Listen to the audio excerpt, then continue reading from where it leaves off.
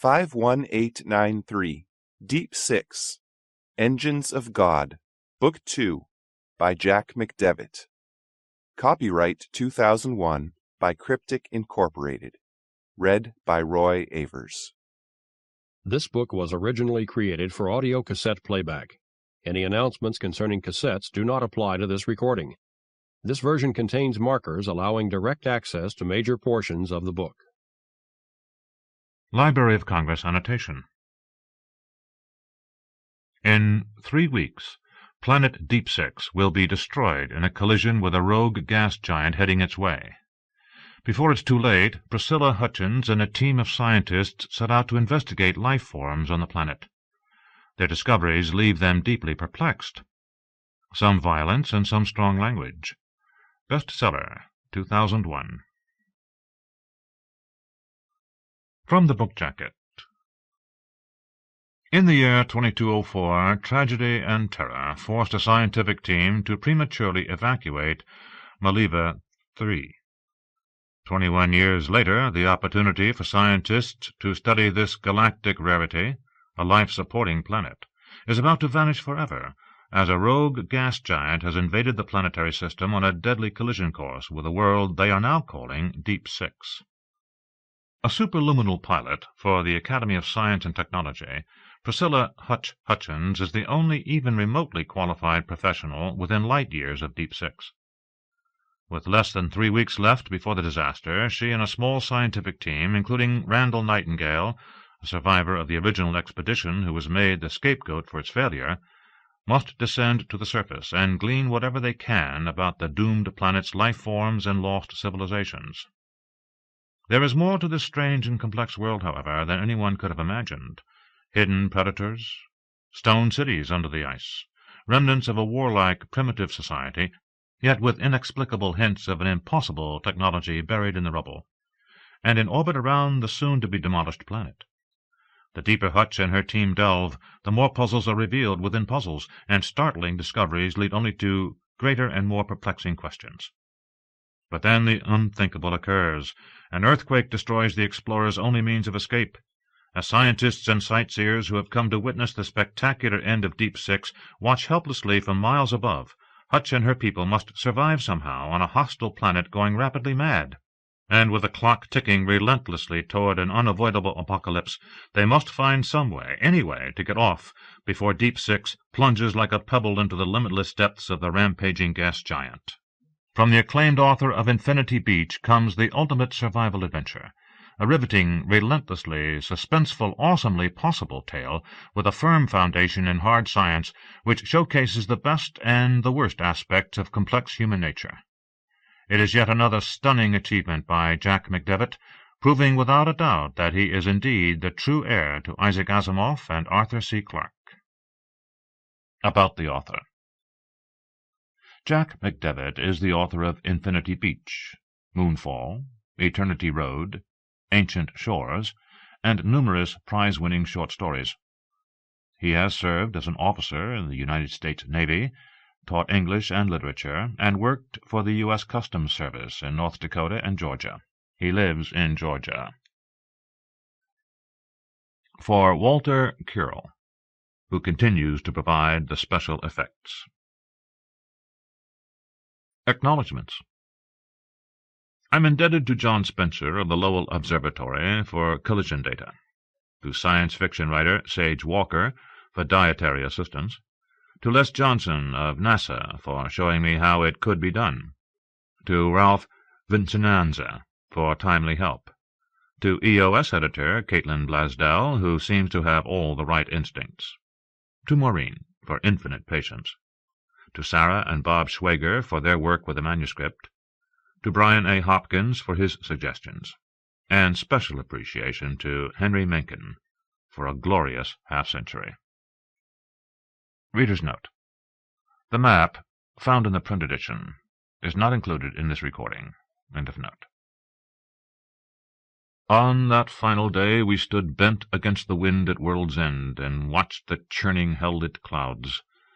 Somewhere out there, over the eastern peaks, we could no longer see. Dawn was breaking, but it was a terrifying dawn, cold and lethal and black. Gregory McAllister, Deepsix Diary. Prologue, October 2204. "They went in there." Sherry pointed. The afternoon was quiet and deadly still. The sun rode in a cloudless sky. It was not, of course, a bright sun. The dusty quiverous cloud within which this system had drifted for 3,000 years prevented that. Randall Nightingale looked around at the trees and the river and the plain behind him, and considered how rare, in this equatorial place, was a summer's day. In his mind he replayed the screams and the staccato sounds of the stinger blasts. His pilot, Cookie, was checking his weapon. Tatia shook her head, wondering how Cappy could have been so dumb as to wander off. She was red-headed, young, quiet. Her usually congenial expression was bleak. Andy watched the line of trees the way one might watch a prowling tiger. Caponelli and his two colleagues had started just after dawn, Sherry explained again. They'd entered the forest despite the prohibition against getting out of sight of the lander, and they hadn't come out. "But you must have heard what happened," said Nightingale. The three members of the party had been wearing e-suits and talking to each other on the Allcom. She looked embarrassed. "I went in the washroom. Tess called me when it started to happen." Tess was the AI. "When I got out, it was over. There was nothing." Her lip trembled, and she looked on the edge of hysteria. Tess had recorded a few seconds of screams, and that was all they had. Nightingale tried calling them and heard only a carrier wave. "Okay," he said. "Let's go." "All of us?" asked Andy. She was blonde, chunky, usually full of wisecracks, one of the boys. At the moment she was strictly business. "Strength in numbers," he said. They spread out across the hard scrabble grass, glanced at one another for mutual support, and started toward the tree line. "There," Sherry said. "They went in there." Nightingale led the way. They proceeded cautiously, drawing together again, weapons at the ready. But these were researchers, not trained military types. To his knowledge, none had ever fired a stinger in anger. Seeing how nervous they were, he wondered whether they didn't have as much to fear from themselves as from the local wildlife. The sunlight dimmed beneath the canopy, and the air temperature dropped a few degrees. The trees were tall and fleshy, their upper branches tangled in a canopy of vines and large spade-shaped leaves. Thick cactus-like growths were everywhere. The ground was covered with vegetable debris. Overhead, an army of unseen creatures screeched, scratched, ran and flapped. As was the case in forests everywhere, he knew, the majority of animals would be found living in the canopy and not on the ground. The e-suit reduced his olfactory sense, but imagination came to his rescue, even in this curious woodland, and he could smell the pines and mint of his native Georgia. Barney Coldfield, the starship's captain and pilot of the third lander, broke in to inform him she was approaching and would join the search as soon as she was down. He acknowledged, letting his irritation show in his voice. Caponelli had embarrassed him, ignoring the established guidelines and plunging into an area with such limited visibility. It made them all look like rank amateurs, and had probably gotten him killed. Nightingale scanned the ground, trying to spot footprints or any sign Cappy's group might have left in passing, but he saw nothing. At last he turned to the others in his party. "Do we have a woodsman by any chance?" They looked at one another. "Where were they going?" he asked Sherry. "Nowhere in particular. Straight ahead, I guess, following the trail." Nightingale sighed. Straight ahead it was. Something raced up a tree. At first glimpse he thought it resembled a squirrel, but then he saw it had extra legs. It was their first day on Maliva 3. A couple of birds circled them and settled onto a branch. Redbirds. They looked like cardinals, except that they had long beaks and turquoise crests. The colors clashed. "Wait a minute," Sherry said. "What?" demanded Nightingale. She raised her hand for quiet. "There's something behind us." They whirled as one, and weapons came up. In their rear, a tree limb fell. Nightingale backed into something with spines. Cookie and Tatya went back and looked. "Nothing here," they reported. They moved out again. There was little space for walking. They were constantly pushing through bushes and fighting their way past brambles. He pointed out a couple of broken stalks that suggested something had come this way. Then he stepped into a glade and saw them. All three were lying still. Their force-field envelopes were filled with blood. Their faces were frozen in expressions of terror and agony. Sherry came out behind him, gasped, and started forward. He stopped her and held her until she calmed down a bit. The others scanned the trees for the attacker. "Whatever it was," said Tatya, "it's not here now." Sherry freed herself from him, approached the bodies, moving progressively more slowly, and finally dropped to her knees beside them. He watched her whisper something, watched her rock back on her haunches and stare into the trees. He joined her, put a hand on her shoulder, and stood wordlessly, looking down at the carnage.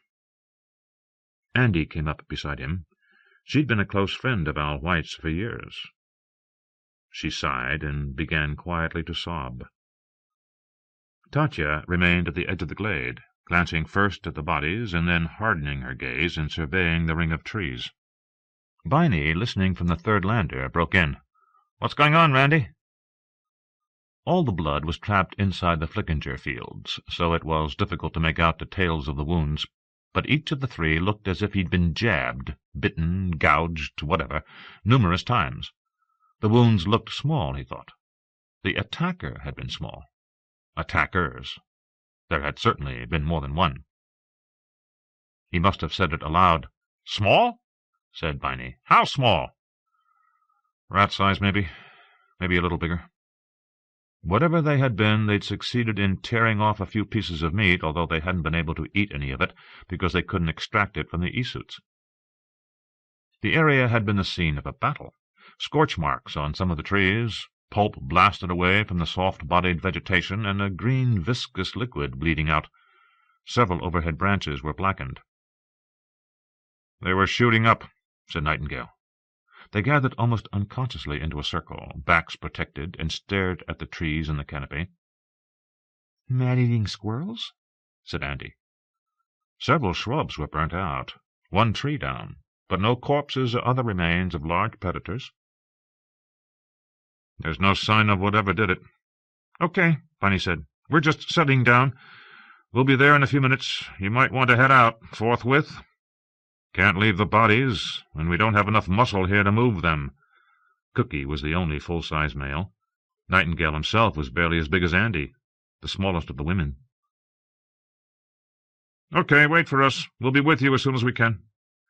A couple more birds settled onto a branch. The ugly cardinals. "You all right, Andy?" asked Nightingale, putting an arm around her. "I've been better." "I know. I'm sorry. He was a good guy." "They were all good guys." Tatya's head came up. "Over there," she said. Nightingale looked, but saw only trees. The E-suit tended to dampen sound. He turned it off so he could hear better. The cold bit into him, but something in that direction was padding around. Nightingale's instinct was to get everyone out of the woods, but he couldn't just leave everything. The stinger had a comfortable heft. He glanced at it, felt the hum of power inside the grip. It would bring down a rhino. He pushed past Tatya. Cookie whispered to him to stay put, but he felt that his position as leader somehow required him to lead, to get out front. Something moved rapidly, squealing through the canopy. At ground level, a pair of eyes watched him through heavy shrubbery. Cookie moved up beside him. "Lizard, I think." "Randy—" "Wait." "What?" asked Tatya. It came out into the open, a long reptilian head with a crest, followed by a thick mud-colored body. It had short legs and nictitating eyes. Its jaws were open, and was watching Nightingale and Cookie. "Croc," said Cookie. "Croc?" Biney's voice. "Same general order," said Nightingale. "More like a small dragon."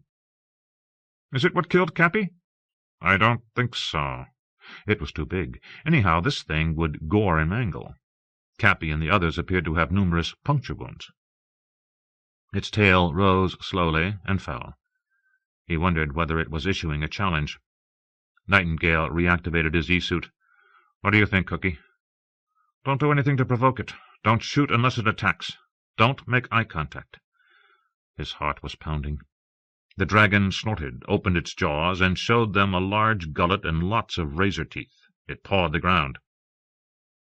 "If it takes another step toward us," said Nightingale quietly, "take it down." The dragon's gaze shifted. It looked above them, toward the upper branches of the trees. Its jaws opened and closed, and a serpentine tongue flicked out. Then it was backing away. Backing away. Nightingale followed its gaze. "What's happening?" asked Cookie. "I'd swear," said Nightingale, "something scared it." "You're kidding." "I don't think so." A couple of the furry spiders were chasing each other through the canopy. One leaped across an open space, caught a branch, and hung on for dear life, while the branch sank halfway to the ground. There was nothing else up there, save the redbirds. Biny was a tall woman, almost as tall as Cookie. She had hard, humorless features, a voice loaded with steel, and the easy grace of a linebacker. She might have been attractive, if she'd ever loosened up, ever smiled. She arrived with the full complement of her team, 2 men and a woman, all with weapons drawn. She more or less took over, as if Nightingale no longer existed, and in truth he was pleased to hand over responsibility. This sort of thing was more in her domain than his. She directed Tatya and Andy to stand guard, and assigned everyone else to construct slings from branches and hanging vines. When the slings were ready, they laid them on the ground, placed the bodies within, and began the cumbersome effect of withdrawal. She gave crisp directions, ordered the march, kept them together. There'd be no wandering off and no idle sightseeing. The trees forced them to travel single file. Nightingale was assigned a position at the rear behind Cookie, who had charge of Cappy's body. It was hard not to stare at the corpse as they walked. The terrified expression of the dead man held him in a kind of tidal lock. Biny had brought a laser cutter, which she wielded with grim efficiency, slicing away the undergrowth. Nightingale, as the smallest of the men, or possibly because of his position as project director, had been spared the effort of trying to drag one of the slings. When he offered to help, Biny told him on a private channel that he'd be more useful as a lookout. So he watched the tiny forest denizens, the ubiquitous spiders and redbirds and a dozen other animals. A barrel-shaped creature literally rolled past, apparently oblivious of the presence of the rescue force. It was an intriguing beast, but there'd be no further investigation on this world, at least not for Nightingale. He knew that Biny would insist on allowing no one to return to the surface until the incident had been reported to the Academy, and he knew how the Academy would react. They'd have no choice, really. Come home. To his right, a half-dozen of the big-footed redbirds sat on a branch. There was something in their manner that chilled him. Their beaks were the right size. Had it been redbirds the dragon had seen? Their heads swung as the party passed. The forest grew deadly still. The trees were full of them. As they walked, birds in their rear took flight, glided beneath the canopy, and ascended onto branches ahead. "It's the redbirds," he said softly to Biny. "What?" "It's the cardinals. Look at them." "Those little critters?" Biny could scarcely keep the derision out of her voice. Nightingale picked out a branch from which 5 of the animals were watching. He sighted on the middle one, set the intensity low, since it was such a small creature, and knocked it off its perch. As if it had been a signal, the redbirds descended on them from a dozen trees. Off to his left, Tatya screamed and fired her weapon. They were like scarlet missiles, and they came in from all sides. Stingers crackled and birds exploded. A cactus erupted and burned fiercely. The air was filled with feathers and fire. One of the people who had come in with Biny, Hal Gilbert, went down. The stinger was a discriminating weapon. You had to aim it. That meant it wasn't of much use against this kind of attack. But Nightingale used his as well as he could, keeping the trigger depressed and just swinging it around his head.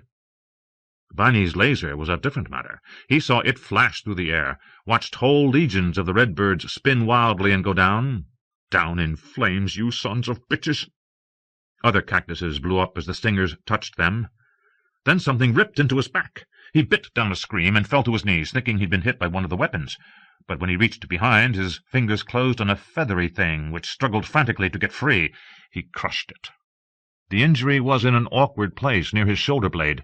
He tried to reach it, gave up, and fell down on his back, gaining some relief by pressing it against the ground.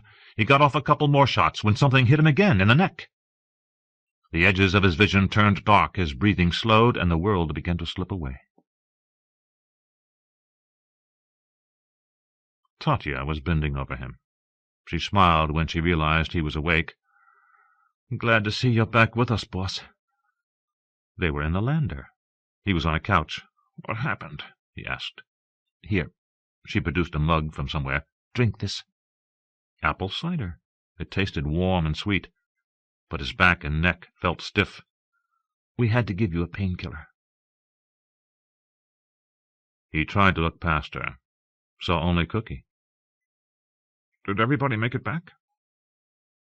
"All of Biney's people." She squeezed his arm. "But not Biney. Not Sherry. And not Andy." Her voice caught. "There were swarms of the goddamn things," said Cookie. "We were lucky any of us got out of there." "It was horrible." Tatya shuddered. "They were coordinated. They'd hit us and back off. Hit us and back off. They came in waves, came from every direction." Cookie nodded solemnly. Nightingale tried to get up, but the painkiller hadn't taken hold. "Careful." She held him in place. "You got jabbed a couple of times. You were lucky." He didn't quite see how he was lucky. And my God, Biney was dead. How was that possible? And the others, 6 all told. It was a disaster. He tasted the apple cider, let it slide down his throat. "Will says you'll be okay." Will was Wilbur Keene, who'd been with Biney. He included an M.D. among his credentials, the principal reason he'd been selected for the voyage. "They followed us all the way back," Tatya said. "Kept attacking." "The bodies are still out there?" "We waited until it got dark," she said. "Then we were able to recover them." "Will says they had venom," said Cookie. "Thank God for the E-suits. He says it would have worked on us, paralyzed us, sent the nervous system into shock." He slept. When he woke again, they were getting ready to leave. "Who's in Tess?" he asked. He was talking about Cappy's lander. Its pilot and all its original passengers were dead, but they didn't want to leave it down here. "Nobody," said Cookie. "But it's no problem. After we're on our way, I'll just tell her to come home." The AI. The cabin was dark, save for the soft illumination of the instrument panel. Tatya sat silently on the far side, staring into the darkness. He watched lights blink on outside and lift into the night. "Okay, folks," said Cookie. "Looks like our turn." It occurred to Nightingale that Cookie, as the surviving member of the command crew, was now the captain. The harness, adjusting for his prone position, slipped down over his thighs and shoulders. It was fortunate that it did, because a sudden gust of wind hit them as they started up, rocking the spacecraft. "Hold on," said Cookie. Nightingale couldn't see much of what was happening, but the pilot's movements suggested he'd taken manual control. The lander steadied and rose toward the stars. No one spoke. Nightingale stared at the illuminated instruments. Tatya sat with her head thrown back, her eyes now closed. The reality of it was hitting home. Andy's absence was a palpable quality, something they could touch. "Tess," Cookie spoke to the remaining lander. "Code 1-1. Accept my voice." Nightingale listened to the wind rushing over the wings. Tatya shifted slightly, opened her eyes, and glanced at him. "How you doing, boss?" "Pretty good." "Will they send another team, do you think?" He shrugged reflexively and felt his neck pull. It was numb. "They'll have to. I mean, this is a living world, for God's sake. There'll be a settlement here one day. But there'd be some political fallout, too. For him, responsible for the mission, for its people, there'd be hell to pay." "Excuse me," said Cookie. "Randy, I'm not getting a response from Tess." "That's not so good. Are you telling me we have to go back for the lander?" "Let's see if we can spot what happened." The displays lit up, and Nightingale was looking at a vid record, the woods in daylight. The view from their lander. A flock of redbirds flew across the face of the screen and vanished. People were coming out of the forest. One was being helped, one was being carried. A swarm of the birds ripped into them. Nightingale saw Remy, one of Biney's people, covered with blood, holding a hand to his left eye. He was down on one knee, firing away. Biney stood over him, providing as much cover as she could. He saw himself cradled in Hal's arms. Cookie appeared in the picture, swinging a branch. Biney's laser cut everywhere, its white beam slashing through the afternoon. The birds fell to earth whenever it touched them. "There," said Cookie. The laser grazed Tess, scorched her hull, moved up, and sliced off the communication pod. The pod exploded in a shower of sparks. Cookie froze the picture. "How'd Biney die?" Nightingale asked. "She was there at the end. She stood outside the airlock and held them off until we got everybody else in." Cookie was shaking his head. "We'll have to go back down." No, Nightingale did not want anything more to do with this world. Under no circumstances would they go back. "To get the lander," said Cookie, mistaking Nightingale's silence for indecision. "Leave it, Cookie. We can't do that. It's too dangerous. We aren't going to lose anybody else." Part 1. Burbage Point, November 22-23. 1. The impending collision out there somewhere in the great dark, between a gas giant and a world very much like our own, has some parallels to the eternal collision between religion and common sense. One is bloated and full of gas, and the other is miserable and solid. One engulfs everything around it, and the other simply provides a place to stand. One is a rogue destroyer that has come in out of the night, and the other is a warm, well-lighted place, vulnerable to the sainted mobs. Gregory McAllister, have your money ready. They came back to Maliva 3 to watch the end of the world. Researchers had been looking forward to it, since its imminence was proclaimed almost 20 years earlier by Jeremy Benchwater Morgan, an ill-tempered, combustible astrophysicist who, according to colleagues, had been born old. Even today Morgan is the subject of all kinds of dark rumors, that he had driven one child to tranks and another to suicide, that he'd forced his first wife into an early grave, that he'd relentlessly destroyed careers of persons less talented than he, even though he gained nothing by doing so, that he'd consistently taken credit for the work of others. How much of this is true, no one really knows. What is on the record, however, is that Morgan had been both hated and feared by his colleagues, and apparently by a deranged brother-in-law, who made at least 2 attempts to kill him. When he'd died, finally, of heart failure, his one-time friend and long-time antagonist, Gunter Beekman, commented privately that he had beaten his second wife to the punch. In accordance with his instructions, no memorial was conducted. It was, some said, his last act of vindictiveness, denying his family and associates the satisfaction of staying home. Because he had done the orbital work and predicted the coming collision, the Academy had given his name to the rogue world that had invaded the Maliva system. Although that was a gesture required by tradition, in any case many felt that the Academy directors had taken grim pleasure in their action. Morgan's world approached Jovian dimensions. Its mass was 296 times that of Earth. Diameter at the equator was 131,600 kilometers. At the poles, about 5% less. This oblateness resulted from a rotational period of just over 9 hours. It had a rocky core 12 times as massive as the Earth. It was otherwise composed primarily of hydrogen and helium. It was tilted almost 90 degrees to its own plane of movement, and half as much to the system plane. It was a gray-blue world, its atmosphere apparently placid and untroubled, with neither rings nor satellites. "Do we know where it came from?" Marcel asked.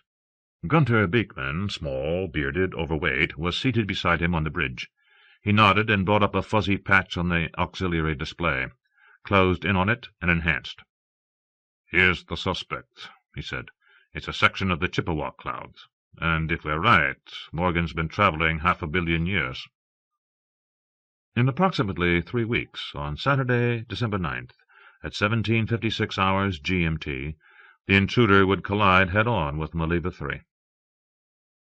Maliva was the infant daughter of the senator who'd chaired the Science Funding Committee when the initial survey was done, 2 decades earlier. There were 11 planets in the system, but only the doomed Third World had received a name to go with its Roman numeral. From the beginning they called it Deepsix. In the often malicious nature of things, it was one of the very few worlds known to harbor life. Even though locked in a 3,000-year-old ice age, it would have made, in time, an exquisite new outpost for the human race. "The collision here is only the beginning of the process," Beekman said. "We can't predict precisely what's going to happen afterward, but within a few thousand years Morgan will have made a complete shambles of this system." He leaned back, folded his hands behind his head, and adopted an expression of complacency. "It's going to be an interesting show to watch." Beekman was the head of the Morgan Project, a planetologist who had twice won the Nobel, a lifelong bachelor, and a one-time New York State chess champion. He routinely referred to the coming event as the collision, but Marcel was struck by the relative sizes of the two worlds. It would most certainly not be a collision. Deepsix would fall into Morgan's clouds, like a coin casually dropped into a pool. "Why doesn't it have any moons?" he asked Beekman. Beekman considered the question. "Probably all part of the same catastrophe. Whatever ejected it from its home system would have taken off all the enhancements. We may see something like that here in a few centuries." "In what way?" "Morgan's going to stay in the neighborhood, at least for a while. It's going into a highly unstable orbit." He brought up a graphic of Maliva and its planetary system. One gas giant was so close to the sun that it was actually skimming through the corona. The rest of the system resembled Earth's own, terrestrial worlds in close, gas giants farther out. There was even an asteroid belt where a world had failed to form because of the nearby presence of a Jovian. "It'll eventually mangle everything," he said, sounding almost wistful. "Some of these worlds will get dragged out of their orbits into new ones, which will be irregular and probably unstable. 1 or 2 may spiral into the sun. Others will get ejected from the system altogether." "Not a place," said Marcel, "but you'd want to invest in real estate." "I wouldn't think," agreed Beekman. Marcel Clairvaux was captain of the Windy J, which was carrying the Morgan research team that would observe the collision, record its effects, and return to write papers on energy expansion, gravity waves, and God knew what else. There were 45 of them, physicists, cosmologists, planetologists, climatologists, and a dozen other kinds of specialists. They were a picked group, the leading people in their respective fields. "How long's it going to take before things settle down again?" "Oh, hell, I don't know, Marcel. There are too many variables. It may never really stabilize, in the sense you're thinking." A river of stars crossed the sky, expanding into the North American nebula. Vast dust clouds were illuminated by far-off Deneb, a white supergiant 60,000 times as luminous as Sol. More stars were forming in the dust clouds, but they would not ignite for another 1,000,000 years or so. Marcel looked down on Deepsix. It could have been an Earth. They were on the daylight side over the southern hemisphere. Snowfields covered the continents from the poles to within 200 or 300 kilometers of the equator. The oceans were full of drifting ice. Frigid conditions had prevailed for 3,000 years, since Maliva and its family of planets plowed into the Quiverus, one of the local dust clouds. They had not yet come out on the other side, wouldn't for another 8 centuries. The dust filtered the sunlight, and the worlds had cooled. Had there been a civilization on Deepsix, it would not have lived. The climatologists believed that below 15 degrees south latitude and above 15 degrees north, the snow never melted. Had not melted in these 30 centuries. That wasn't necessarily a long time, as such things went. Earth itself had gone through ice ages of similar duration. Large land animals had survived.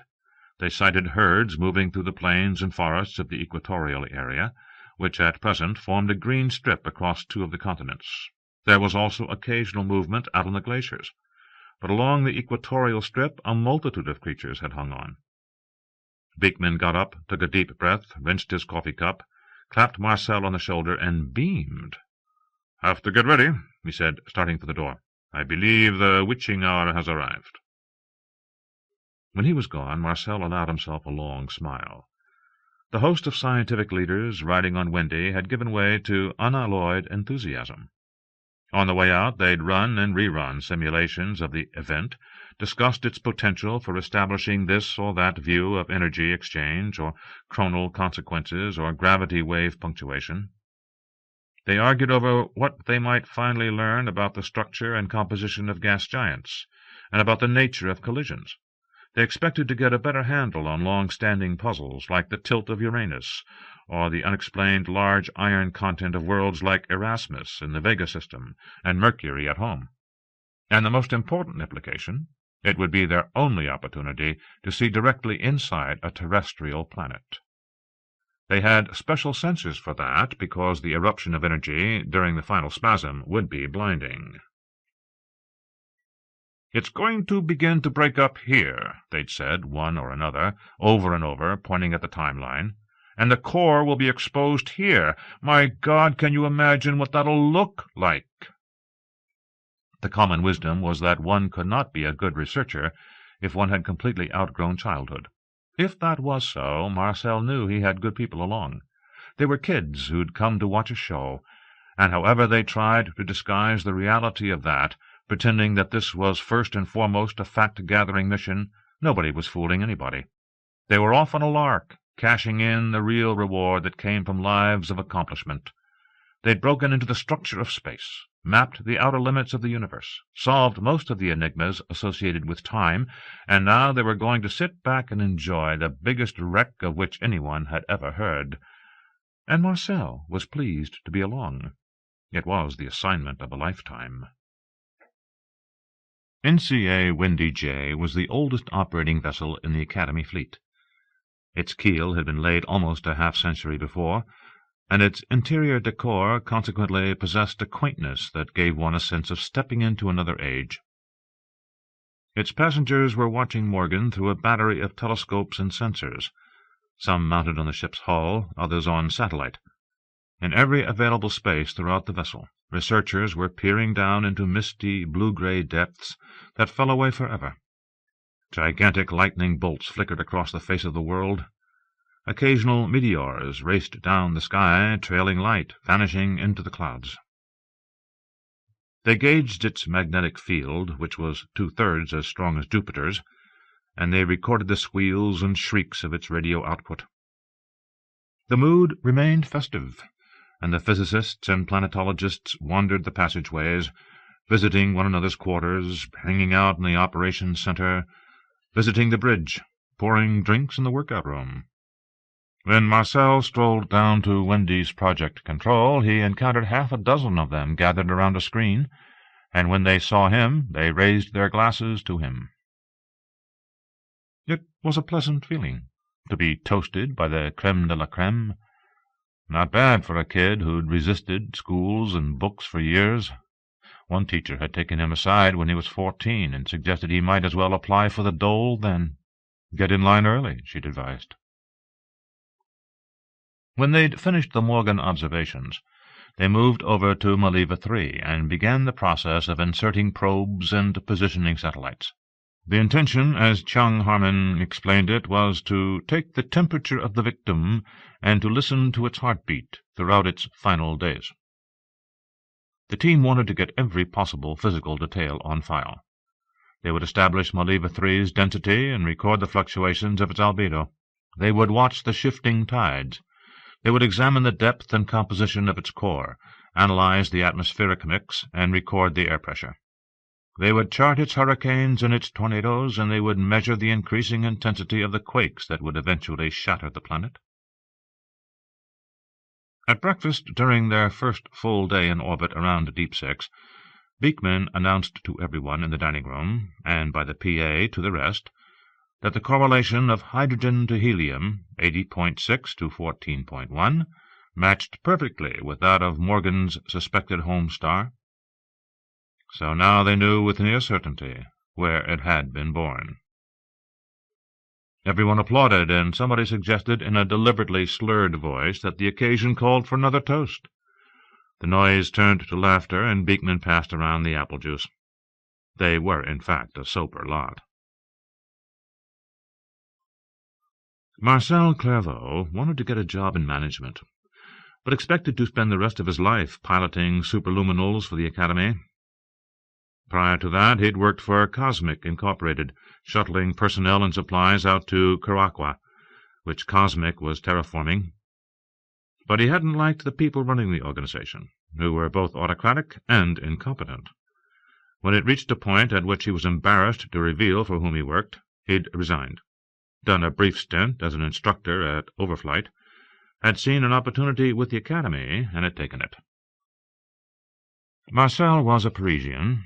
Although he'd begun life on Pinnacle, he had been the second child born on an extrasolar planet.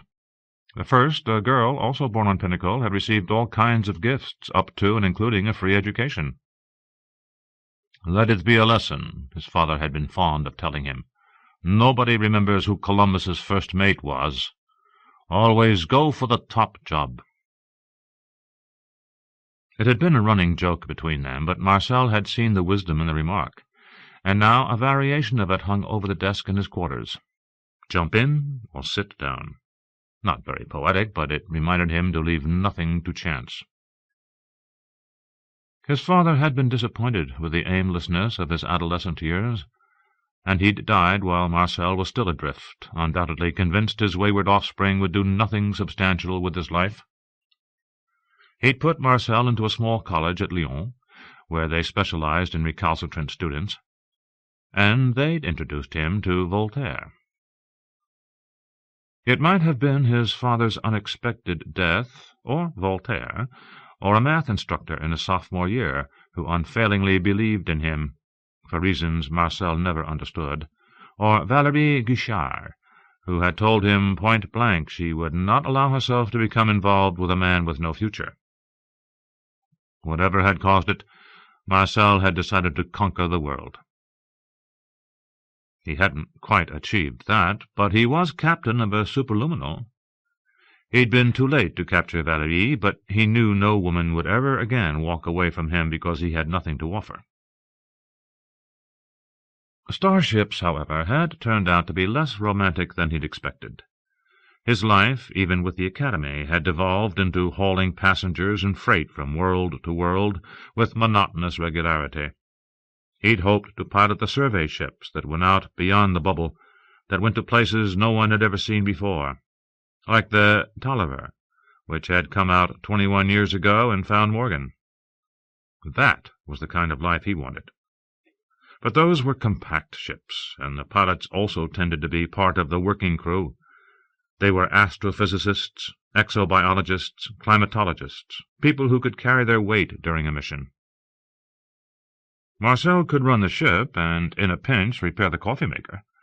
He was a skilled technician, one of the few pilots who could do major repairs underway.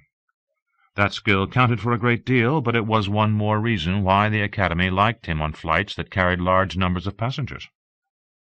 Marcel had found himself living a curiously uneventful life. Until Morgan. Because the collision would be a head-on, a kind of cosmic train wreck, Maliva 3 was not yet feeling the gravitational effects of the approaching giant, nor was it yet more than a bright star in her skies. "Nothing much will change down there," Beekman predicted, "until the last 40 hours or so.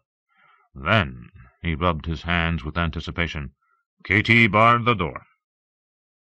They were over the night side.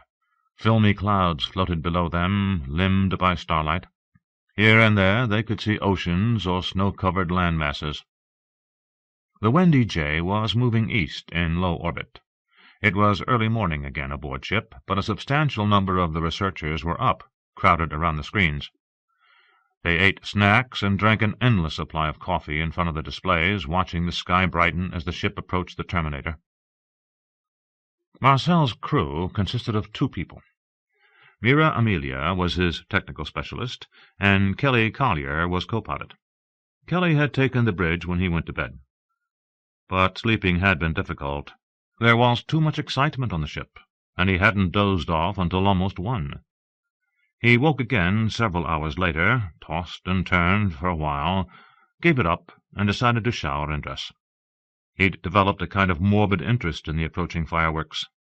The realization irritated him because he'd always thought of himself as superior to those who gape at accidents. He'd tried to convince himself that he was simply showing a scientific interest. But there was more to it than that. There was something that ran deep into the bone, with the knowledge that an entire planet-load of living things was going about their normal routines, while disaster approached. He turned on his monitor and picked up one of the feeds from Project Control. The screen filled with the endless arc of the ocean. A snow squall floated uncertainly off one edge of the cloud cover. They were over snow-capped mountains, which in the distance subsided into an endless white plain. It wasn't possible to see the Quiverous dust cloud. Even on the superluminal they needed detectors to tell them it was there. Yet its effect had been profound. Take it away, and Maliva 3 would have been a tropical world. They were passing over a triangle-shaped continent, the largest on the planet. Vast mountain ranges dominated the northern and western coasts, and several chains of peaks formed an irregular central spine. The land mass stretched from about 10 degrees north latitude almost to the South Pole. Its southern limits were, of course, not visible to the naked eye because it simply connected with the mass of Antarctic ice. Abel Kinder, one of the climatologists on board, had told him that even in normal times there was probably an ice bridge to the cap.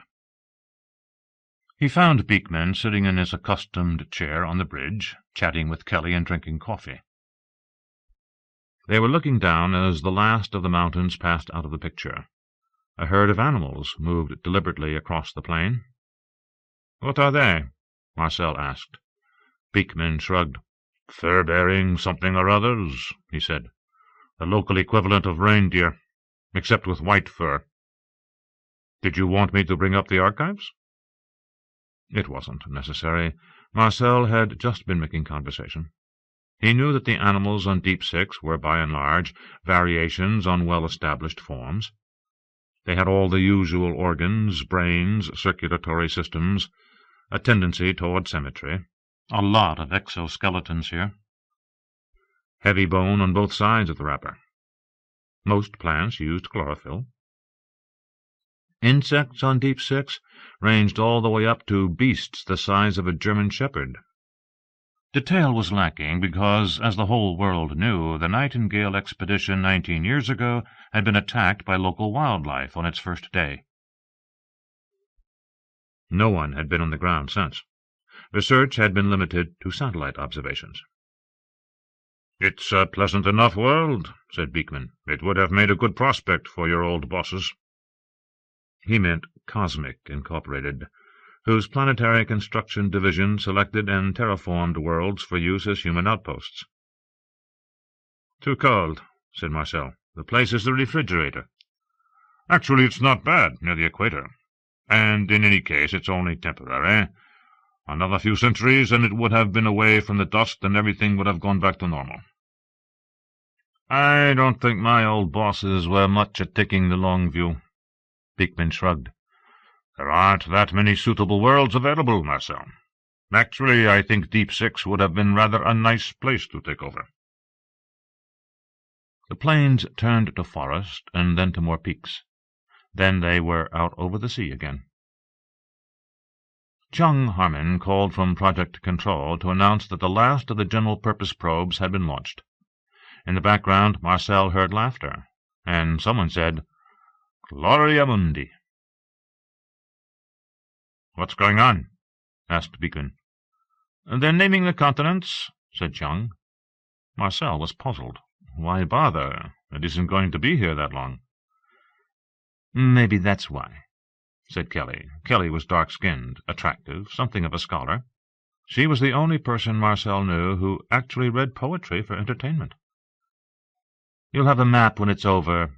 Seems as if we ought to have some names to put on it." Marcel and Beekman strolled over to Project Control to watch. Half the staff was there, shouting suggestions and arguing.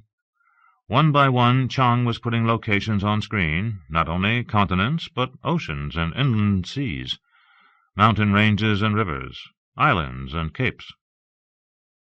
The triangular continent over which they'd just passed became Transitoria. The others had already been named. They were End Time, Gloria Mundi, and Northern and Southern Tempest. The great northern ocean they called the Carraggio.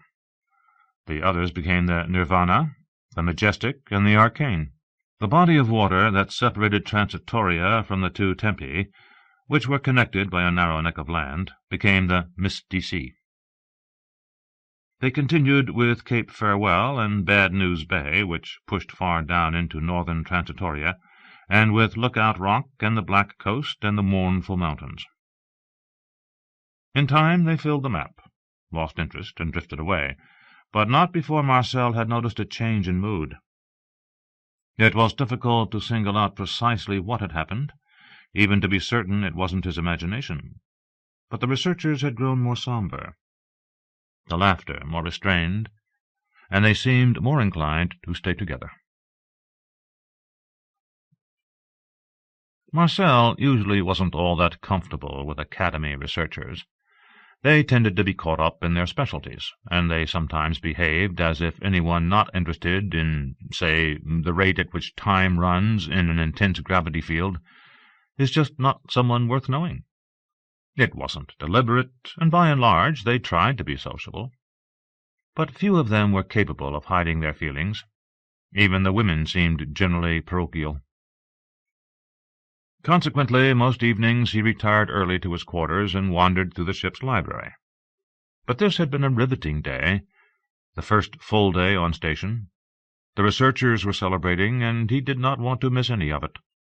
Consequently, he stayed until the last of them had put their dishes and glasses in the collector and gone. And then he sat studying Chang's map. It was not difficult to imagine Maliva 3 as a human world. Port Umbridge established at the tip of Gloria Mundi, the Irresolute Canal piercing the Tempi. Even then he was not sleepy. After a while he went back to the bridge. The ship's AI was running things, and he got bored looking at the endless glaciers and oceans below, so he brought up a political thriller that he'd started the previous evening. He heard people moving about in the passageways. That was unusual, considering the hour, but he assigned it to the general electricity of the day. He was a half-hour into the book when his link chimed. "Marcel!" Beekman's voice. "Yes, Gunther. I'm back in Project Control. If you've a moment, we have something on screen you might want to see." There were about a dozen people gathered in front of several monitors. The same picture was on all of them, a forest with deep snow and something among the trees that looked like walls. It was hard to make out. "We're at full mag," said Beekman. Marcel made a face at the screen, as though it would clarify the image. "What is it?" he asked.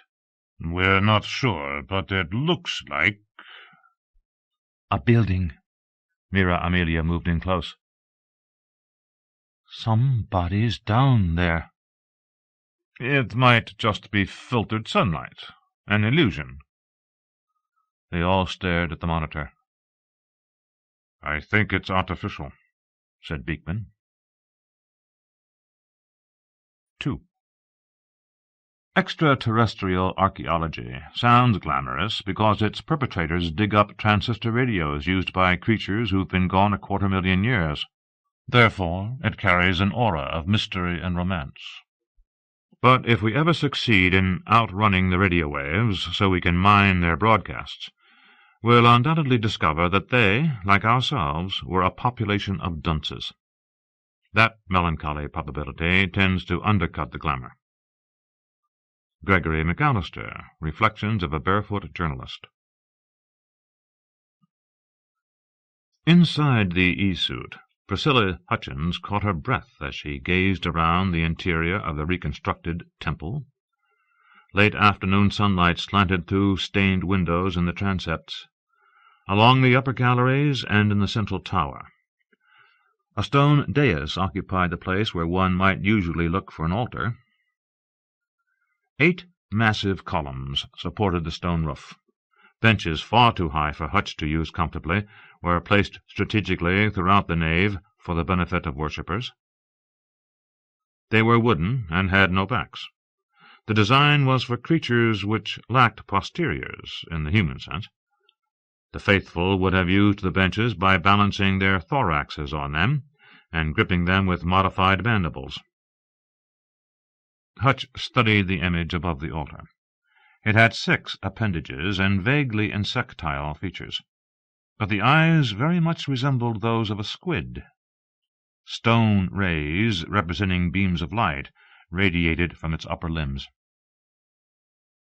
This, the experts believed, was intended to be a depiction of the Almighty, the creator of the world, the goddess. The figure was female, although how the team had reached that conclusion escaped Hutch. It had a snout and fangs and antennas whose precise function still eluded the researchers. Each of its 4 upper limbs had 6 curved digits. The lower pair had evolved into feet of a sort and were enclosed in sandals. The skull was bare, save for a cap that covered the scalp and angled down over a pair of ear-holes. It wore a jacket secured with a sash and trousers that looked like jodhpurs. The mid-limbs were shrunken. "Vestigial?" asked Hutch. "Probably." Mark Chernowski was sipping a cold beer. He took a long moment to taste it, then tapped an index finger against his lips. "Had evolution continued, they'd no doubt have lost them." Despite the odd features and the curious anatomy, the Almighty retained the customary splendor one always found in the inhabitants of the heavens. Each of the 4 intelligent species they'd encountered, as well as their own, had depicted its assorted deities in its own image, as well as in a few others. On Pinnacle, where for a long time the physical appearance of the inhabitants had not been known, it had been difficult to sort out which representation was also that of the dominant species. But inevitably everyone succeeded in capturing the dignity of divine power. Hutch could not help noting that the more somber qualities and moods were somehow translatable in stone from one culture to another, even when the representations were utterly alien. They moved closer to the altar. There were several other carved figures, some of which were animals. Hutch could see, however, that the creatures were mythical, that they could never have developed on a terrestrial world. Some had wings inadequate to lifting the owner. Others had heads that did not match the trunks. But all were rendered in a manner that suggested religious significance. One bore a vague resemblance to a tortoise, and Chernowski explained that it symbolized sacred wisdom. A serpentine figure was believed to represent the divine presence throughout the world. "How do we know these things?" she asked. "Plainfield told me that we still can't read any of the script." Chernowski refilled his mug, glanced at her to see whether she'd changed her mind and would share some of the brew, and smiled politely when she declined. "We can deduce quite a lot from the context in which the images are traditionally placed, although questions and doubts certainly remain. Does the turtle represent the god of wisdom? Or is it just a symbol of the divine attribute? Or, for that matter, is it just a piece of art from a previous era that no one took seriously in any other sense?" "You mean this place might have been just an art museum?" Chernowski laughed. "Possibly," he said. The reconstruction had been raised a few kilometers away from the site of the original structure in order to preserve the ruins. Some pieces were quite striking, especially, she thought, the winged beings. Yes, he followed her gaze. Flight capability does add a certain panache, does it not? He looked up at a creature that bore a close resemblance to an eagle. It was carved of black stone. Its wings were spread and its talons extended. This one is curious, he said. As far as we can determine, this world never had eagles, or anything remotely like an eagle. She studied it for a long minute. It often appears in the shoulder of the Almighty, he continued, and is closely associated with her, much as the dove is with the Christian deity. It was getting late, and they retreated to the rear of the nave. Hutch had a last look. It was the first time she'd seen the temple since its completion. Magnificent, she said. The rover was waiting outside. She looked at it, looked up at the temple, compelling in its austerity and simplicity. "It's several 100,000 years ago, Mark," she said. "A few things might have changed since then. Maybe they had eagles in the old days. How would you know?" They climbed in and started back toward the hopelessly mundane mission headquarters, little more than a collection of beige panels just west of the original ruins. "It's possible," he admitted, "although we've got a pretty good fossil record. But it's of no consequence. Better to agree with Plato that there are certain forms that nature prefers, even though we may not see them in the flesh." He got up and stretched. "What do you think happened to the natives?" she asked. "Why did they die off?" Pinnacle's dominant race was long gone, almost 750,000 years gone. Chernowski shook his head. He was tall and angular, with white hair and dark eyes. He'd spent half his life on this world, and had made arrangements to be buried here when the time came. If he was fortunate, he was fond of telling visitors, he'd be the first. "Who knows?" he said. "They got old, probably. Species get old, just like individuals. We know their population was falling drastically toward the end." "How do you know that?" "We can date the cities. There were fewer of them during the later years." "I'm impressed," she said. Chernowski smiled and accepted the compliment as his due. Hutch looked out the window at the handful of collapsed stones that comprised all that remained of the original temple. "How much of it was extrapolation?" she asked, "of what we just saw?" The vehicle settled to the ground, and they climbed out. "We know pretty much what the temple looked like. We're not exactly sure about all the details, but it's close. As to the statuary, we've recovered enough bits and pieces here and elsewhere to make informed guesses. I suspect if the natives could return, they'd feel quite at home in our model." The archaeological effort on Pinnacle was almost 30 years old. There were currently more than 2,000 research and support personnel scattered across several dozen sites. Pinnacle was still a living world, of course, but it was of minimal interest to exobiologists. Its various creatures had been catalogued, its pure electrical life forms had been analyzed, and the only work that remained now was data collection. There would be no more surprises and no more breakthroughs. But there was still a great deal of fascination with the prime species. The temple builders had spread to all 5 continents. The ruins of their cities had been found everywhere, except in the extremes of the ice caps. But they were gone to oblivion. They were by far the earliest civilization known by humans, and despite Chernowski's boasts, not one member of their species was known by name. Not even, she thought, the name of their prime deity. Hutch thanked him for the tour and returned to the rover. She stood a few moments, half in and half out of the vehicle, gazing at the circle of antique stones, wondering how much of the temple she'd seen had come out of the imaginations of Chernowski's designers. The e-suit fitted itself to her like a garment, save at the face, where it formed a hard oval shell, allowing her to speak and breathe comfortably. It afforded protection against extremes of temperature and radiation, and also countered air pressure within the body so that she could function in a vacuum. It felt rather like wearing a bodysuit of loose-fitting soft cloth. Power was derived from weak force particles, and consequently the suit could maintain itself indefinitely. When the temple had stood on this spot, the climate had been far more hospitable, and the surrounding lands had supported a thriving agricultural society. Later the town and the temple had been sacked and burned, but the place had risen again, had risen several times from assaults, and eventually became, according to the experts, a seat of empire. And then it had gone down permanently into the dust. Her comlink vibrated. "Hutch, we're ready to go." That was Tony Hamner, one of her passengers. At the moment, Tony was directing the loading crew.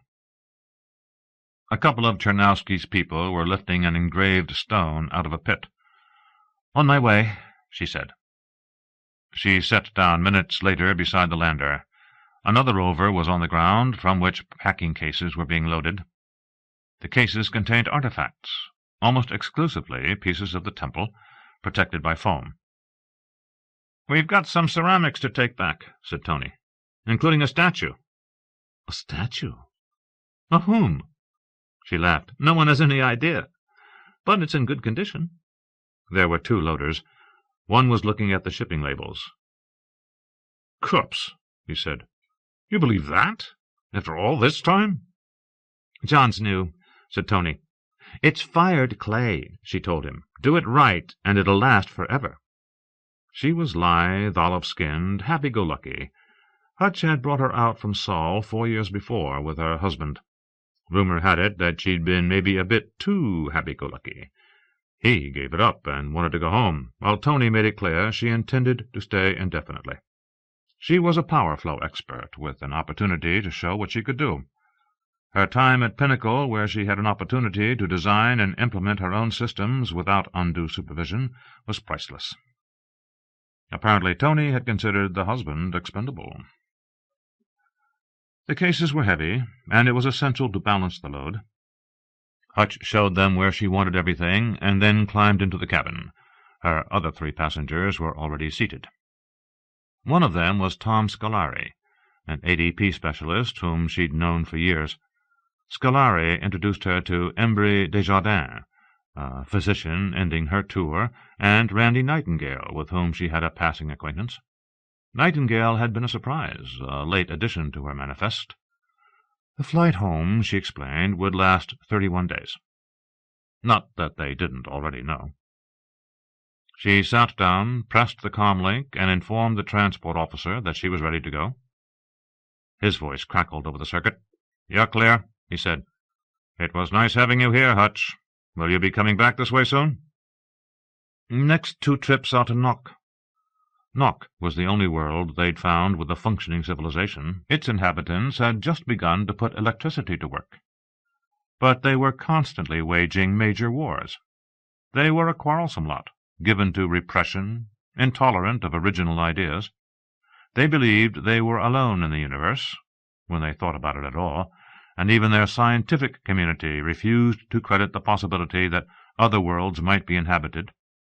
It was a curious business, because humans walked among them, clothed in light benders, which rendered them invisible.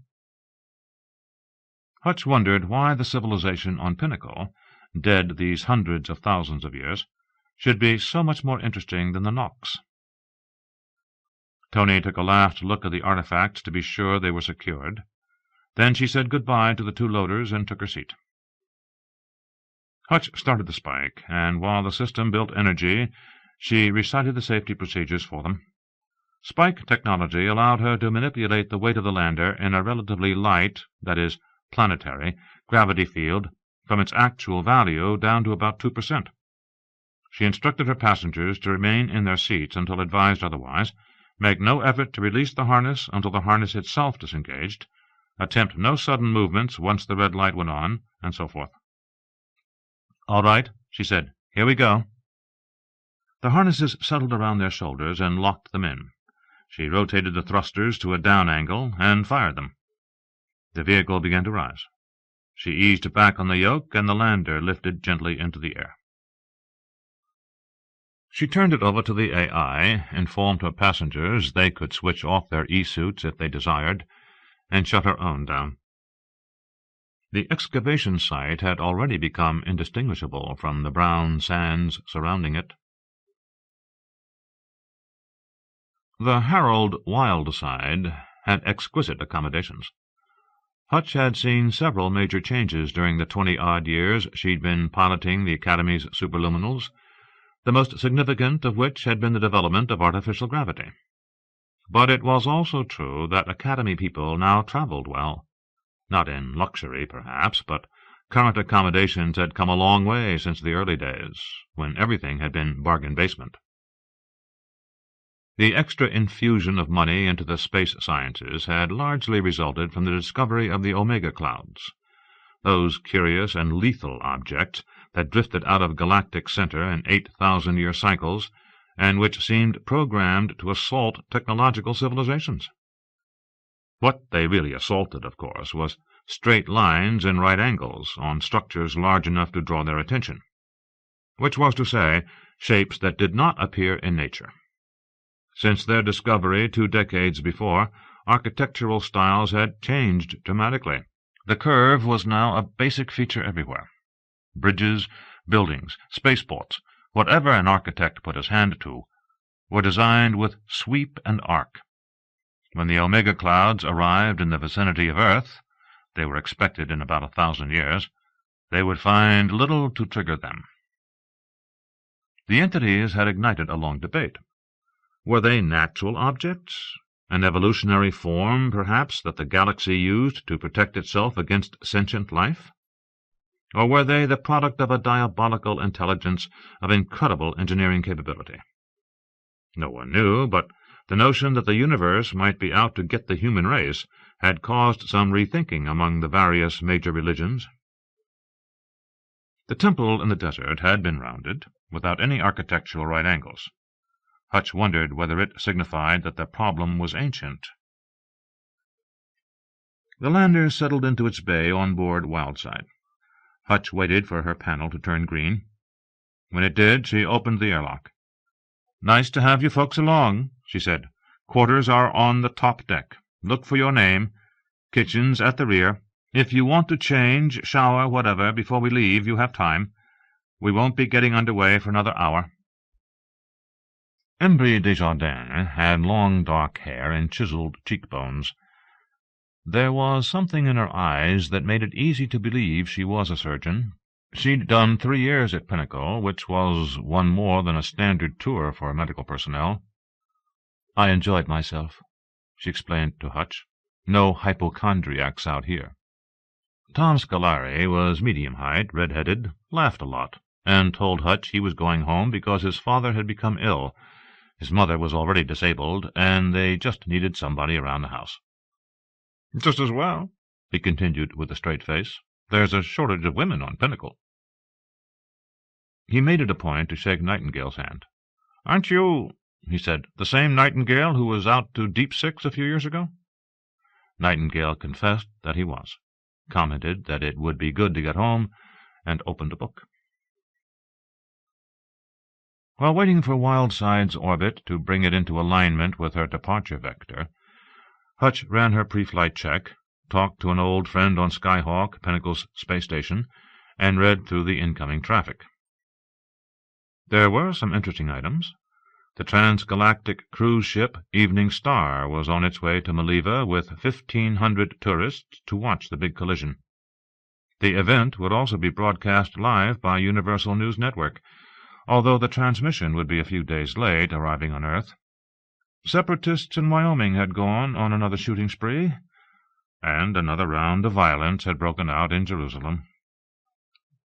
The Star was the biggest in a proposed series of cruise vessels. A couple of years ago, a smaller ship had taken passengers out to the Black Hole at Golem Point. They'd not expected much interest. As the joke went, there's not much to see at a black hole. But subscriptions had overwhelmed the ticket office, and suddenly deep space marvels had become big business, and a new industry was born. The Maliva story reminded her of Randy Nightingale's connection with that system. He'd lost his future and his reputation during the ill-fated mission 19 years ago. Now the place was in the news again, and he wondered whether that had anything to do with his sudden decision to go home. Bill asked permission to fire up the engines. "It's time," he added. The onboard AI for all Academy superluminals was named for William R. Dolbery, who was not the designer but the first captain to be brought home by the onboard system.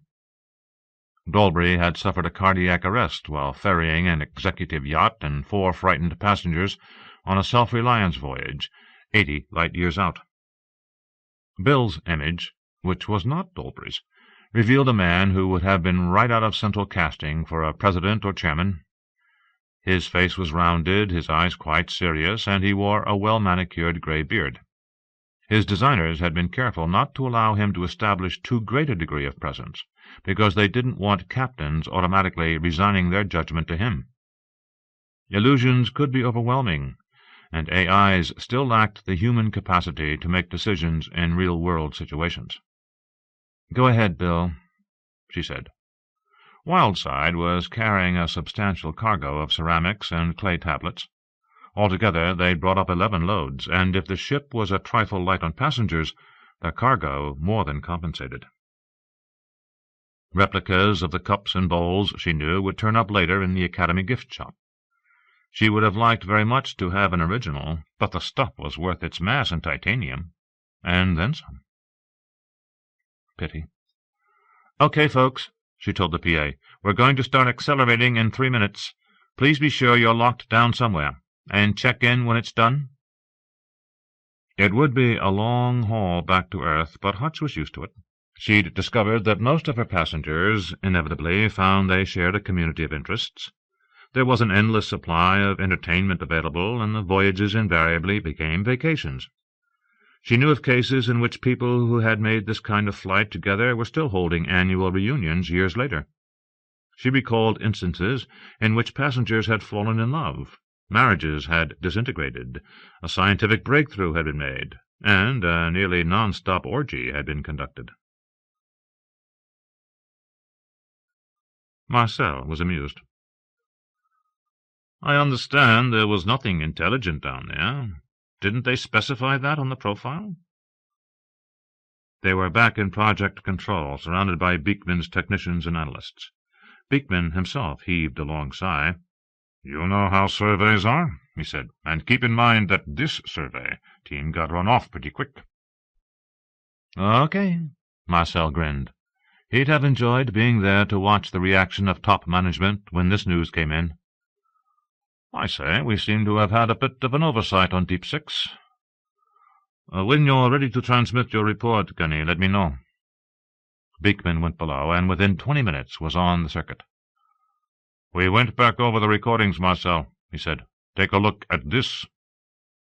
A snowfield clicked onto his display. Taken by the satellites, it seemed ordinary enough, a landscape of rolling hills and occasional patches of forest. On the desolate side, but the whole world was desolate. "What am I looking for?" "There," said one of the researchers, a blond young man whose name was Irvin or something like that. A shadow. A building. No doubt this time. "Where is this?" he asked. "Northern Transitoria, a few 100 kilometers south of the coast." It was a spire. A tower. They magnified it for him. It appeared to be made from stone blocks. He saw a scattering of windows. "How high is it?" "About 3 stories, probably another 3 below the snow line." He stared at it. The tower and the snow. It looked like a cold, solitary, forbidding place. "It doesn't look lived in," said Arvin. Marcel agreed with the assessment. It looked old, and the surrounding snow was undisturbed. "I don't think there's any glass in the windows," said someone else. A map appeared with a location marked. It was south of the ocean they'd called Coragio, not far from Bad News Bay. Well named, he thought. "What's under the snow?" Beekman nodded to someone off-screen. A network of lines appeared. Houses, streets, Central Parks, maybe. An avenue, or possibly a one-time watercourse curving through the middle of the pattern. Watercourse, probably, because it was possible to make out a couple of straight lines that looked like bridges. "It's big," he said. Beekman nodded. "It would have supported a population of probably 20,000, but it's small in the sense that the roads and buildings are scaled down. We figure the streets are only a couple of meters wide. That's narrow by anybody's standards. And here's something else." He used a marker to indicate a thick line that seemed to circle the network. "This looks like a wall." "Fortifications," said Marcel. "I'd think so. And that kind of fortification means pre-technological." He looked uncomfortable. "I wish we had an expert here." The tower appeared to be connected to the wall. "Nothing else visible above the snow?" "No, everything else is buried." He suspected the wall they'd found yesterday to be a freak of nature, an illusion, perhaps. But this— "It makes 5 of us now," said Marcel. 5 places where sentience had appeared. "Any structures anywhere else on the planet, Gunter?" "Nothing other than the wall so far. We've started looking. I'm sure there will be." He tugged distractedly at his beard. "Marcel, we'll have to send a team down. Find out who they are, or were." "Can't," said Marcel. The project director met his eyes. Beekman lowered his voice so that there would not appear to be a disagreement. "This is a special circumstance. I'll sign a release from any instructions or policies that preclude you from acting. But we have to go down and take a closer look." "I'd love to help, Gunny," said Marcel. "But I meant can't. We don't have a lander." Beekman's jaw literally dropped.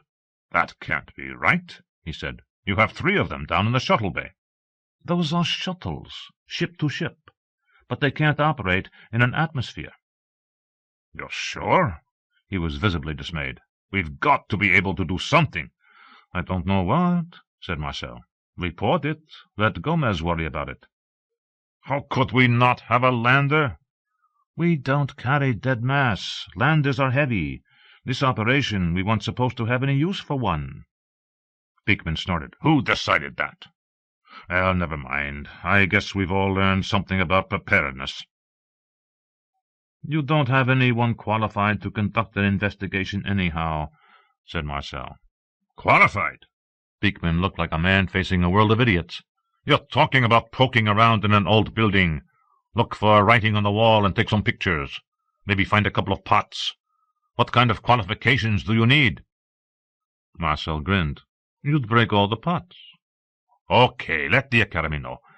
Tell them to send out another ship if they want, but they'll have to hurry." "They will that," said Marcel. He knew there wouldn't be time for a second mission to reach them from Earth. They'd have to divert somebody. 3. It surprises me that courage and valor have not been bred out of the human race. These are qualities that traditionally lead to an early demise. They are, therefore, not conducive to passing one's genes along. Rather, it is the people who faint under pressure who tend to father the next generation. Gregory McAllister, Straight and Narrow, Reminiscences.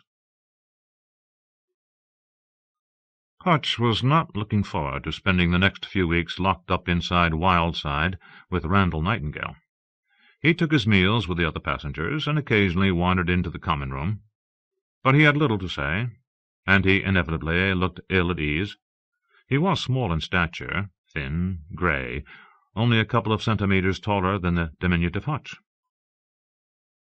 It was an unfortunate circumstance for a reclusive man. The run between Curraqua and Earth usually carried upward of 20 passengers. Had that been the present situation, he could have retreated easily into his cabin, and no one would have noticed. But they only had 4, 5 counting the pilot, and so he'd felt pressure and was doing his best to participate. But his best served only to create an atmosphere that was both tentative and cautious. Laughter flowed out of the room when he appeared, and Everyone struggled to find things to talk about. The biosystem on Pinnacle was, after 6 billion years, far and away the oldest one known. Nightingale had been there for the better part of a decade, reconstructing its history. Most of the theoretical work was said to be done, and therefore she understood why Nightingale would be going home. But nevertheless it seemed coincidental that he should choose just this moment. In an effort to satisfy her curiosity, she looked for an opportunity to speak with him alone. When it arose, she casually wondered whether someone in his family had taken ill. "No," he'd said. "Everyone's doing fine." But he volunteered nothing more. Didn't even ask why she'd inquired. Hutch smiled and suggested she'd been concerned because his name had appeared unexpectedly on the passenger manifest. She hadn't realized he was coming until just a few hours before departure. He replied with a shrug. "It was a last-minute decision." "Well, I'm glad everybody's okay." After the conversation, if one could call it that, she'd gone to the bridge and pulled up the files on the Nightingale mission.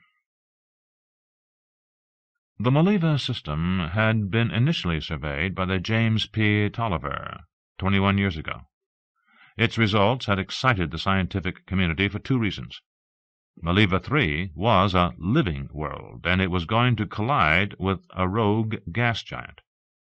The expedition under Nightingale had been assembled and dispatched with fanfare and some controversy. Others, seemingly better qualified, had competed for the opportunity to lead the mission. Nightingale was chosen because he was energetic, the Academy said, a man of exquisite judgment. If he had no experience in exploring a biosystem whose outlines were only vaguely understood, neither had any of the other candidates. And if he was younger than some that the establishment would have preferred to see nominated, he was also, as it happened, married to the commissioner's daughter. But the mission had been a disaster, and the responsibility had been laid directly on Nightingale's shoulders. It was possible that what happened to him at Maliva 3 might have happened to anyone. But as she read some of the attacks made on his judgment and on his leadership, on thinly veiled suggestions that he was a coward, she wondered that he hadn't retreated to a mountain-top and dropped out of sight.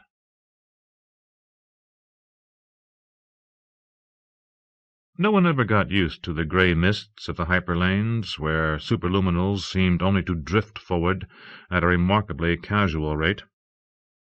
Travelers watching from the scopes felt as if they were moving through heavy fog at a few kilometers per hour. Wildside slid quietly through the haze, and Hutch could easily imagine that she was somewhere northeast of, say, Newfoundland, gliding over the Atlantic, waiting for foghorns to sound. She'd set the ship's screens, which masqueraded as windows, to display a series of mountain vistas, urban views, or whatever the passengers thought they'd like. Seated in the common room, she was looking out over London, as if from an airship cabin. It was broad daylight, early afternoon, midwinter. Snow was falling. They were in the 6th day of passage. "What's really out there?" asked Scolari, who had joined her for lunch. "Nothing," she said. He canted his head. "Must be something." "Not a thing, other than the fog."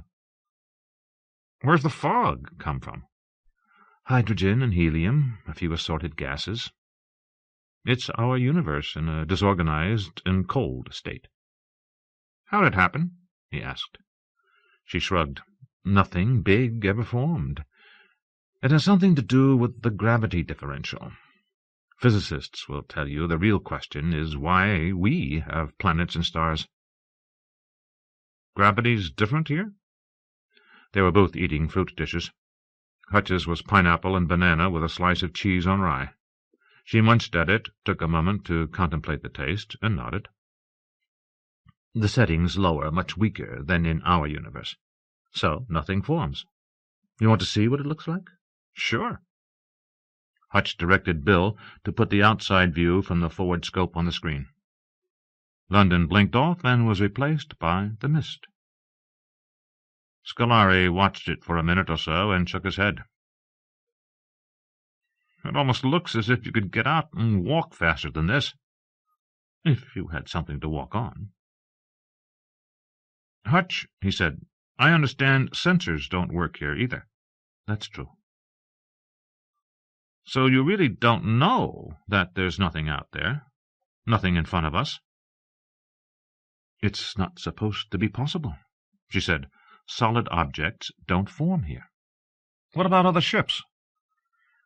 She could see he wasn't worried. Scolari didn't seem to worry much about anything, but everyone was mystified by hypertravel, especially by the perceived slowness, and by the illusion of shadows in the mist.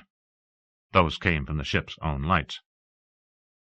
"According to theory," she said, delivering the answer she'd given many times before, "we have our own unique route. We create a fold when we enter, and the fold goes away when we leave.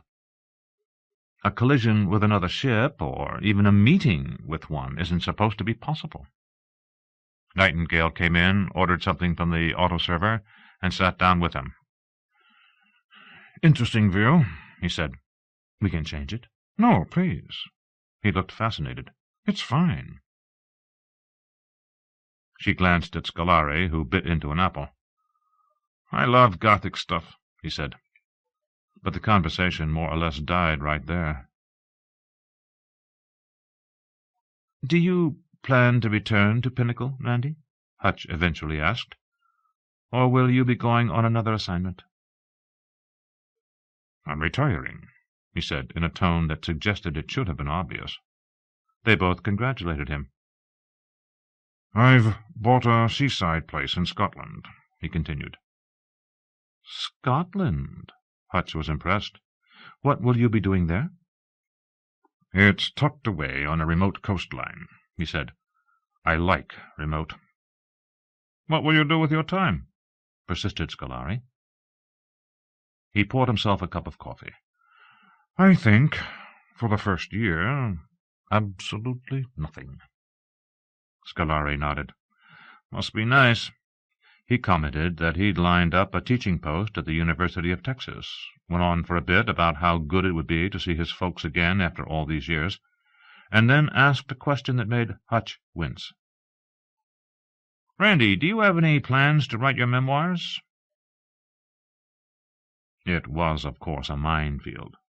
Scolari undoubtedly knew that Nightingale was a celebrity of sorts, but probably didn't have the details. "No." Nightingale stiffened. "I don't think many people would find my life very exciting." Hutch knew from experience that she and her passengers would form a tight bond, or they'd come to dislike one another intensely. Small groups in long flights had always developed one of those two behavior patterns. Some years ago, a sociologist had been aboard to study the phenomenon, and had given his name to it, the cable effect. She'd expected to see this one divide in two, with Nightingale on one side and everyone else bonded on the other. The voyage so far had been short on entertainment and long on conversation. They'd foregone the games and VRs with which passengers usually entertained themselves, and instead had simply talked a lot. There'd already been some personal admissions. That was always an indication that passengers were coming together, but it usually took several weeks. Embry confessed the third night out that she was seriously considering giving up medicine. Couldn't stand people constantly complaining to her about how they felt. "The world is full of hypochondriacs," she'd said. "Being a doctor isn't at all the way most people think it is." "My mother was a hypochondriac," said Tony. "So was mine. So I should have known before I went to medical school." "Why'd you go?" asked Hutch. "My father was a doctor, and my grandmother. It was sort of expected." "So what do you do if you give it up?" "There's always research," suggested Scolari. "No. Truth is, I'm just not interested. I'm bored with it." Tony Hammer, despite Hutch's initial impressions, turned out to be a romantic. "I went to Pinnacle because it was so different. I wanted to travel." "You did that," said Embry. "And I loved it, walking through places built by something that wasn't human, built hundreds of thousands of years ago. That's archaeology." "So why are you going home?" asked Scolari. "My tour was up." "You could have renewed," said Hutch. "They're paying bonuses to have people stay on." "I know. I'd already done a 1-year extension. I'm ready to do something else." "Uh-huh," said Embry. "That sounds like a family." Tony laughed. "At least checking out the prospects." Scolari nodded. "None on Pinnacle?" She thought it over. "It isn't that there aren't some interesting men out there. In fact, there were a lot of guys, but they tend to be married to the business. Women are more or less perceived as strictly entertainment value." She never mentioned her ex. Only Nightingale had not revealed himself, and now they sat gazing at the eternal fog while he said, yes, he wished his life was interesting enough that people would want to read about it. And he said it with such conviction that she wondered whether he actually believed it. Scolari went back to the foggy outdoors. "Does anyone," he asked, "have any idea about the architecture of this place? How big is it out there?" "As I understand it," Hutch said, "that question has no—" Bill's message light began to blink. "No relevance," she finished. "Go ahead, Bill." "Hutch," he said, "we have a transmission from the Academy." "On screen, Bill." Embry walked in as the fog blinked off and the message appeared. 2. NCA Harold Wildside. From Director of Operations.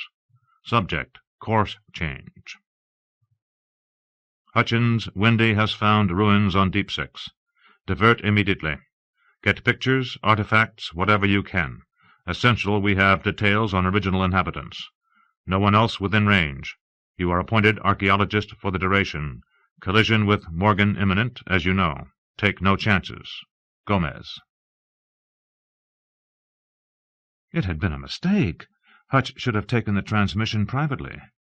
She stole a glance at Nightingale, but could read nothing in his face. "Oh," said Scolari, "how far out of the way is that?" "About 5 days, Tom, one way." The chime sounded for Nightingale's meal. "I don't think I'm anxious to go," Nightingale said. Hell, she didn't really have a choice. They'd sent her a directive. She couldn't argue it, if only because a round-trip transmission would take several days. She'd been around long enough to know that ruins on a world thought uninhabited was a major find, and they were handing it to her. Had she been alone, she'd have been delighted. "I'm going to have to do this," she said finally. "I'm sorry for the inconvenience. In the past, when something like this has happened, the Academy has compensated passengers for lost time." Nightingale closed his eyes, and she heard him exhale. "I assume they'll charter another ship for us." "I don't think there'd be much point unless there's something nearby. If they have to send one from home, it'll take almost 5 weeks to arrive. By then the project will be long over, and we'll be on our way back anyway." "I'm tempted to sue," Nightingale persisted. That was an empty threat. Potential travel diversions and inconveniences were written into everyone's contract. "Do whatever you think best," she said quietly. "My best estimate for the total delay is about 3 weeks." Nightingale put down his knife and fork with great deliberation. "Outstanding." He got up and left the room. Embry wasn't happy either. "It's ridiculous," she said. "I'm sorry." Hutch tried to smile. "These things happen." Scolari rolled his eyes and slumped back in his chair. "Hutch," he said, "you can't do this to me. I've got a week booked in the Swiss Alps with old friends." "Tom," she allowed herself to look uncomfortable, "I'm sorry, but I think you're going to have to reschedule." He stared right through her. Hutch was by now striving to control her own temper. "Look," she said, "you've both been around the organization long enough. You know what this kind of discovery means, and you also know that they haven't given me an option. Please complain where it'll do some good. Write it, and I'll be happy to send it." Tony, when she was told, sighed. "Not my idea of a fun time," she said, "but I can live with it." Within an hour, Hutch had realigned their flight path, and they were bound for Maliva. She kept out of the way for the balance of the day. If it couldn't be said that the congenial mood of the first few days returned, it was also true that the anger and resentment dissipated quickly. By morning everyone had more or less made peace with the new situation. Embry admitted that the opportunity to watch a planetary collision might be worth the inconvenience. As to Scolari, he might have begun to realize that he was, after all, the lone young male with 2 attractive passengers. Hutch judged the time was right to take the next step. All except Nightingale were in the common room during the late morning. Tony and Embry were playing chess, while Scolari and Hutch debated ethical problems served to them by Bill. The immediate issue was whether it was proper to pass on to others as certain a doubtful religious stance, on the grounds that belief made for a more secure psychological existence. Hutch watched for the chess game to finish, then called for everyone's attention. "Usually," she told her passengers, "there's a boatload of people on these flights, and half of them are archaeologists. Does anyone have an archaeological background?" Nobody did. "When we get to Deepsix," she said, "I'll be going down to the surface, just to look around, see what can be seen, and maybe collect some artifacts. If anyone else would like to go, I could use some volunteers. The work's easy enough." She drew herself up to her full height. They looked at one another, then gazed at the ceiling, or the walls. Embry shook her head no. "Thanks, anyhow," she said. "I'll watch from here. Hutch, that's the place where they lost a landing party back near the turn of the century. Eton, as I recall." She picked up her queen and studied it. "I'm sorry, I really am, but I have no stake in this. If there was something here they wanted to look at, they had 20 years to do it. Now, at the last minute, they want us to go down and take care of their business? Typical." "I'm sorry, Hutch," said Scolari, "but I feel the same way. Bureaucratic screw-up, and they expect us to run out there and put our lives on the line?" He looked past her, not wanting to meet her eyes. "It's just not reasonable." "Okay," she said. "I understand. I'd probably feel the same way." "You're supposed to take pictures," Tony said. "Do you have a scan?" Hutch had a case of them, stocked in the supply compartment. That, at least, wouldn't be a problem. Tony pushed back in her chair. She was watching Hutch carefully, but keeping her expression blank. Finally, she smiled. "I'll go," she said. Hutch suspected that, had one of the others volunteered, she would have found a reason to stay behind. "There's no pressure, Tony. Doesn't matter. My grandkids will ask me about this one day. I wouldn't want to have to say I stayed up here and watched it from the dining room." The remark earned her a pointed glance from Embry. As was his custom, Nightingale retired early to his quarters. He knew that the others were more comfortable in his absence, and he was sorry about that. But the truth was that the small talk bored him. He spent his days working on the book that he hoped would one day be perceived as his magnum opus, Caraqua and Earth, The Evolution of Intelligence. It was one of the supreme ironies that humans had traced the forces that had produced extraterrestrial intelligence in the known instances, but had not yet satisfactorily applied the lessons to their own species, at least until he had appeared on the scene. He was content to spend his evenings with Harcourt and de Alva, his great predecessors, rather than listen to the endless chatter that passed for conversation in the common room. The people he was travelling with were simply not bright, and time was precious. He was coming to a fuller appreciation of that melancholy reality as the years slipped by. One doesn't live forever. Tonight, though, he was too distracted to think of anything other than Deepsix. Maliva 3. The world with no future. "Do you have any plans to write your memoirs?"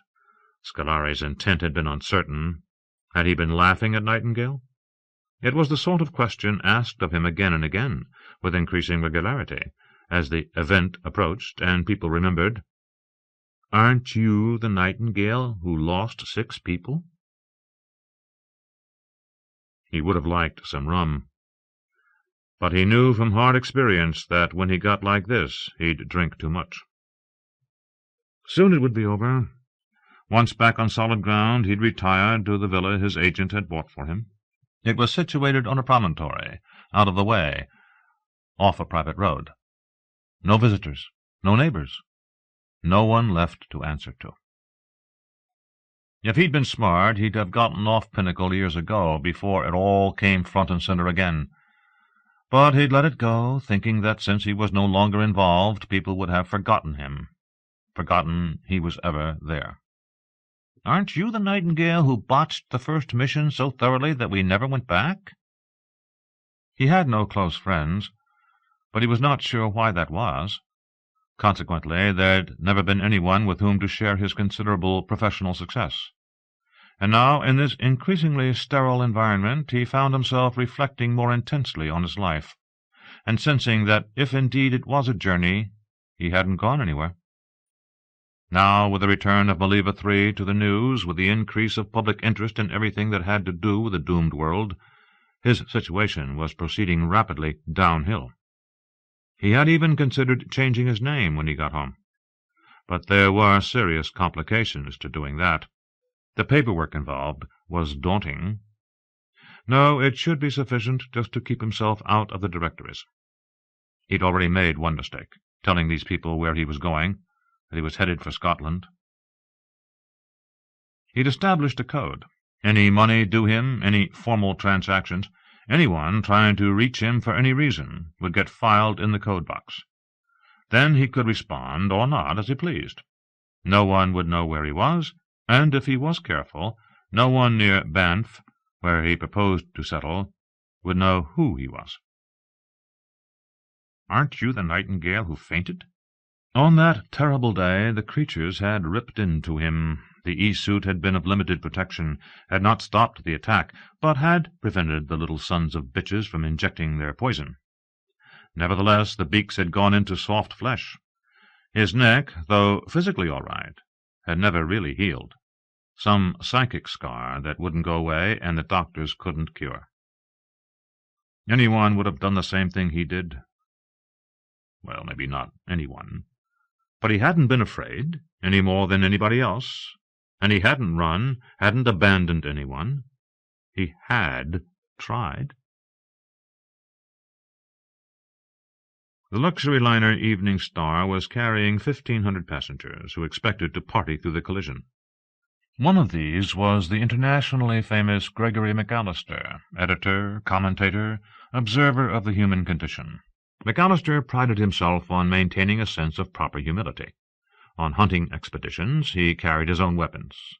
He always made it a point with his associates to behave as if they were equals. He was unfailingly polite to the waves of ordinary persons with whom he came in contact, the waiters and physicians and ship captains of the world. Occasionally he made joking references to peasants, but everyone understood they were indeed only jokes. He was a major political force, and the discoverer of a dozen of the brightest lights on the literary scene. He was ex officio director of the Chicago Society, a political and literary think tank. He was also on the board of governors of the Baltimore Lexicography Institute, and the editor emeritus of Premier. He was an influential member of several philanthropic societies, although he persisted in describing poor people publicly as incompetent and lazy. He had played a major role in hiring the lawyers who'd taken the Brantley School Board to court in the Genesis trial. He liked to think of himself as the world's only practicing destroyer of mountebanks, frauds, college professors, and bishops. He had reluctantly agreed to travel on the Evening Star. Not that he wasn't excited by the prospect of watching entire worlds collide, but that the whole activity seemed somehow a trifle proletarian. It was the sort of thing done by people who lacked a set of substantive values, like going to a public beach or a football game.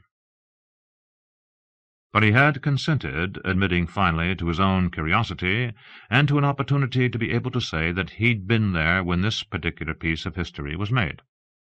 Furthermore, it allowed him to demonstrate his solidarity with ordinary folks, even if these ordinary folks tended to own large tracts of real estate along the Cape and inshore on the Hudson. After all, a little planet-smashing might be fun, and might even provide material for a few rambles about the transience of life and the uncertainty of material advantage. Not that he was against material advantage. The only people he knew of who would have leveled material advantage so that no one had any were, of course, those who had none to start with. His decision to attend had also been influenced by the passenger list, which included many of the political and industrial leaders of the period. Although he would never have admitted it, McAllister was impressed by the amenities of the giant ship. His stateroom was more cramped than he would have preferred, but that was to be expected. It was none the less comfortable, and the decor suggested a restrained good taste, rather than the polished, superficial luxury one usually found aboard the big superluminal liners. He enjoyed wandering through the maze of dining rooms, bars, and lounges. Several areas had been converted into virtual verandas, from which, when the time came, the passengers would be able to watch the event.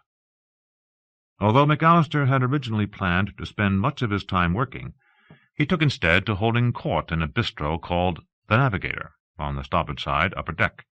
It overflowed each evening with notables and admirers, usually second-level political types, their advisers, journalists, a few CEOs, and some writers. All were anxious to be associated with him, to be seen as his friends. On his first night out, he'd been invited to dine at the captain's table. Not quite settled in yet, he'd declined. If McAllister had enemies who would not have been sad to see him left somewhere in the Maliva system, preferably on the doomed planet, he knew that the world at large perceived him as a knight-errant, righting wrongs, puncturing buffooneries, and generally enlisted in the front rank of those who were striving to keep the planet safe for common sense. He enjoyed a reputation as a brilliant analyst, and, even more important, as a model of integrity. He sided neither with progressive nor conservative. He could not be bought, and he could not be fooled. Women offered themselves to him. He took some, although he acted with discretion, assuring himself first that there was no possibility of an enraged husband turning up.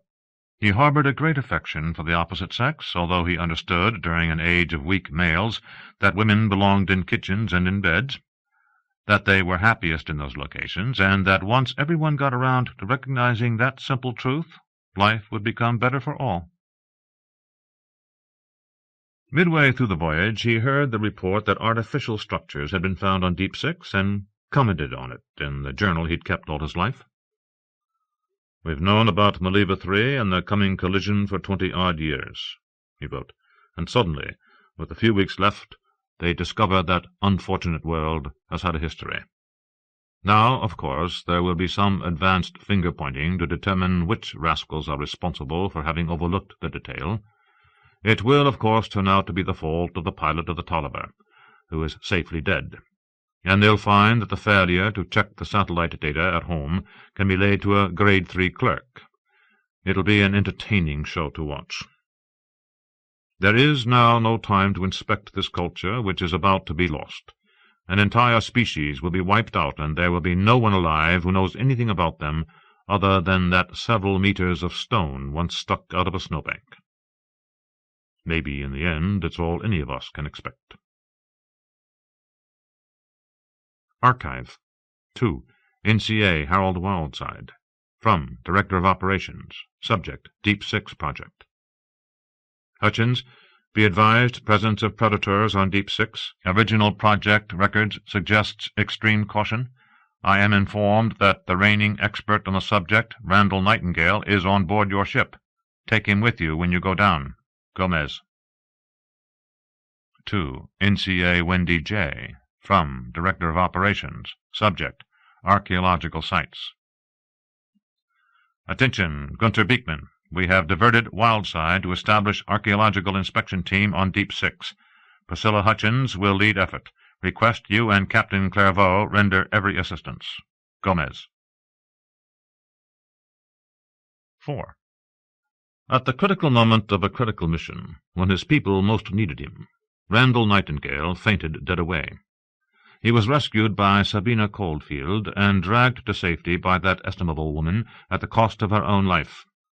Everyone now seems shocked that the mission failed, and that no further attempt will be made to examine the mosquitoes and marsh grass of Maliva 3. They say it costs too much. But they're talking about money. It does cost too much. It costs people like Coldfield, who was worth a dozen Nightingales. Gregory McAllister, Straight and Narrow, Reminiscences. Marcel no longer believed the inhabitants of Deepsix were long dead, or maybe dead at all. "I think you might be right," said Kelly. She buried her chin in her palm and stared at the screen. They were examining visuals taken earlier in the day. When this mission was completed, Marcel would certify Kelly Collier as fully qualified for her own command. She was only 28, young for that kind of responsibility, but she was all business, and he saw no point requiring her to sit second seat any more, especially with star travel beginning to boom. There were a multitude of superluminals out there begging for command officers, commercial carriers and private yachts and executive and corporate vessels. Not to mention the recent expansion of the patrol, which had been fueled by the losses last year of the Marigold and the Rancocus, with their crews. The former had simply disintegrated as it prepared to jump into hyperspace. Its crew had made it into the life pods, but had exhausted their air supply while waiting for a dilatory patrol to respond. The Rancocus had suffered a power failure and gone adrift. Communications had failed, and no one had noticed until it was too late. As people moved out to the newly terraformed worlds where land was unlimited, the public was demanding a commitment to safety. Consequently, the patrol had entered an era of expansion. It was hard to know how far a young hotshot like Collier might go. Kelly was studying the foothills of one of the mountain ranges in central Transitoria. "I don't think there's any question about it," she said. "It's a road, or it used to be." Marcel thought she was seeing what she wanted to see. "It's overgrown." He sat down beside her. "Hard to tell. It might be an old riverbed." "Look over here. It goes uphill. That was never a watercourse." She squinted at the screen. "But I'd say it's been a long time since anyone used it." They had, during the 5 days that had passed since the first discovery, seen widely scattered evidence of habitation. More than that, they'd seen the remnants of cities on 3 continents. The cities were long dead, buried, crushed beneath glaciers. It also appeared they had been pre-industrial. Further elucidation would have to wait until Hutchins arrived and took her team down for a close look. But there were no structures that could be said to dominate the surrounding landscape, and the snow wasn't so deep as to bury major engineering work. There were no bridges, no dams, no skyscrapers, no signs of construction on a large scale. Just here and there a fragment in the snow, a rooftop, a post, a pier. On an island they'd named Freezeover there was a ring of stones. A cart waited in the middle of a barren field near Bad News Bay, near the place at which Nightingale's mission had come to grief, and an object that might have been a plough had been sighted at Cape Chagrin in the Tempest. But the road. It was approximately 30 kilometers long, and they could trace it from its beginnings in a river valley, cross-country along the boundary of a small lake, on to a rise at the foot of one of the mountains. Kelly was right. It could not be a watercourse. It disappeared briefly into a tangle of forest before emerging again near the ocean. The road ran past the base of one of the taller mountains. It towered almost 7,000 meters over the forest. Its northern side was sheared away, creating an unbroken drop from the cloud-shrouded summit down onto a gradual slope. When the sunlight hit the rock wall at dawn, they detected a cobalt tint. So they called it Mount Blue. "The sightseer route," said Marcel. Kelly shrugged. "Maybe. I wish we could go down and look." "The wild side should be able to settle things when it gets here." She folded her arms and let him see she was about to ask for something. Instead, "It's lucky there was an archaeologist within range." "Hutch?" Marcel allowed himself a smile. "She's no archaeologist. Actually, she's in our line of work." "A pilot?" "Yeah. I guess she's all they had. But she's been down on some sites." Kelly nodded, stood, and looked at him carefully. "You think she'd let me go down with her?" "If you asked, she probably would. Probably be glad to get the help.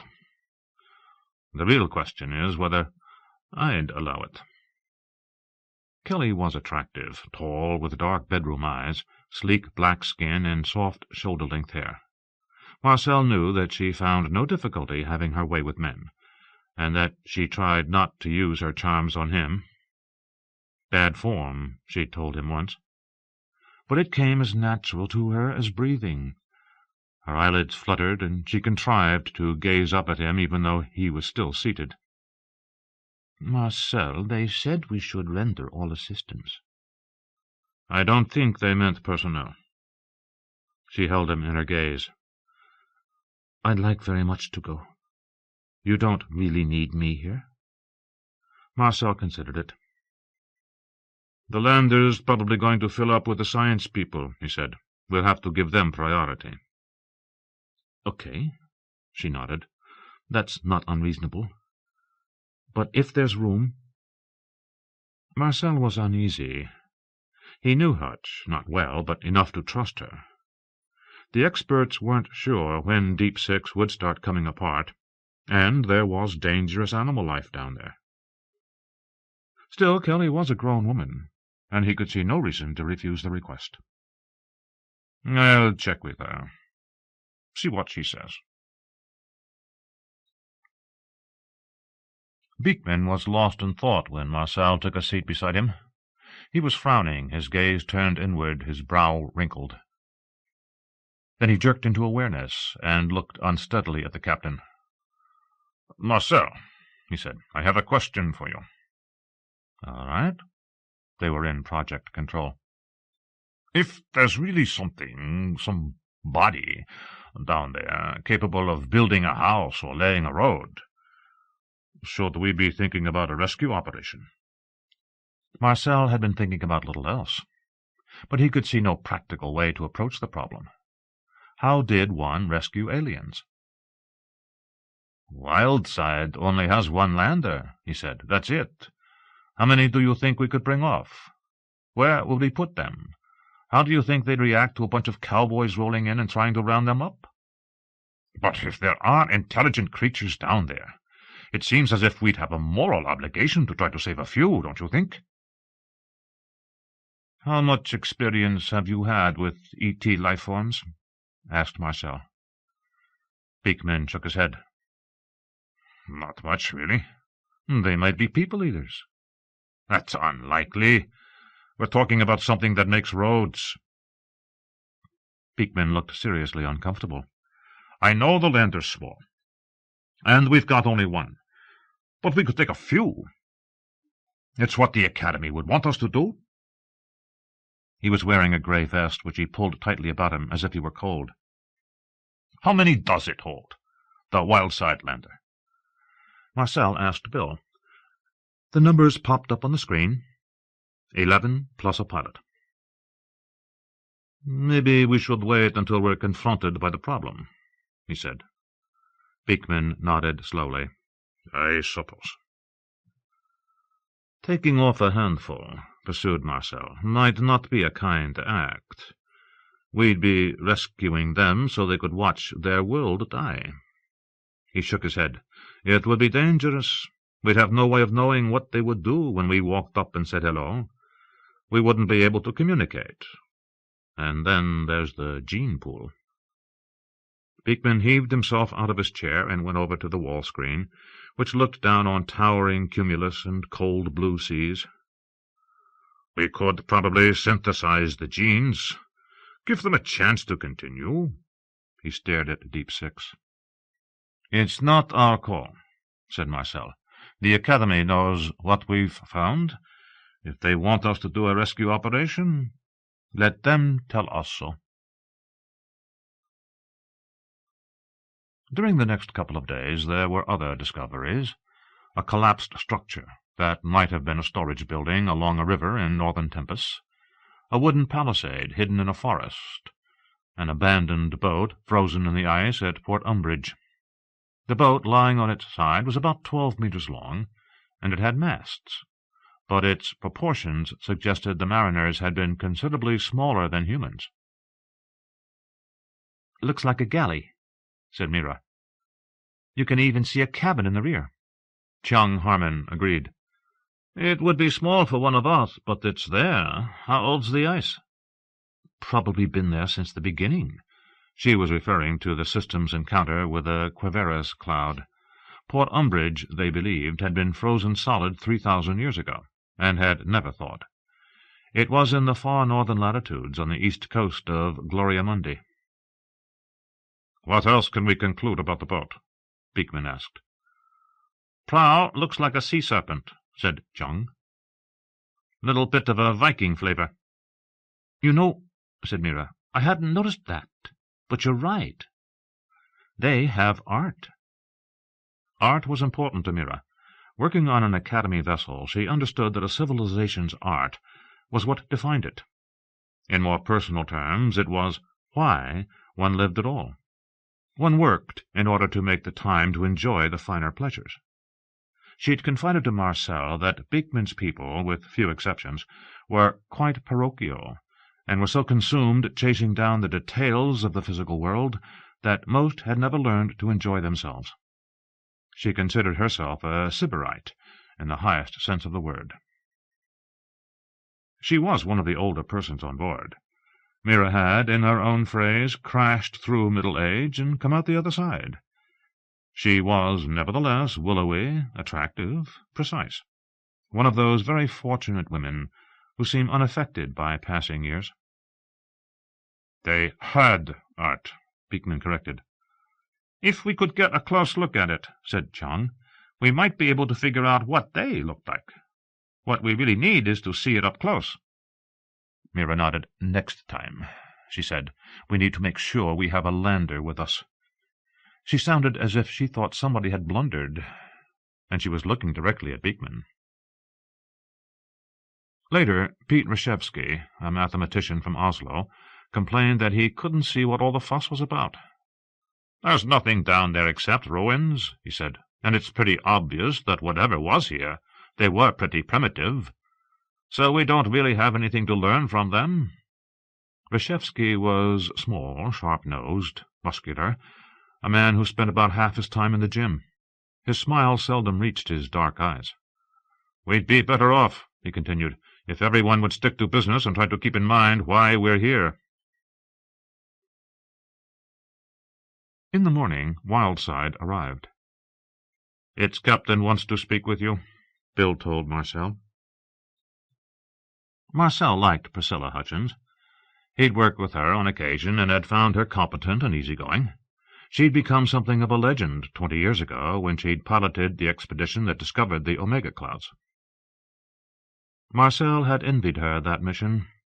He'd been working for Cosmic Incorporated at the time, making the long run out to Quaraqua every few months. That had been a spirit-killing experience. The money was good, and he'd been ambitious, looking for promotion into the hierarchy.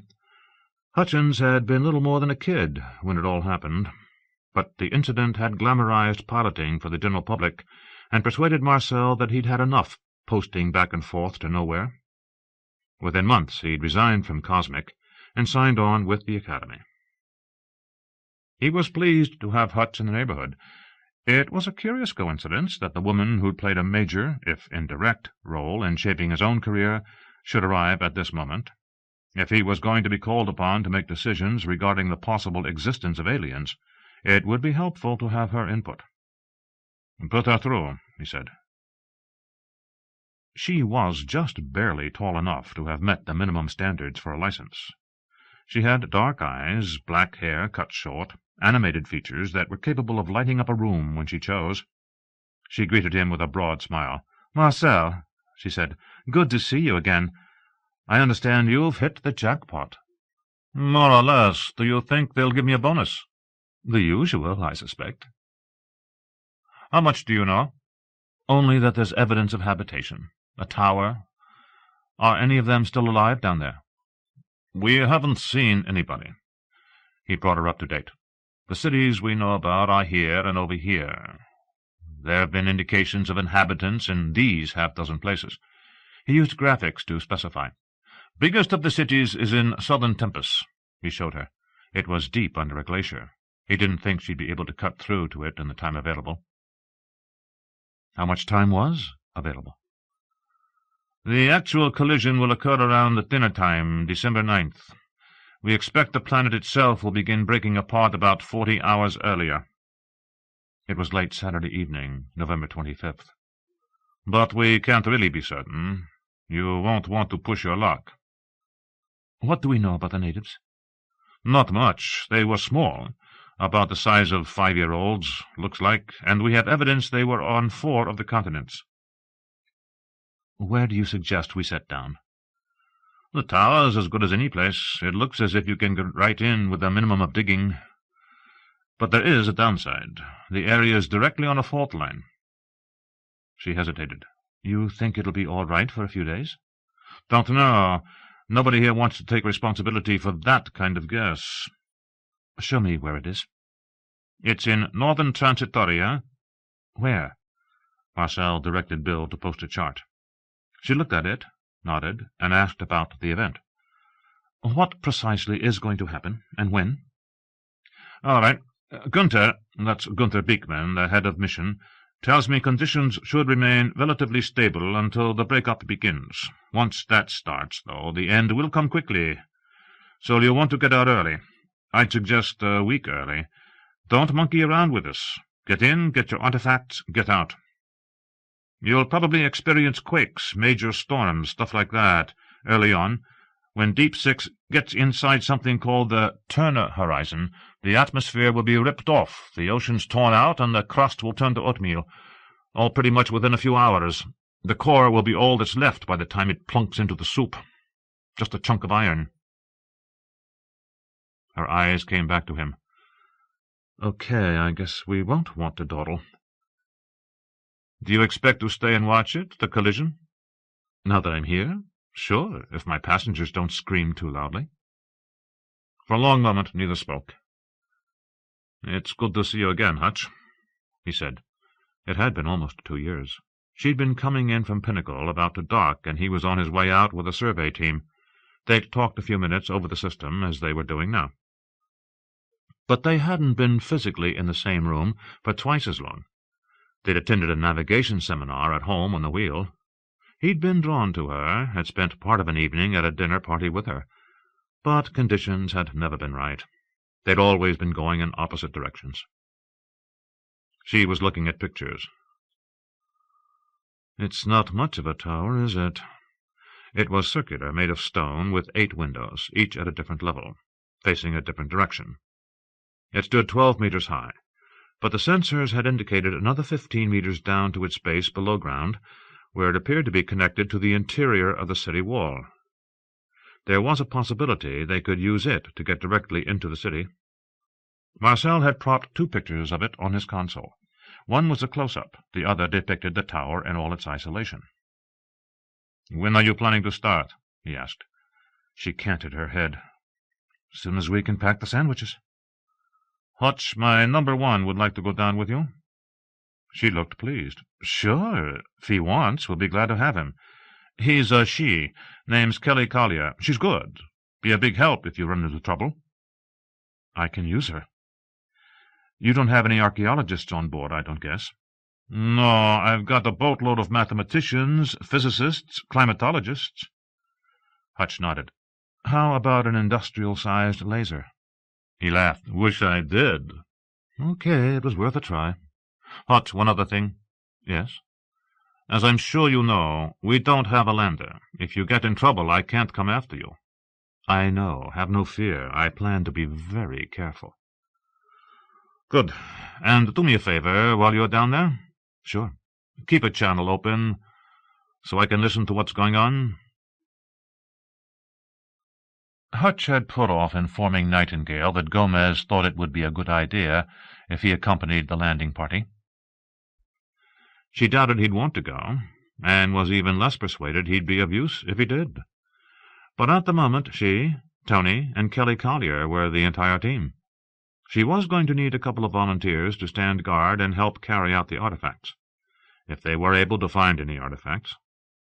She thoroughly disliked this part of her job.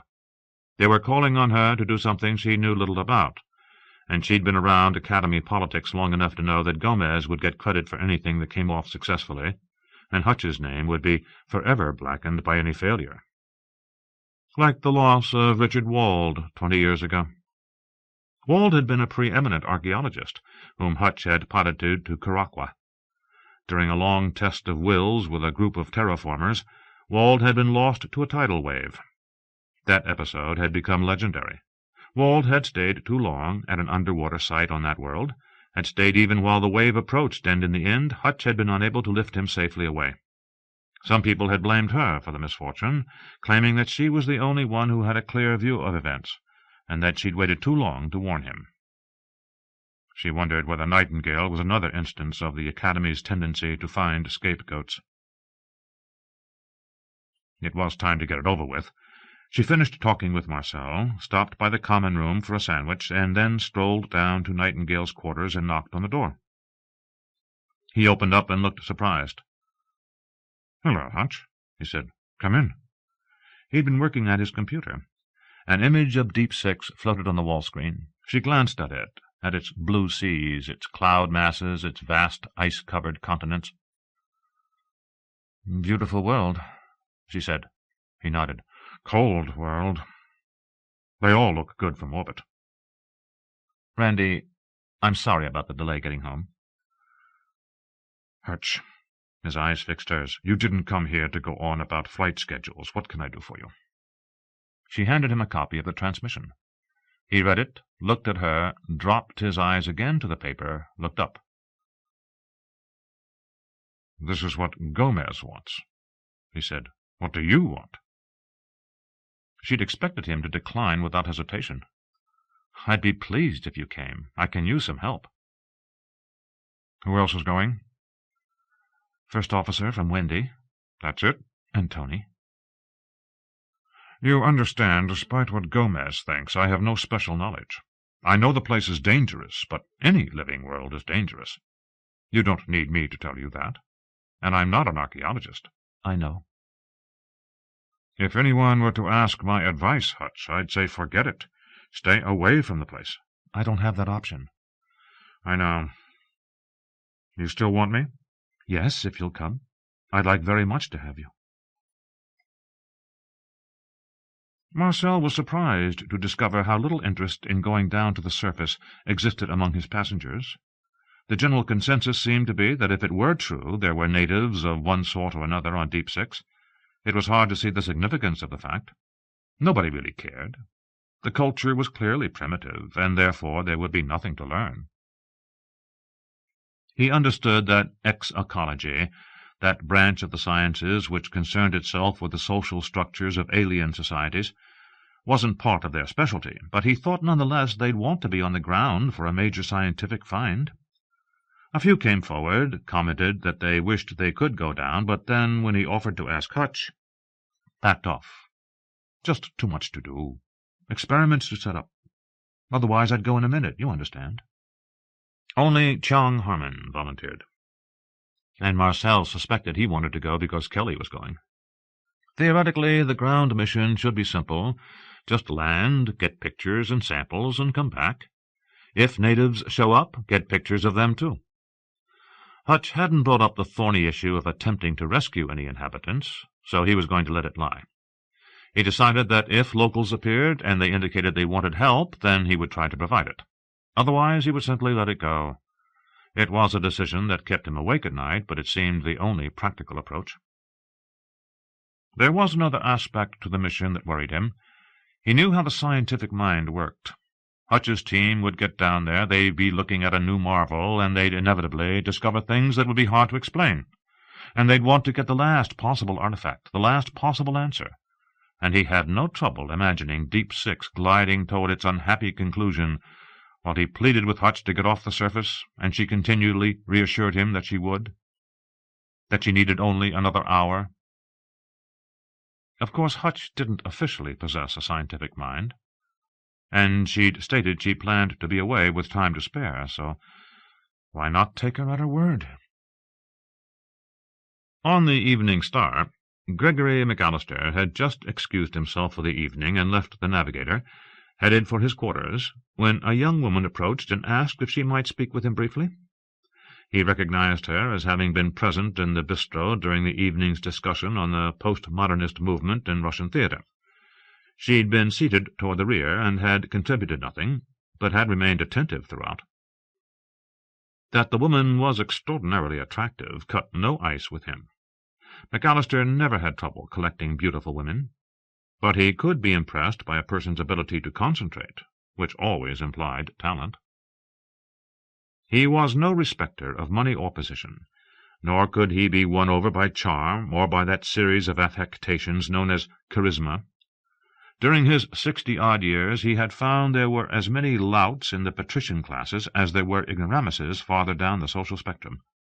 He liked to believe that only intellect engaged him, although he was inclined to assess intellect as a direct corollary of an individual's regard for McAllister's opinions. "My name is Casey Hayes," she said. She fumbled in a jacket pocket and produced a press card. "I'm with Interweb." McAllister allowed his eyes to drift momentarily shut. A journalist. She was tall, with fashion-model features, and lush brown hair brushed back in the current style. She wore grey slacks and a dark jacket with a diamond stud. No ordinary journalist, this one, he decided. "What can I do for you?" he asked, noncommittally. "Mr. McAllister, have you been listening to the reports out of the Maliva system?" "Regarding the ruins? Yes. I've been keeping up with them. Of course." He had slowed his pace, but not stopped. She fell into step beside him. "It occurred to me," she said, "that this is precisely the sort of event that would interest you. A solitary tower in a faraway place." "Really?" Journalists always saw in him a potential story, and they were perfectly willing to fabricate whatever circumstance might dictate to get him to talk. There was just no knowing when McAllister might say something outrageous and shock the public sensibility, or perhaps offend a whole block of people. Like last year's remark at Notre Dame, where he was receiving an award, that anyone who truly wished to develop tolerance toward other human beings should start by casting aside any and all religious affiliation. When challenged by one of the other guests, he had asked innocently whether anyone could name a single person put to death or driven from his home by an atheist over theological matters. Had the individual been fully functional, McAllister had thought, he would have questioned the editor's own celebrated intolerance. But, thank God, these people were never quick on their feet. "Yes," she continued, "I've been a reader of yours ever since college." She launched into a short dissertation on the wonderfulness of his work, and he was inclined to let her go on. But it was late and he was tired, so he encouraged her to come to the point. "On Maliva 3, she said, "we're looking at a lost civilization. Maybe some of them are even still alive." She beamed a smile intended to sweep his resistance into the night. "What were they like, do you think? How long had they been there? Does this kind of climax suggest that their entire history, everything they've ever accomplished, is really of no consequence?" "Young lady," he began. "Casey." "Young lady, how on earth would I know? For that matter, why would I care?" "Mr. McAllister, I've read Reflections of a Barefoot Journalist." He was surprised. Barefoot was a collection of essays from his early days, jabbing every social stupidity from breast-worship to the timorousness of husbands. But it also contained a long essay defending the bizarre notion, originally promulgated by Rousseau, that there was much to be learned from those untouched by the decadent influence of civilization. That, of course, was before he'd grasped the truth, that decadence was rather an appealing state. "None of it applies," he said. "The fact that somebody lived on Deepsix who knew how to pile stones on top of one another scarcely seems to be of any significance, especially since they and the stones are about to go to a happier world." She looked at him, and he saw determination in her eyes. "Mr. McAllister, you must be wondering why I stopped you." "Not really. I'd like very much to do an interview with me." "Yes, as a matter of fact, I would, if you could spare the time." He'd been a young journalist himself once, long ago, and it was hard to refuse this particular woman. Why was that? Was he being compromised by his wiring? "About what?" he asked. "I'd just like to do a general conversation. You can talk about whatever pleases you, although, since we're both here for the event, that would undoubtedly come up." He thought about demanding the questions in advance, but he wouldn't want to have it get about that one of the world's most spontaneous thinkers had to have everything up front. "Tell me," he hesitated, his mind blank, "what did you say your name was, again?" "Casey Hayes." "Tell me, Casey, how do you happen to be on this flight? Did you have some sort of foreknowledge about this?" She tilted her head and gazed steadily back at him. He decided he liked her. She seemed intelligent for a woman journalist. "Why, no," she said. "In fact, I'm not supposed to be working at all. The ticket was a birthday gift from my parents." "Congratulations," he said. "You're very lucky to have such parents." "Thank you. I'll confess I thought that the prospect of watching worlds crash into one another had considerable possibility for a story, if I could get the right angle." "Let us see if you've done so, Casey. How did you plan to approach the matter?" "By finding one of the world's most brilliant editors and presenting his reactions to the public." The woman had no shame. She gazed steadily at him. He thought he saw the glitter of a promise, of a suggestion for a reward down the road, but ascribed it to the same male software that rooted him in place, that prevented his precipitate retreat to his quarters. "Maybe," she continued, "we could talk over lunch tomorrow, if you're free. The top deck is quite nice."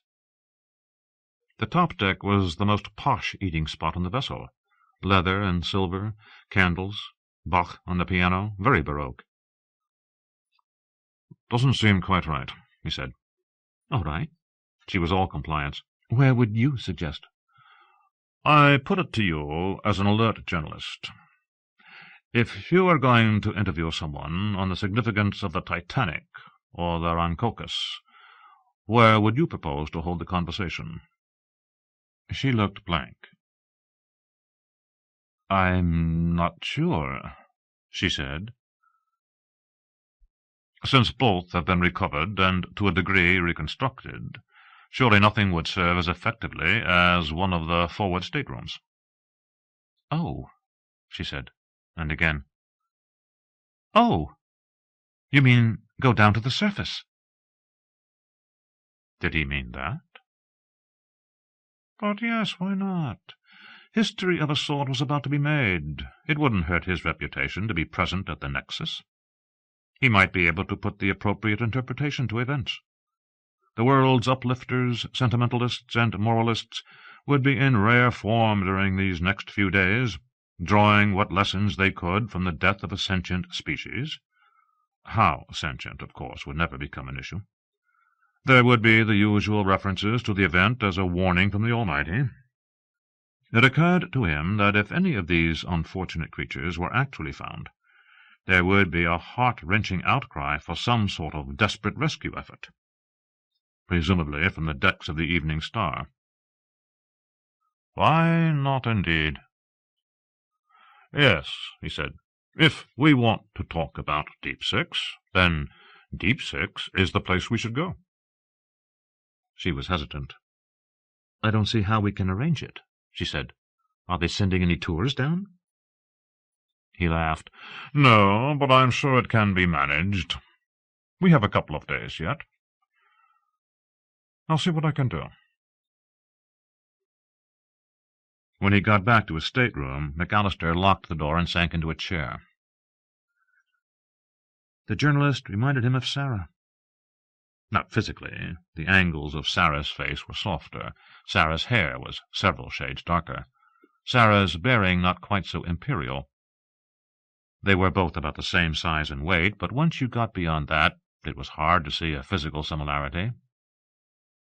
Yet it was there. The eyes, maybe. But Sarah's were green, Casey's blue. None the less, he recognized the steady gaze and maybe something in her expression, in the way her smile played at the corners of her mouth, or the way her voice softened when she thought she could work her will no other way. Or maybe his imagination had simply run wild, because he was on a flight that was going to become memorable, and he would have liked very much to share it with Sarah. After spending 20 years relentlessly attacking marriage as an institution for the mentally deficient of both sexes, an evolutionary trap, he had met her one evening during a presentation to a group of young journalists. She'd invited him to dinner because she was working on an assignment and required an interview with him. He was at the time perhaps America's best-known misogynist. The grand passion always wears out, he'd maintained. He'd set its maximum limit at 1 year, 3 months, 11 days. With Sarah, he never got a chance to test his figures. 8 months after he'd met her, 3 weeks after the wedding, she'd died in a freak boating accident. He hadn't been there. He'd been in his office working on Premiere when it happened. It was a long time ago now, yet no day ever passed that he did not think of her. Sarah had lived in many moods, sombre and delighted, pensive and full of laughter. Her last name had been Dingle, and she used to tell people that the only reason she'd consented to marry him was to effect the name change. It had, she said, always been an embarrassment. He couldn't have said why, but that was the Sarah whose spirit occupied his stateroom at the moment. Stupid. He was getting old. He collected a strawberry clipper from the Autobar and called up the library catalogue. There was a new novel by Ramsay Taggart that he'd been wanting to look at. Taggart was one of his discoveries, but he'd begun coasting. McAllister had spoken with him, shown him where he was going wrong. Nevertheless, the last book, a dreary Adultery in the Mountains melodrama, had shown no improvement. If the trend continued in his latest book, McAllister would have no choice but to take him to task more formally. In public. He thought through the conversation with Casey, because it seemed to him he was missing something. He was not one to put himself to trouble on behalf of others, and yet he'd volunteered to do an on-site interview that would seriously inconvenience him. Why had he done that? Gradually it occurred to him that he wanted to go down to the surface of Maliva 3. To walk among its ruins, and let its great age surround him, to soak the sense of oncoming disaster into his blood. What would it be like to stand on the surface of that doomed world and watch the giant rushing down? To manage things, he would have to win over the assistance of Eric Nicholson. Nicholson was the captain of the Evening Star, a small man, both in physical stature and in spirit. He was, for example, quite proud of his position, and strutted about like a turkey. He spoke in a manner that was simultaneously distant and weak, as if he were delivering divine instructions from the mountain-top and hoping you'd believe him. McAllister was scheduled to join the captain for dinner next evening. That would serve as an opportunity to draw him into a private conversation and get the ball rolling. The trick would be to find a reason strong enough to persuade him it would be in his interest to send the ship's lander to the surface, with McAllister in it. The book came up, and he started on it. Once or twice, though, he glanced around the room to reassure himself he was really alone. 5. All the important things that ever happened to me occurred while I was going someplace else. Gregory McAllister, Notes from Babylon. Wendy's shuttle delivered 2 passengers, the additions to the ground survey team, to Wildside. Hutch met them in the bay, where they traded introductions. Kelly Collier was a head taller than Hutch and wore a standard blue-trimmed white Wendy J. jumpsuit. She took Hutch's hand warmly and said how pleased she was to be included. Chung Harmon's Asian ancestors revealed themselves in the shape of his eyes, but nowhere else that she could see. His hair was brown, he was big-boned and broad-shouldered, and he seemed a trifle clumsy. Hutch decided on the spot she liked him. She also recognized that he had more than a professional interest in Kelly. "Either of you ever been down on a frontier world before?" she asked. Kelly had, although she confessed she'd never traveled anywhere beyond the bases and outposts. "No place where there might have been trouble," she admitted. On the other hand, she knew how to use a stinger. "We don't have any stingers on board," said Hutch. Her eyebrows rose. "You're going down onto a potentially lethal world without weapons?" Hutch showed her a cutter. "What is it?" she asked. Hutch turned it on. A blade of white light appeared. "Laser," she said. "Cut through anything." "I don't think I'd want to let the local gators get that close." "Sorry," said Hutch. "They're all we have. We have to make do." They had half a dozen on board. They were probably a notch or two more efficient than the cutter Biney Coldfield had used to fight off the Cardinals. They were a basic tool for archaeologists, but in the right hands they also made an effective weapon. But Hutch was unsure whether her volunteers were people to whom she was willing to entrust the weapons.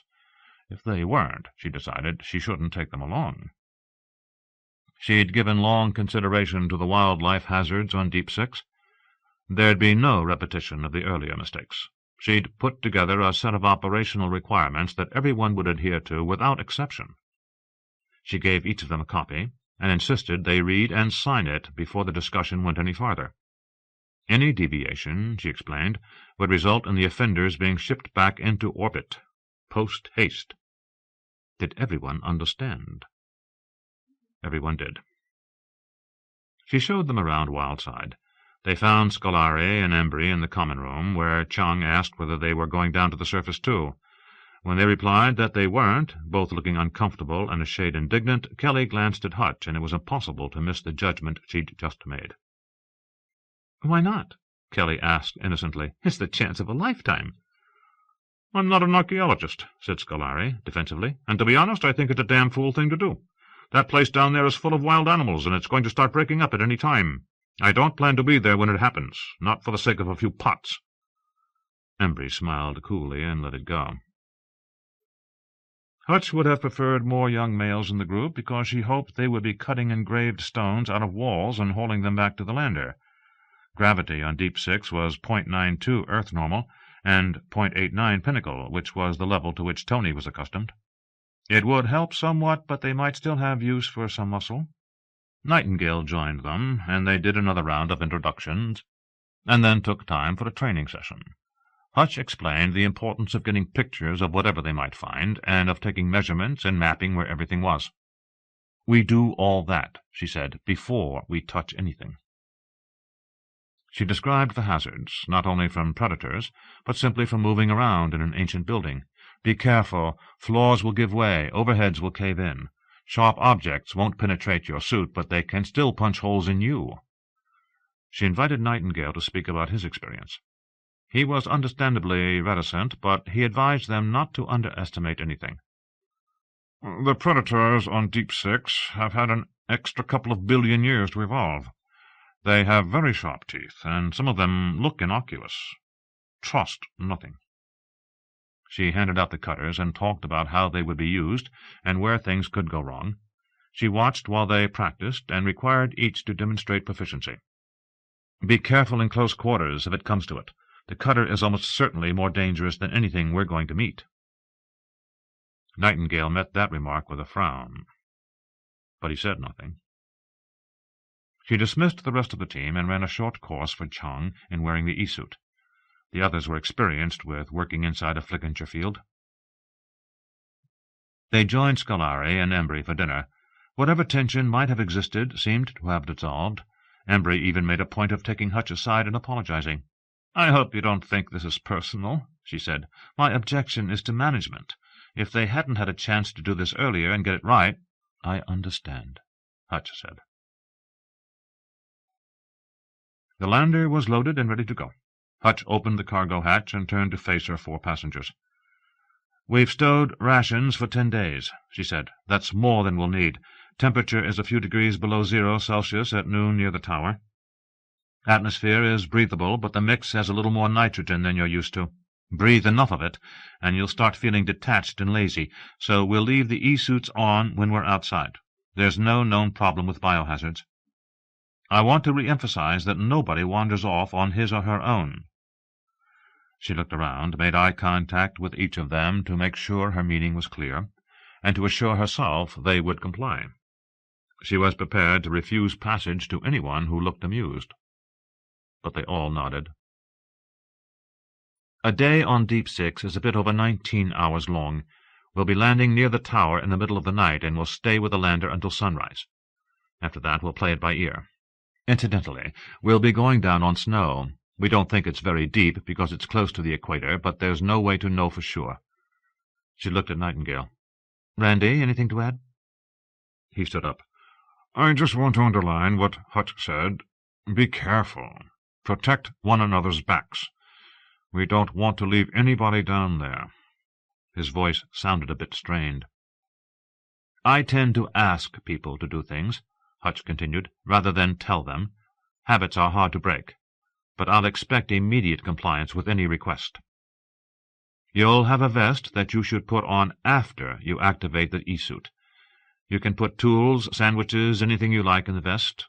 Keep the cutter in the vest and never put it in a trouser or shirt pocket. The reason is simple. If you need it and it's inside the suit, you won't be able to get to it. Furthermore, if you figure out a way to get your fingers around it and you activate it inside the suit, you'll be limping for a long time to come. Any questions?" There were none. Hutch checked the time. "We're going to launch in 8 minutes, in case anybody wants to use the washroom." If the experts were right, they had 12 standard days before breakup would begin, which meant they really had about a week before conditions would become unduly dangerous on the surface. So her intention was to move with dispatch. Kelly's enthusiasm caught hold of the others, and they carried it into the lander. Everyone was excited, and even Nightingale seemed to have shed his dark mood. Somebody applauded when she launched. A half-hour later they dropped into a blizzard and emerged finally into gloomy, overcast skies at an altitude of 4,000 meters. The landscape below was utterly dark. The sensors provided glimpses of rolling hills and broad plains marked by occasional forest. Several large clearings might have been frozen lakes. The ocean, the Carraggio, lay a couple of 100 kilometers north, behind a wall of mountains. The lander possessed dual-purpose jet rocket engines to enable it to maneuver in space or to function as an aircraft. It was an exceedingly flexible vehicle, owing largely to its spike technology, which was the heart of its lift capability, allowing it to hover, to land in any reasonably flat space, and to leave the atmosphere without the necessity of hauling along vast amounts of its hydrogen fuel. Power for all systems was supplied by a Bussard-Legon direct conversion reactor. Hutch listened to her volunteers talking about how anxious they were to get into the tower, and she wondered about her own responsibility bringing them down. She couldn't do the work alone, yet she had the sense that only Nightingale understood the dangers. She had never before led people into a hazardous situation. She had seen what Nightingale's errors had cost, what they'd done to him personally, and she wondered why she was taking so large a risk. What the hell did she know about keeping people alive in what Kelly had accurately described as a lethal environment? She thought seriously about calling the whole thing off, returning to Wildside and sending her resignation to Gomez. But if she did that, no one would ever know who had built the tower. Hutch picked the structure up on her sensors and put it on screen. It was a nightlight image, brighter than it would be in normal optics. Nevertheless, it looked old, dark, abandoned, haunted. She was descending almost vertically, using the spike and guide jets, coming in cautiously. Her instruments did not reveal whether the snow-covered surface would be firm enough to support the spacecraft. She left the storm behind, but there were still a few flakes blowing past the windscreen. Otherwise, the night was calm, with only a breath of wind. Outside air temperature read -31 degrees Celsius. Here and there stars were visible through the partly cloudy skies. Hutch turned on the landing lights. Kelly was seated beside her, her dark features illuminated in the glow of the instrument panel. Watching her, Hutch became aware of a precaution left untaken. "Kelly's our alternate pilot," she said. "In the event something unexpected happens and I become—" she hesitated. "Kaput. Kelly will take over. We'll succeed to command." Kelly glanced in her direction, but said nothing. "I'm sure nothing will happen," Hutch added. The ground surrounding the tower was flat, bleak, and empty. There was a scattering of hills on the western horizon, a patch of woods, and a couple of solitary trees. "I'll sit down as close to it as I can," she said. The snow seemed to run on forever, losing itself finally in the dark. There was, she thought, a lot to be said for having a moon. The lander rocked gently, and the tower, cold and dark, reached up toward them. Hutch might have used the AI to make the landing, but she preferred to fly on her own in this type of circumstance. If something unexpected happened, she didn't want to be at risk while the AI thought about an appropriate course of action. She lowered the treads. The snow cover looked undisturbed.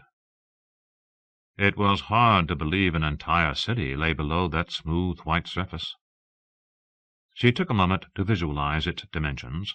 The wall to which the tower might or might not be attached went off that way under the snow for 1.5 kilometers, then turned north, angled back and forth a bit, and eventually returned to the tower, which was at the southwest corner of the fortification. The city had apparently lain at the top of a low hill. The lander sank through the night. "Easy," said Kelly, her voice so low that Hutch suspected she wasn't supposed to hear it. Hutch kept the nose up, cut back on the spike, and reached for the ground the way a person might descend into a dark room. Wind blew up around them, and she could almost feel a draft come through the hull. She phased back the power, allowing the lander's weight to ease down. The cabin was silent. They touched the snow. She let the vehicle settle and cut power. A few flakes fell on the windscreen. "Good show," said Nightingale. "Hutch, you're down?" It was Marcel's voice. "On target," she said. During her career, Hutch had walked on probably 20 worlds and moons.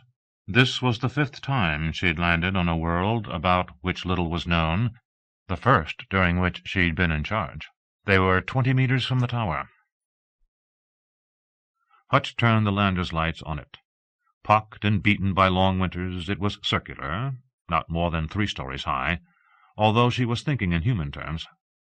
It wasn't wide. She could walk around it in a minute.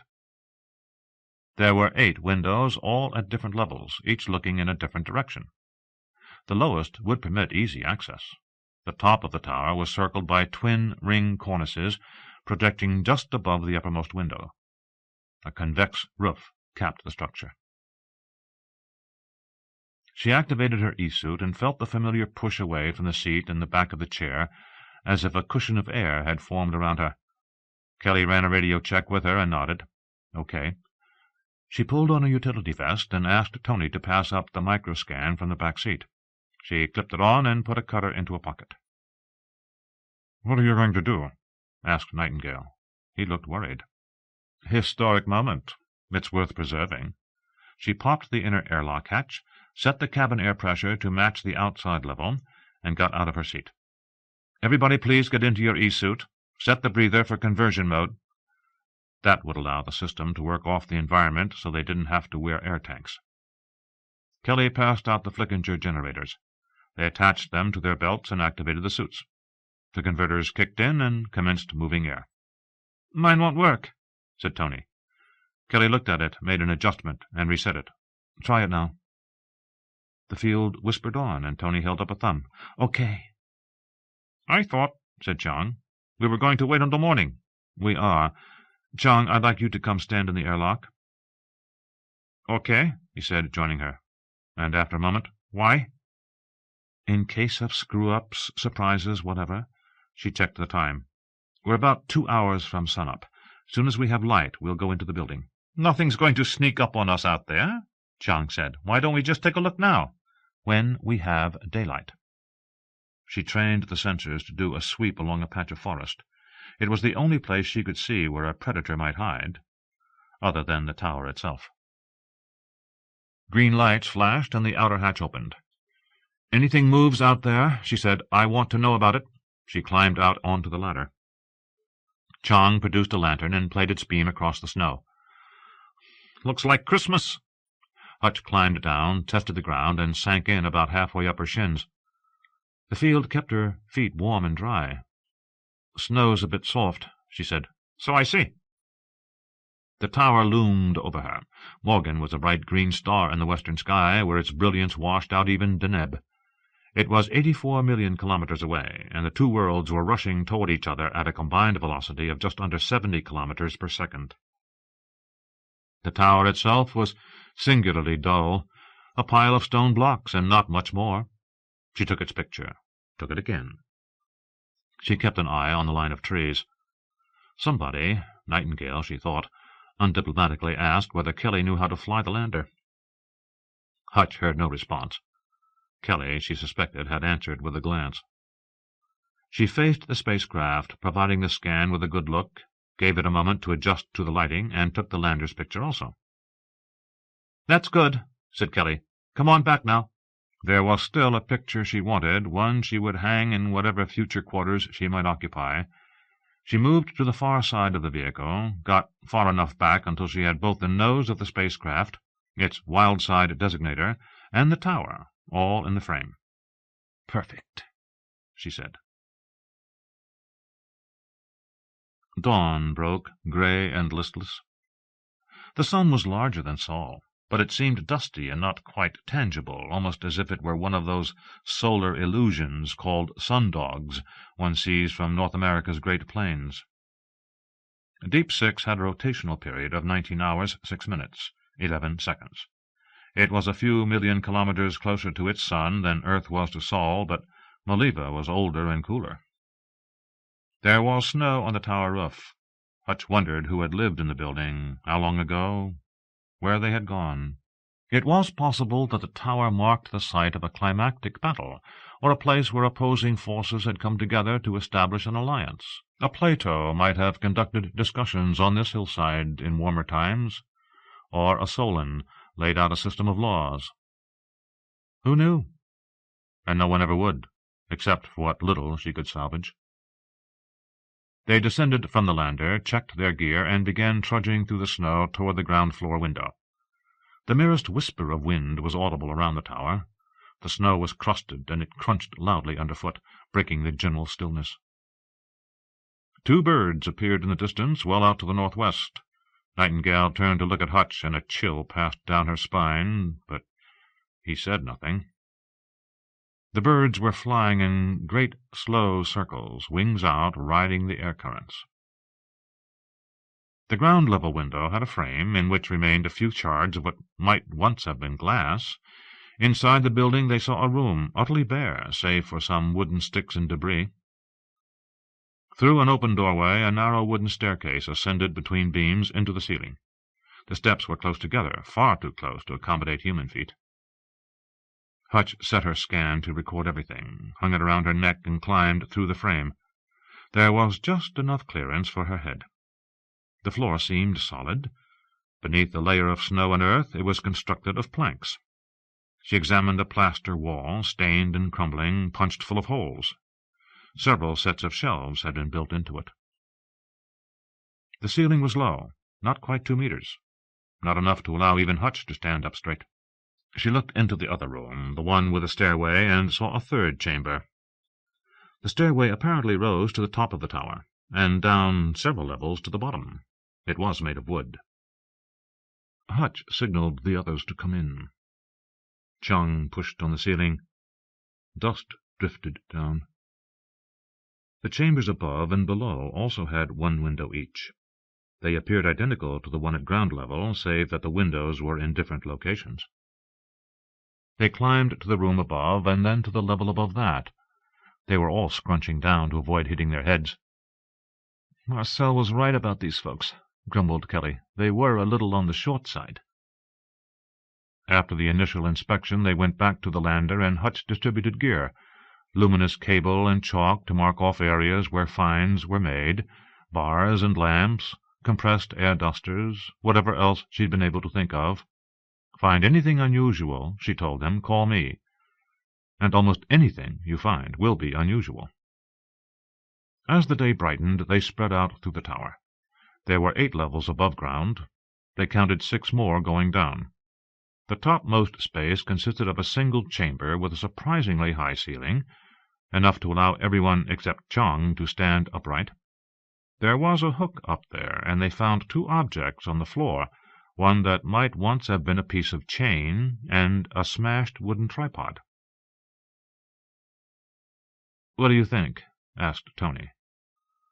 "Maybe," said Kelly, "it was used to sharpen axes. See, you could put a stone in here." They found at each level a charred niche that must have been a fireplace. In addition, at the bottom of the structure, a door opened out to the north, into the interior of the city. It was closed, warped, and it wouldn't budge. They decided to finish examining the building before taking it down. The rooms were empty, save for a chair arm that one would have described as a child's furnishing, a flat piece of wood that might once have been a tabletop, a few rags, a shoe, and some other debris so far corrupted that it was impossible to know what it might once have been. The shoe was quite small, designed for the foot of an elf. But the tabletop became a discovery. "It's engraved," said Chung. The engravings were worn, so much so that little could be made out. Hutch couldn't even be sure whether the symbols were intended to be representative of actual objects, whether they were geometrical figures, pictographs, or letters. The tripod had also been carved, decorated, but these too had faded beyond any hope of recovery. They were examining it when Marcel's voice broke into her thoughts. "We just got the report back from the Academy. I thought you'd be interested in knowing they've named your city." "Really? What?" "Burbage Point." "They named it for Burbage?" He was the senator who was eternally holding up the Academy as an example of mismanaged funds. "I guess." "My God." "Maybe they're trying to send him a message." "Not that bunch. They think they're ingratiating themselves." "Anything else, Marcel?" "Yes, the analysts have been looking at the scans for the cities. We've located 9 now, most under heavy ice, all under something. And they all have defensive ramparts, by the way. Walls." "That locks it." "Yep, primitive civilization. There is one exception, one without a palisade, but that's on an island. Incidentally, they're naming all these places for people they think can give them money, or get money for them. We now have Blitzburg, Corman City, Campbellville." "You're not serious." He laughed. "You ever know me to kid around?" Nightingale's eyes caught hers, and she knew exactly what he was thinking. "And these nitwits have us down here risking our necks." "Marcel," she said, "any more information about Burbage Point?" "A little. It looks as if there were some wars. Somebody took the city at one point and pulled the walls down. Apparently left only the tower standing." "What's our position vis-à-vis the city? We've got a door at the bottom of the building leading out toward the north. Any idea what we'll see when we go through it?" "Probably just ice." "Okay. We'll let you know how it turns out." "I'm listening to every word, Hutch. We've redirected a couple of the satellites, so we won't lose you when we're over the horizon." "All right." Not that it would do the landing party any good if it got into serious trouble. They'd brought the pieces of chain and the axe sharpener down to the lower levels to bag and tag. Kelly was writing the description of where the pieces had been found and was about to seal the wrapper on the tripod when Chung asked to see it. He studied it for a moment, held the bottom of the one complete leg against the floor, looked up the staircase to the top of the tower. "You know," he said, "we might be in an observatory." "How do you mean?" asked Tony. "I'd bet my foot the roof used to open." Kelly looked from the tripod to Chang, puzzled. "You mean you think this thing supported a telescope?" "It's possible," he said. Tony grinned at Kelly. "And you said it was an axe sharpener." Kelly laughed, and her eyes sparkled. "I could still be right. They might have opened the roof to man the battlements." Hutch looked at it. "It seems too small," she said. "The eyepiece would be down at your hips." Chang aimed a thumb at the ceiling. "Don't forget who lived here." They trooped back up to the top level. There was a break down the middle of the ceiling, a separation. They dug around in the dirt and vegetable debris that covered the floor and found a small metal plate and an object that might have been a sidebar.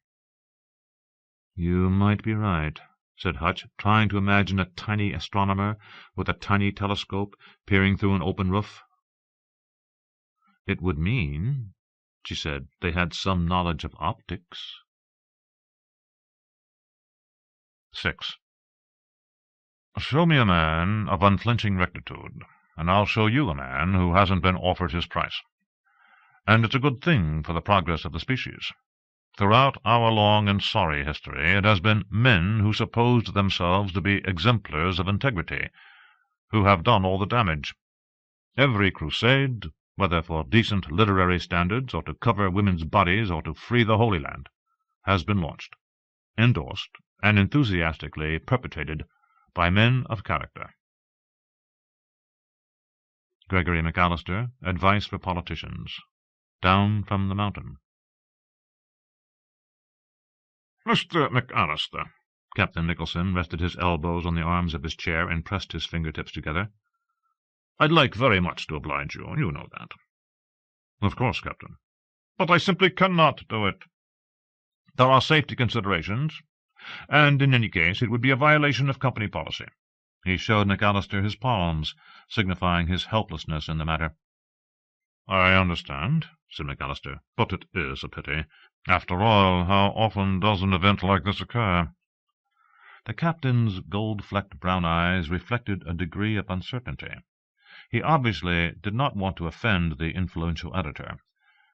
But if McAllister pressed his request, Nicholson would be pushed into a no-win situation. McAllister didn't want that. They were in the captain's reception-room, sipping Bordeaux, munching finger sandwiches. A private brunch. The bulkheads were appointed with brass and leather. A few leather-bound books occupied shelves on either side of the room, and electric candles supplemented a pair of lamps.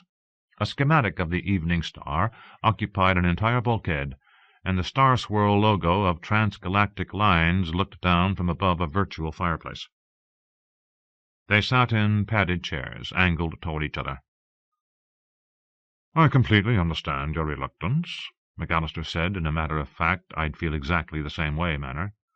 "And I can see you're not one to be easily intimidated." Nicholson modestly signaled his agreement with the proposition. There was much about the captain that was cautious, conservative. McAllister guessed that he had a reliable exec and a good AI tucked away somewhere to take over and run things in the event a non-routine decision had to be made. It seemed likely that Nicholson had gained his position by influence, had possibly married into it, or was the son of someone important. "No," the captain said. "It's quite so, Mr. McAllister. We do have an obligation to abide by the rules.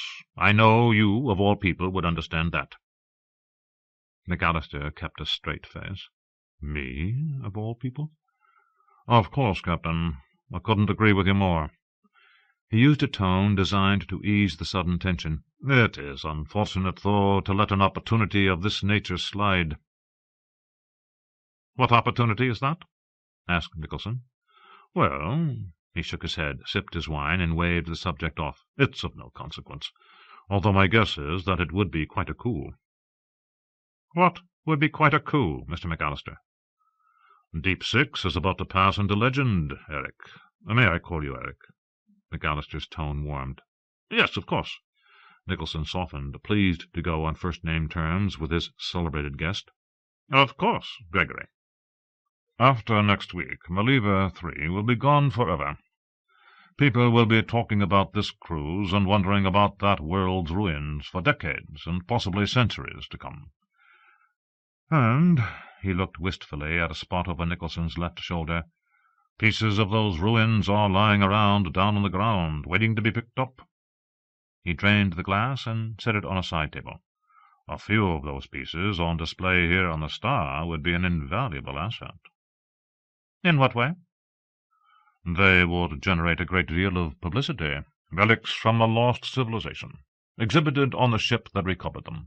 What a testament to the Evening Star and its captain, and to Transgalactic! I'd expect you could anticipate a great deal of gratitude from your employers." Nicholson made a sound halfway between a snort and a laugh. "Not likely," he said. "Baxter and the rest of those people are too wrapped up in themselves to appreciate that kind of acquisition." "Maybe." Still, the captain grew thoughtful. "It would be nice." "It would be very easy to do." McAllister saw that he had judged his man correctly. Nicholson was not greedy for money. A suggestion that he pirate some artifacts for himself would have gone nowhere. But the notion that upper management might see their way to appreciate him a bit more— yes, that was working nicely. The captain fingered his glass. "I wouldn't want you to misunderstand me, Gregory. I abide strictly by the policies and procedures laid down for the safe operation of this vessel." "As any competent commanding officer would." McAllister refilled both glasses.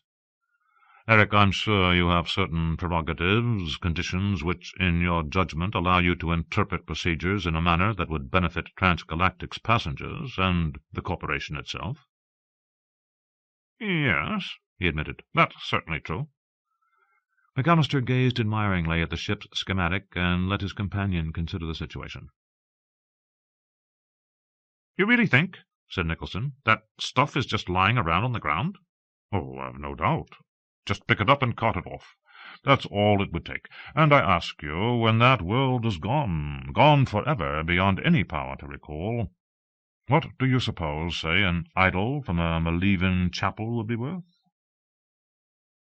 "Oh, yes, I'd think so. You're quite right on that score." McAllister could see him wrestling with his fear of getting in trouble. "This would seem to be your opportunity, Eric." "You don't think the archaeological team that's down there now would object?" "I can't imagine why they would.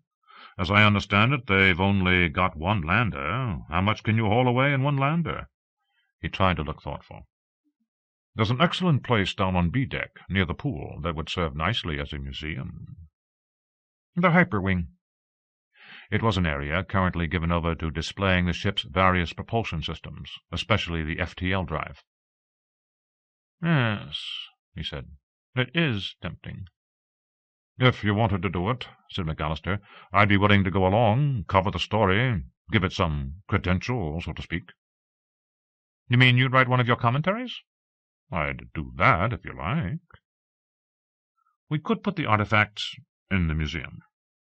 "Stage ceremony. Would you be willing to participate, possibly say a few words?" "I'd be honored, Eric." Nicholson nodded sagely, to himself more than to McAllister.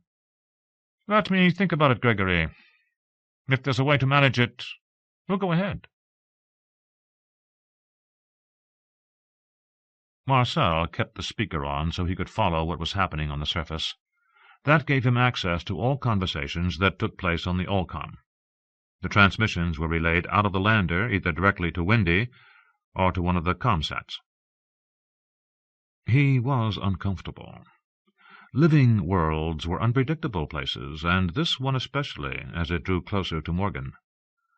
But they should be relatively safe for the present. Beekman was certain that gravitational effects from the giant planet would not be felt until late in the process, because the collision would be direct, like two vehicles hitting each other head-on. No gradual spiraling in the air. He'd been listening while Hutch and her people prowled through the tower, watching the images being transmitted back by the microscan Hutch wore on her vest. The place wasn't much to look at, just bare walls and floors covered with snow and dust. They had cut a hole in the tower wall at ground level to preclude having to climb through the window. Hutch had posted Chung by the newly made door to watch for signs of potential predators. She then stationed Tony at the window in the astronomer's perch, with the same responsibility. Meantime, she, Kelly, and Nightingale were trying to cut through the door on the bottom level. They weren't talking much at the moment, but he could hear the hiss of the laser working on stone. Beekman came in, looked at him, frowned, and sat down. "Marcel," he said, "are you all right?" "Sure, why?" "You don't look happy." Kelly's startled voice came over the speaker. "Look out with that thing, Randy!" Marcel folded his arms across his chest in a defensive posture. "Somebody's going to get killed down there," he said. "If I had my way, we'd just write the damned thing off and let it go." Beekman had always maintained an exceedingly low opinion of the competence of Academy management. Marcel expected him to make an observation in that direction. Instead, he remarked that Marcel was probably correct, that the ground team was unlikely to find anything useful in so short a time, and that it was indeed dangerous. "Okay," Hutch's voice. "That should do it. Give it a minute, and we'll see if we can break it loose." "You know," Beekman said, "you might remind her that they should be more careful. She knows who she's working with." He folded his hands behind his head. "I'd rather not become a nuisance." "What if something happens?" "We'll let management worry about it." Kelly's voice. "Okay, throw some more snow on it." "I'd feel better," said Beekman, "if we had a bona fide archaeologist down there." Marcel didn't agree. "We're probably safer with Kelly and Hutch. They might not get all the details right, but I'd rather have them in charge if trouble starts." "Still won't open," said Nightingale. "Let me try." "How big's the door?" asked Beekman. "A little more than a meter high. Everything's on a small scale." "I don't think we cut all the way through."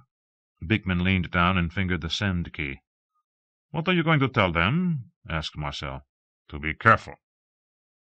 "I'm not sure they'll be receptive to gratuitous advice. They've already threatened to cut me off." Another laser ignited. "Stay with it," Nightingale's voice. "Here, get it here." It went on for several more minutes. At one point, Hutch cautioned someone to relax. "Take it easy. We'll get through."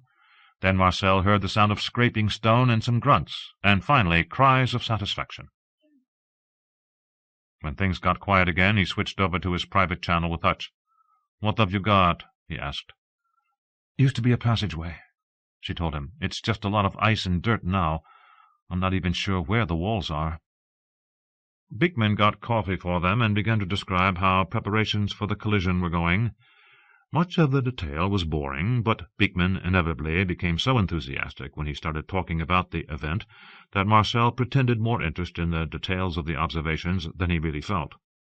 In fact, he didn't understand fine points like gravity wave fluctuations, and didn't much care how the planetary magnetic fields were affected.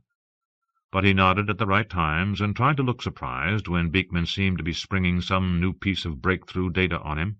Then Hutch's voice interrupted the flow. "Marcel, are you still there?" "I'm here. What have you got?" "I think we're into the astronomer's private quarters. They're in pretty good shape. Looks like a suite of rooms, with cabinets—" She stopped a moment to caution one of the others to use care. "Cabinets? What's in them?" "They've been cleaned out, but they're in decent condition, and they've got symbols carved into them." "Good," said Marcel. "That's important, right?" "Yes," she said, "that's important." As he had with Beekman, he tried to sound enthusiastic. "Anything else there?" "A couch. You believe that, for a little guy? You wouldn't be able to use it, but a 10-year-old could." It was less than dazzling news. "Anything more?" "A table, pretty badly smashed, though, and another door in back." He heard Kelly's voice. "Hutch, look at this." "Can we have more light?" "I'll be damned," said Nightingale. Beekman frowned with impatience. But while they waited to hear what was happening, the AI broke in. "Marcel, I'm sorry to interrupt, but we have an anomaly." "What is it, Bill?" "Strange object adrift." "On screen, please." Marcel couldn't make it out. It looked like a long pin. Very long. It extended from one side of the screen to the other, and apparently beyond. "Bill, what is this thing? What are its dimensions?" "I am unable to determine its function. It's 3,000 kilometers long, roughly." 3,000 clicks, said Beekman. That can't be right. Actually, 3,277, Gunther. Marcel made a face and pushed back in his chair. That's one odd-looking puppy, Gunny. It was long enough to reach from the tip of Maine down through Miami and well out into the Atlantic. Its diameter is 7 1/fraction meters. Well, the planetologist said, 7 meters across and 3,000 kilometers long. He looked at Marcel and shook his head. That's not possible. Are you sure, Bill? Marcel asked. We don't think those kinds of dimensions can happen. I'll recheck the results of the scan. Please do. Bring it up to full mag, said Marcel. Let's see a piece of it up close. Bill complied. It consisted not of a single very long barrel, but of a series of parallel shafts. They could see between the shafts, see the night sky beyond. The dimensions are correct as reported, said Bill. Marcel frowned. So what is it, Gunther? What's it do? Don't know. Bill, is it a ship of some sort? I do not see how it could be, Marcel, but this is not a type object with which I have any experience. Is this typical of the entire construct? This is typical, said Bill. The shafts are solid. They are connected at regular intervals by braces. A few cables are adrift at one end, and an asteroid is attached to the other. An asteroid? Bill, is it doing anything, the construct? There is no sign of activity. You reading any energy output? Any evidence of internal power? Negative. Beekman was staring at the image. I just can't figure it, Marcel. Object that long. It shouldn't hold together. Stresses would have to break it up. Wouldn't that depend on what it was made from? Sure, but something like this would have to be pretty strong stuff. Diamond, maybe. I don't know. It's not my field. Range is 62,000 kilometers, increasing. It appears to be in orbit around Maleva 3. What do you think? Asked Marcel. Want to chase it down? Hell yes, let's go take a look. Marcel gave instructions to Bill and let Hutch know what they were doing. It sounds, she told him, as if there's more to Deepsix than the Academy thinks. A lot more, apparently. You sure that place down there looks pre-industrial? It's all stone, mortar, and planks, right out of the Middle Ages. Okay, he said. By the way, it sounded as if Kelly found something a couple of minutes ago, but we got distracted. Hutch nodded. I don't think what we have is quite as interesting as your pole, but it looks like an armored vest. It was in one of the cabinet drawers. She turned toward it so he could see it. Like everything else, it was a miniature. It would have been secured from behind and was designed, apparently, to protect as low as the groin. It was severely corroded. Tony Hammer hated to admit to herself that she was bored, but it was true.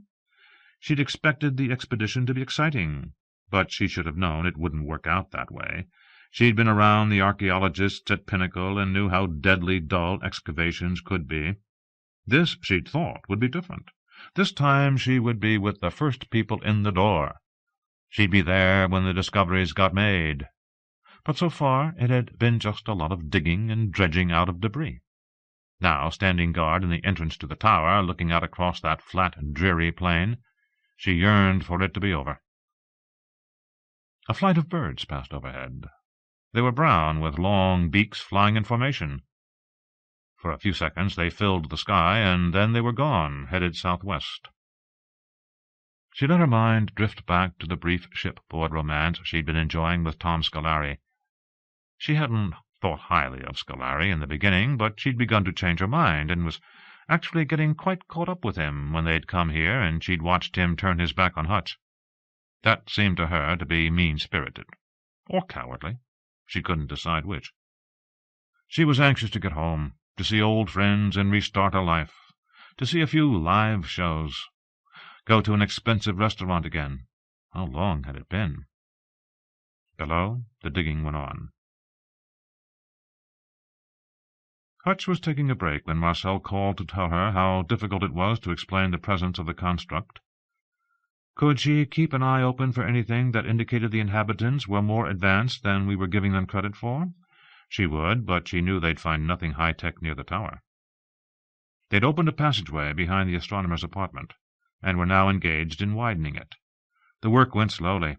Hutch had brought containers and digging implements, so that they weren't entirely dependent on the lasers, which were dangerous in the close confines of the corridor. They had to remove the rock, dirt, and ice, which entailed a lot of crawling around. It was only possible for one person at a time to dig in the passageway. A second carried away the debris, dragging it back through the astronomer's apartment. A third picked it up there, hauled it through the connecting corridor and into the bottom of the tower, where he or she sorted through it looking for anything of value. They found a few shards, a knife, a broken shaft with a blade insert, and a couple of pieces of stone with engraved symbols. In time, as the bottom chamber began to fill up with detritus, they started carrying it up to the next level. Eventually, they brought in a collapsible work table and set it up in the ground-level room. A plan of the site was hastily put together, and the locations of the artifacts were recorded thereon. The artifacts themselves were brought to the table to be tagged and bagged. The cabinet they'd found in the astronomer's apartment was made of wood. It had inlays and metal hinges, a door-pull, and some fasteners. It also contained several scrolls, too far gone to risk trying to unroll. They put them in separate bags and sealed them. "I can't see that it matters much," said Nightingale. "Nobody'll ever be able to read any of that." Hutch set the bags carefully off to one side. "You'd be surprised what they can do," she said. At mid-afternoon, Chung, Hutch, and Tony went back down into the tunnel. Kelly was posted topside, and Nightingale stood guard at the tower entrance. He'd been there only a few minutes when a thing came out of a patch of trees several hundred meters to the south. It was on two legs, and it had feline grace and a feline appearance. Nightingale, who'd been standing out in the sunlight, scrambled inside. The cat stood for perhaps a minute looking toward the tower. Toward him. He wasn't sure whether it had seen him, but when it started walking casually in his direction, he alerted everyone. Within minutes, they were all in the doorway. It was moving across the plain as if it had nothing whatever to fear. "King of the hill," whispered Chang, setting his cutter up a couple of notches. The creature was considerably taller than a human male, and maybe twice the mass. It was a model of muscles and grace. "What do we do, boss?" asked Chang. "Right," thought Hutch. "Remind me I'm in charge." It continued striding toward them, throwing a quick and unconcerned glance at the lander. Effective laser range was about 5 meters. They'd be able to smell its breath. "Randy," she said, "you know anything about this critter?" "Nothing whatever." Nightingale was standing well away from the entrance. "I'll tell you this, though. It's a cat, and cats are pretty much the same wherever you find them." "Which means what?" asked Chung. "Anything smaller than they are, they eat." Marcel broke in. "Shoot it, Hutch, as soon as it gets close." She didn't have the option of firing a warning shot, because the cutter didn't produce a bang or anything akin to it. Not that this thing looked as if it would be scared off by a loud noise. She was suddenly getting advice from everyone. "Be careful! Look out! Don't let it get too close!" She picked up some profanity from Nightingale. There came a moment when it paused perceptibly, when its muscles tightened, when its weight shifted slightly. It had seen her. "Hutch," Marcel again. "What's happening?" "No point hiding. Stay out of sight," she told the others, and she stepped out in full view of the creature. The lips curled back, revealing more teeth. It came forward again. Hutch raised the weapon and leveled it. "Shoot, for God's sake!" said Nightingale. Hutch told him to be quiet. The cat's eyes brushed hers. She broke the connection, looked off to one side. She wanted to see a sign that it was, in fact, hostile. She wished it would drop down on all fours and charge, or simply pick up its pace, or raise its claws. It did none of these things.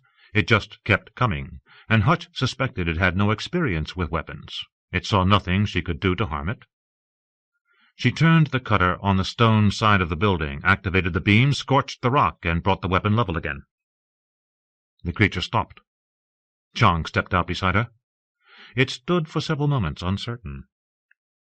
Hutch took a step forward. It began to back away. "It's no dummy," said Chung. It angled off behind the lander, and it kept the vehicle between itself and the tower while it retreated back into the patch of woods from which it had come. It was a short day, of course, less than 10 hours from dawn to dusk. Nobody was hungry when the sun went down, and other than Nightingale, they wanted to stay with the job. Hutch brought them out of the tower anyhow. It had grown dark when they logged in their most recent finds. These consisted mostly of vases and utensils and a few tiny hunting knives. There was also an armchair and a pack that seemed to be full of fabric. They took the pack out to the lander cabin and secured everything else in the cargo bay. Then they called it a day and climbed inside. Hutch opened the bag and took out a small, faded blue cloak. It was ribbed, with a ring and chain at the top to fasten the collar. In its own time it might have been a deep purple. Now it was too washed out to be sure. The cloth was brittle, and a small piece of it broke off in her hands. She passed the garment to Kelly, who bagged it. Next was a shirt. And a robe. Both were cut down the sides, presumably to accommodate limbs, but what those limbs might have looked like, or even how many there might have been, was impossible to know. They found leggings, and a pair of boots. The boots were disproportionately wide. "Duck feet," said Kelly. Many of the garments sported decorations, sunbursts, and diamond shapes, representations apparently of flowers and trees, and various arcane symbols. They were delighted. Even Nightingale seemed to loosen up and find occasional reason to smile. They inventoried and packed everything, including the bag itself. "Not a bad day's work," said Tony with a satisfied smirk. Hutch agreed. First day down, they'd done pretty well. The lander had a washroom about the size of a closet. It wasn't convenient, but it would be adequate to their needs. One by one they retreated into its cozy confines to wash up and change clothes. There was a fair amount of grumbling during the process, especially from Chang and Kelly, neither of whom could move easily inside it. Both eventually gave up and got dressed in the rear of the cabin. Hutch broke out the ready meals. They had a choice among pork, chicken, fish cakes, hamburger steak, sauerbraten. The meals came with salads and snacks. She produced 2 candles, lit them, and killed the lights. Then she set out 5 glasses and a bottle of Avignon Blue. She uncorked it and filled the glasses. "To us," she said. They drank the second round to the owner of the bag, who'd been thoughtful enough to leave it behind for them. When they'd finished and were sitting quietly in the candlelight, Hutch congratulated them for what they'd accomplished. "It'll be a short night," she said. "Dawn comes early here, but we can sleep a bit late if we need to. Tomorrow I want to change the emphasis of the search. The Academy will like what we've gotten so far, but time's limited. What we really need is to find something that'll shed some light on who these people were, or their history." "How do we do that?" asked Tony. "Look for engravings, something with pictures on it, writing, symbols, pictographs. We probably won't find much in the way of documents on paper, or paper-like materials. We have the scrolls that somebody might be able to do something with, but what we really want is stuff that's clearly legible. Check pottery for symbols or pictures. Anything like that we—" A queasy sensation blossomed in her stomach, something she couldn't quite get hold of. The candles flickered. "What was that?" asked Tony. They looked at one another. Tremor. She switched to Marcel's private channel. "I think," she told him, "we just experienced a minor quake." "Everybody okay?" he asked. "Yeah, it wasn't much, but it's not a good sign." "We have sensors on the ground. I'll check them, see what they say." "You were right," Marcel told her a few minutes later. "It was a 2.1. "How strong is that?" "Barely perceptible." "Scares birds," she said. "Yeah, I suppose." "I thought we weren't supposed to feel anything until the last day or so." "I don't think I ever said that, Hutch. But I did warn you that the tower area is not stable. You're sitting right on top of a fissure. The experts up here are telling me that it's not a good place to be with Morgan coming." "Morgan's still pretty far." "Not far enough. It's massive. Think Jupiter." "All right, we'll be careful." "Maybe you should leave. Get out of Dodge." "If it gets serious, we'll do that." "I think it is serious. How about going to one of the other sites?" "Where do you suggest?" "Any of the cities." "Which one's accessible?" He paused. "Well, what do you mean by accessible?" "That we don't have to cut through 10 or 20 meters of ice to get to it." "I don't know anywhere you can walk in the front door. But even if you have to do some digging, they'll be safer." "But probably not after the couple of days we'll need to get into one of them." Everyone else in the cabin had become intensely interested. "We won't take any chances, Marcel, okay? If things start to go downhill, we'll clear out." When she signed off, Chang leaned toward her. "I was at the University of Tokyo for a few years," he said. "Lamps used to swing all the time. It really doesn't have to amount to something." He wore a cheerful, short-sleeved blue team jersey stenciled Miami Hurricanes. "We'll be okay," he said. They talked the problem over. How important was the tower and its contents? Hutch knew that a professional archaeologist would have told them it was priceless, but she confessed there was really no way to know. In the end, they compromised. They'd spend one more day there, then find someplace safer to work. A wind kicked up. The sky was full of stars, and the snowscape sparkled. Chang found it difficult to sleep, knowing Kelly was so close. Just the seat in front of him. But he hadn't realized she was awake until he heard her moving. He leaned forward and touched her elbow. "You okay?" he asked. She angled her seat so she could see him. Her eyes were dark and lovely. Her hair fell down around her collar, and he ached to take her in his arms. "The quake's not good," she said, looking toward the tower. "That thing could come down on our heads." "Sorry you came?" "Wouldn't have missed it." Her eyes came back to him. "On the other hand—" She took a deep breath, and he tried not to stare at her breasts. And whatever she was going to say was left unfinished. 7. Women were intended by their Maker to be cheerleaders.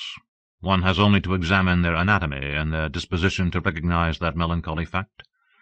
So long as they and we keep this rock-bound truth firmly in mind, the sexes will perform their joint functions with admirable proficiency. Gregory McAllister, Night Thoughts, Notes from Babylon.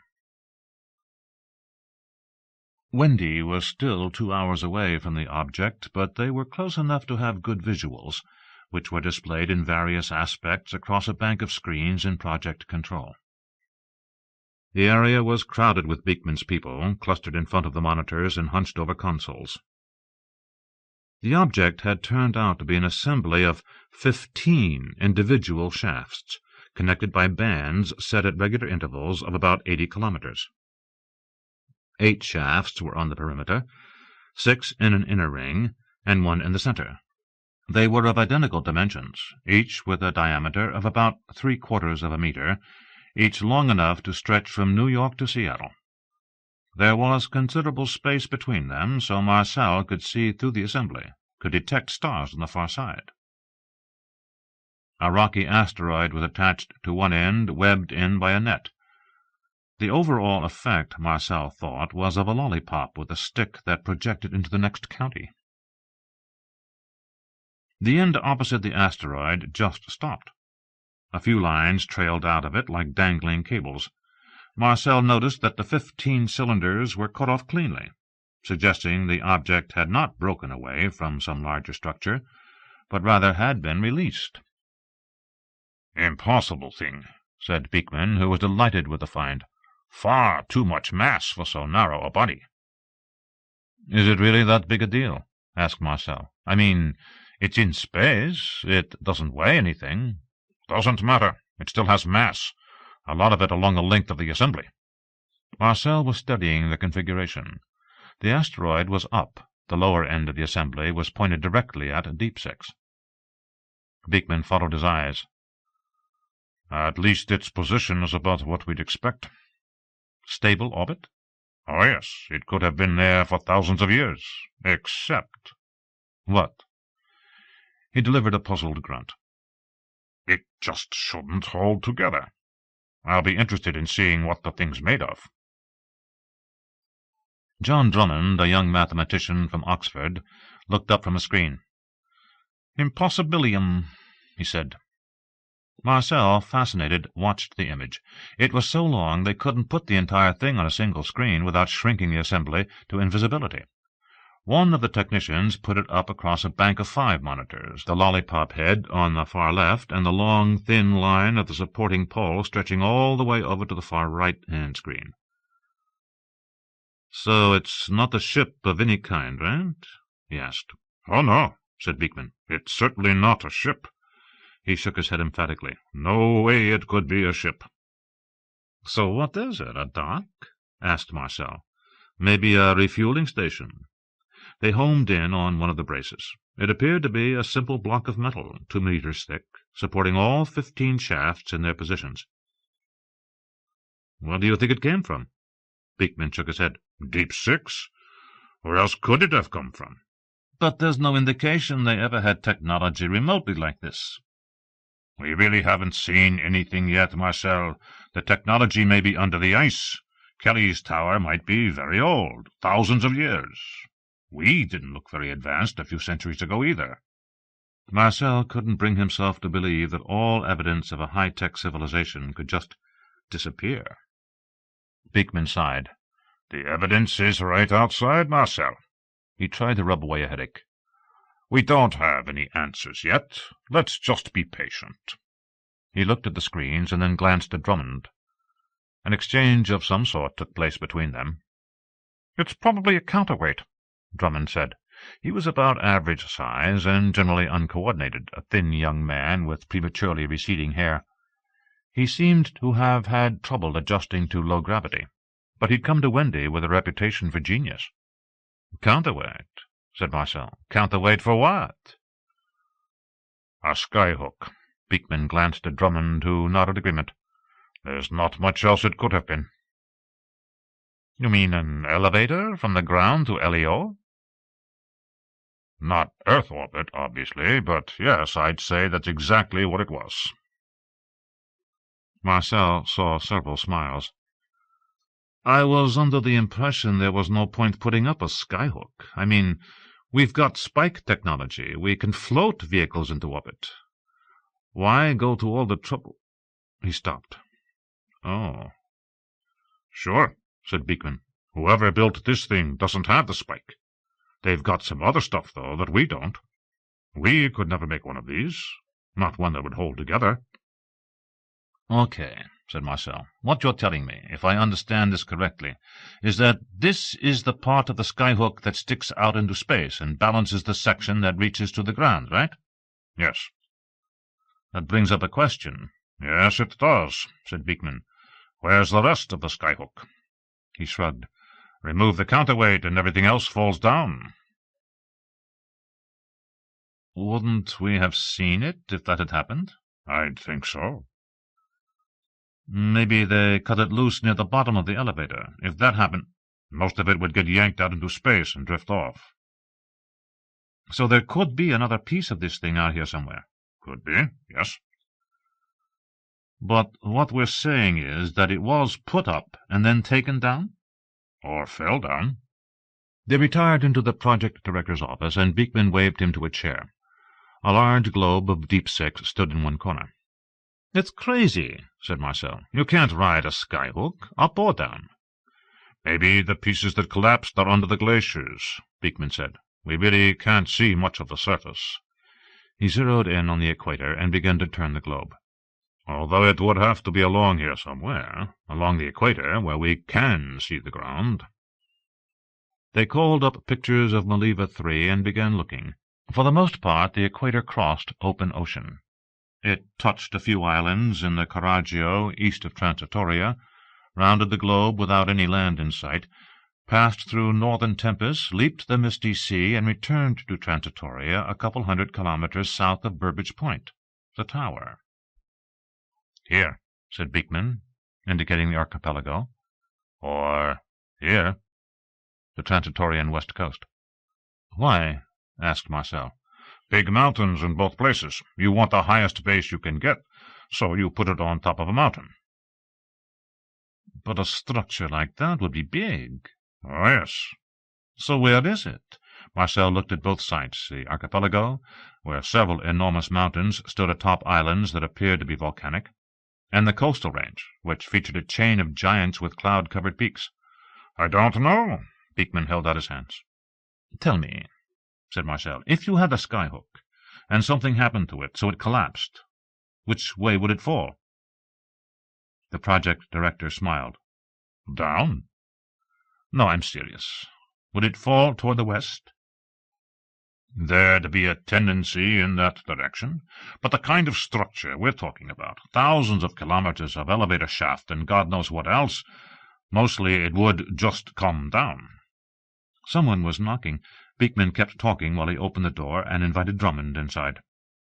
If it were here in Transitoria, the base could be hidden on one of these peaks under the clouds. But that still doesn't explain where the wreckage got to. It should be scattered across the landscape. Marcel looked at Drummond. Maybe not, Drummond said. Suppose you wanted to take it down, with minimum damage to the terrain below. What would you do?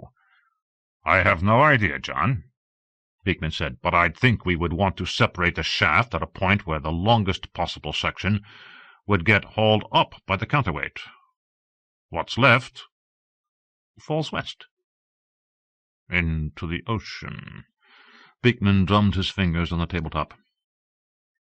It's possible, if you've got a hell of a good engineer. But why would someone deliberately take it down? I mean, that thing's got to be an architectural nightmare to put up in the first place. Maybe they developed the spike and didn't need it anymore.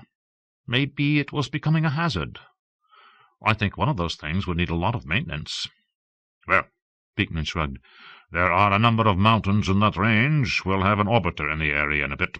Why don't we run some scans and see what we can see? Memo for the captain.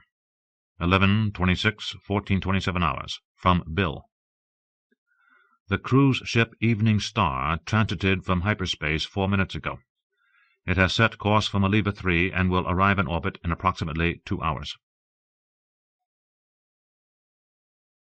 People boarding cruise liners usually did so via standard GTOs, ground-to-orbit vehicles, that employed the spike for lift and standard chemical thrusters for velocity. The Star's onboard lander was a luxury vehicle, seldom used, maintained primarily to accommodate VIPs who had commercial or political reasons for shunning the more public modes of transportation. It resembled a large penguin. It had a black and white hull with retractable white wings. The nose was blunt, almost boxy, with Evening Star emblazoned in black script below the transgalactic star swirl. The interior was leather and brass. It had a small autobar and a pull-out work table, so that riders could shuffle papers or relax as they wished. After making arrangements to send the shuttle down, Nicholson had become concerned that some of his other passengers would learn about the flight and demand places on board. He had consequently impressed on McAllister that he was to say nothing to anyone. The news that he wished to take another journalist along had been unsettling, but Nicholson had been caught by then, committed, and wanted to do nothing to upset his illustrious guest. This was not the first time the old editor had discovered the advantage of his reputation for volcanic outbursts against those who, for whatever reason, had incurred his wrath. Consequently, he and Casey remained, aside from the pilot, the only persons aboard. The pilot's name was Cole Wetherell. He was a taciturn man who would have made a successful funeral director. He had morose eyes and a long nose and long pale fingers that fluttered across the controls as if they were an organ keyboard. He gave pre-flight instructions and information in a stentorian tone. "Please be seated. You will wish to check the status board above your seat before attempting to move around the cabin. We want you to enjoy your excursion. Please feel free to ask if there is anything you need." He informed them also that it would be early morning local time when they arrived. Casey looked dazzled, and McAllister wondered whether it was a condition brought on by the chance to visit a world a few days before it was to end, or by his own presence. He waited until she was inside, then climbed in and sat down beside her. "Have you ever been down on another world before, Mr. McAllister?" she asked. He hadn't, had never seen a point to it. He perceived himself as the end product of 3 billion years of evolution, specifically designed for the Earth, and that was where he was inclined to stay. "I expect," he told her, "that this will be the only visit I ever make to alien soil." She had, as it turned out. She'd been to Pinnacle and Caraqua, and to Caraqua airless moon, with its enigmatic city on the plain. "Doing features," she explained. The pilot closed the hatches. Interior lights came on. He spent about a minute hunched over his control board, then reached up and threw a couple of switches on an overhead panel. "We are depressurizing the bay," he said. "We'll be ready to depart in just a couple of minutes." The vehicle rose slightly. "I appreciate your doing this," Casey told him. He smiled benevolently. McAllister liked doing things for people, and there was nothing quite so gratifying as the appreciation of a young person to whom he was lending the luster of his name. "To be honest, Casey," he said, "I'm glad you asked. Without your initiative, I'd have spent most of the next week in the Navigator." The Lander's motors whined and began to pulse steadily. She smiled. McAllister had made a career of attacking women in print, as he had attacked college professors, preachers, farmers, left-wing editorial writers, and assorted other do-gooders and champions of the downtrodden. Women, he'd argued, were possessed of an impossible anatomy, top-heavy and off-balance. They could not walk without jiggling and rolling, and consequently it was quite impossible for men of sense to take even the brightest of them seriously. Many women perceived him as that most dangerous kind of character, an articulate and persuasive demagogue. He knew that, but accepted it as the price he had to pay for saying the things that everyone else knew to be true, but which they denied even to themselves. To a degree, his literary reputation protected him from the rage that surely would have fallen on the head of a lesser man. It demonstrated to him the intellectual bankruptcy of both sexes. Here, after all, was this sweet young thing, beaming and smiling at him, hoping to improve her career through his auspices, and quite willing to overlook a substantial series of ill-tempered remarks on his side, should he choose to make them, simply because they would provide excellent copy.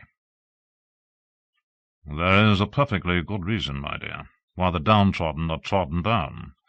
If they deserved better, they would have better." The bay doors opened. "We'll lose all sense of gravity after we launch," said the pilot. Harnesses swung down and locked them in. The interior lights blinked and went out. Then they sank back into their seats and began to move through the night. McAllister twisted around and looked back at the great bulk of the evening star. Lights blazed fore and aft. An antenna mounted just beyond the launch pod rotated slowly. The power and majesty of the great liner was somehow lost when it was in dark. He'd not been all that impressed when he'd boarded her back at the wheel.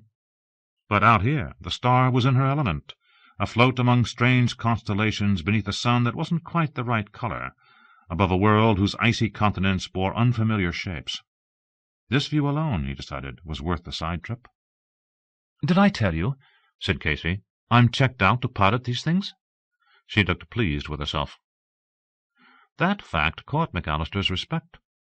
Deep space seemed to be her journalistic specialty.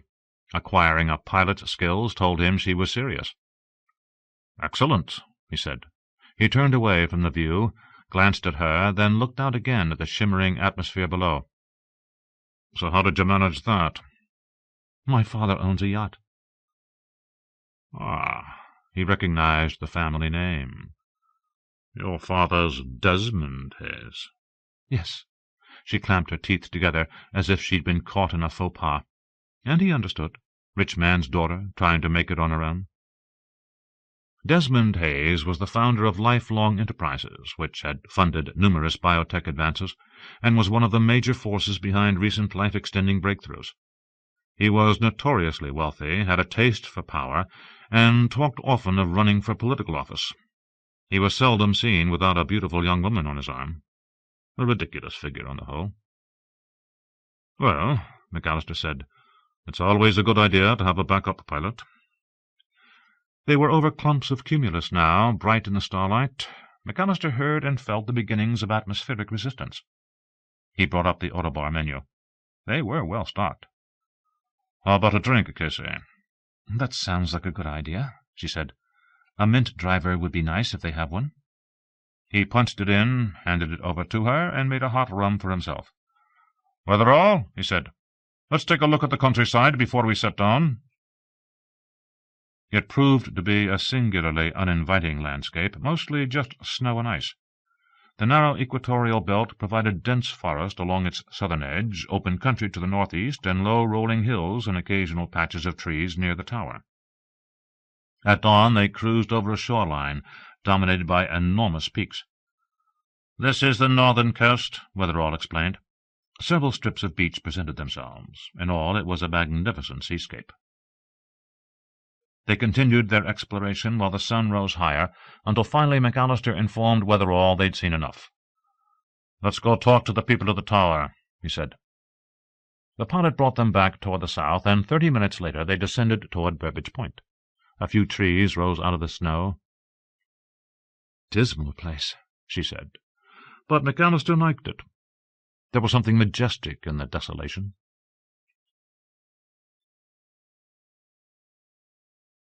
Despite the short night, they were up early and back in the tower immediately after sunrise. Hutch, Nightingale, and Kelly returned to the tunnel to recommence digging, while Chang took over guard duty at the entrance, and Tony went up to the roof.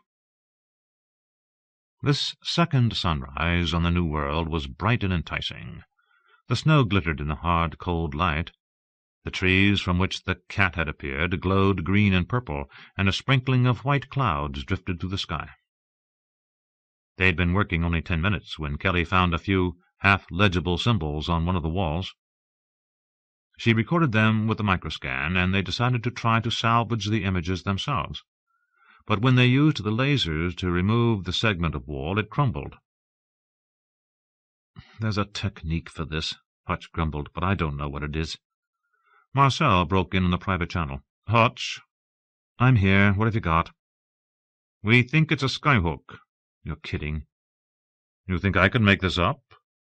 "Hold on. I'm going to put you on the all-com, and I want you to tell everybody." She switched him over. He repeated the news, and Nightingale announced himself stunned. "What does Gunter think?" asked Kelly. "It's Gunter's conclusion. Hell, what do I know about this stuff? But I'll give him this. I can't imagine what else it could be."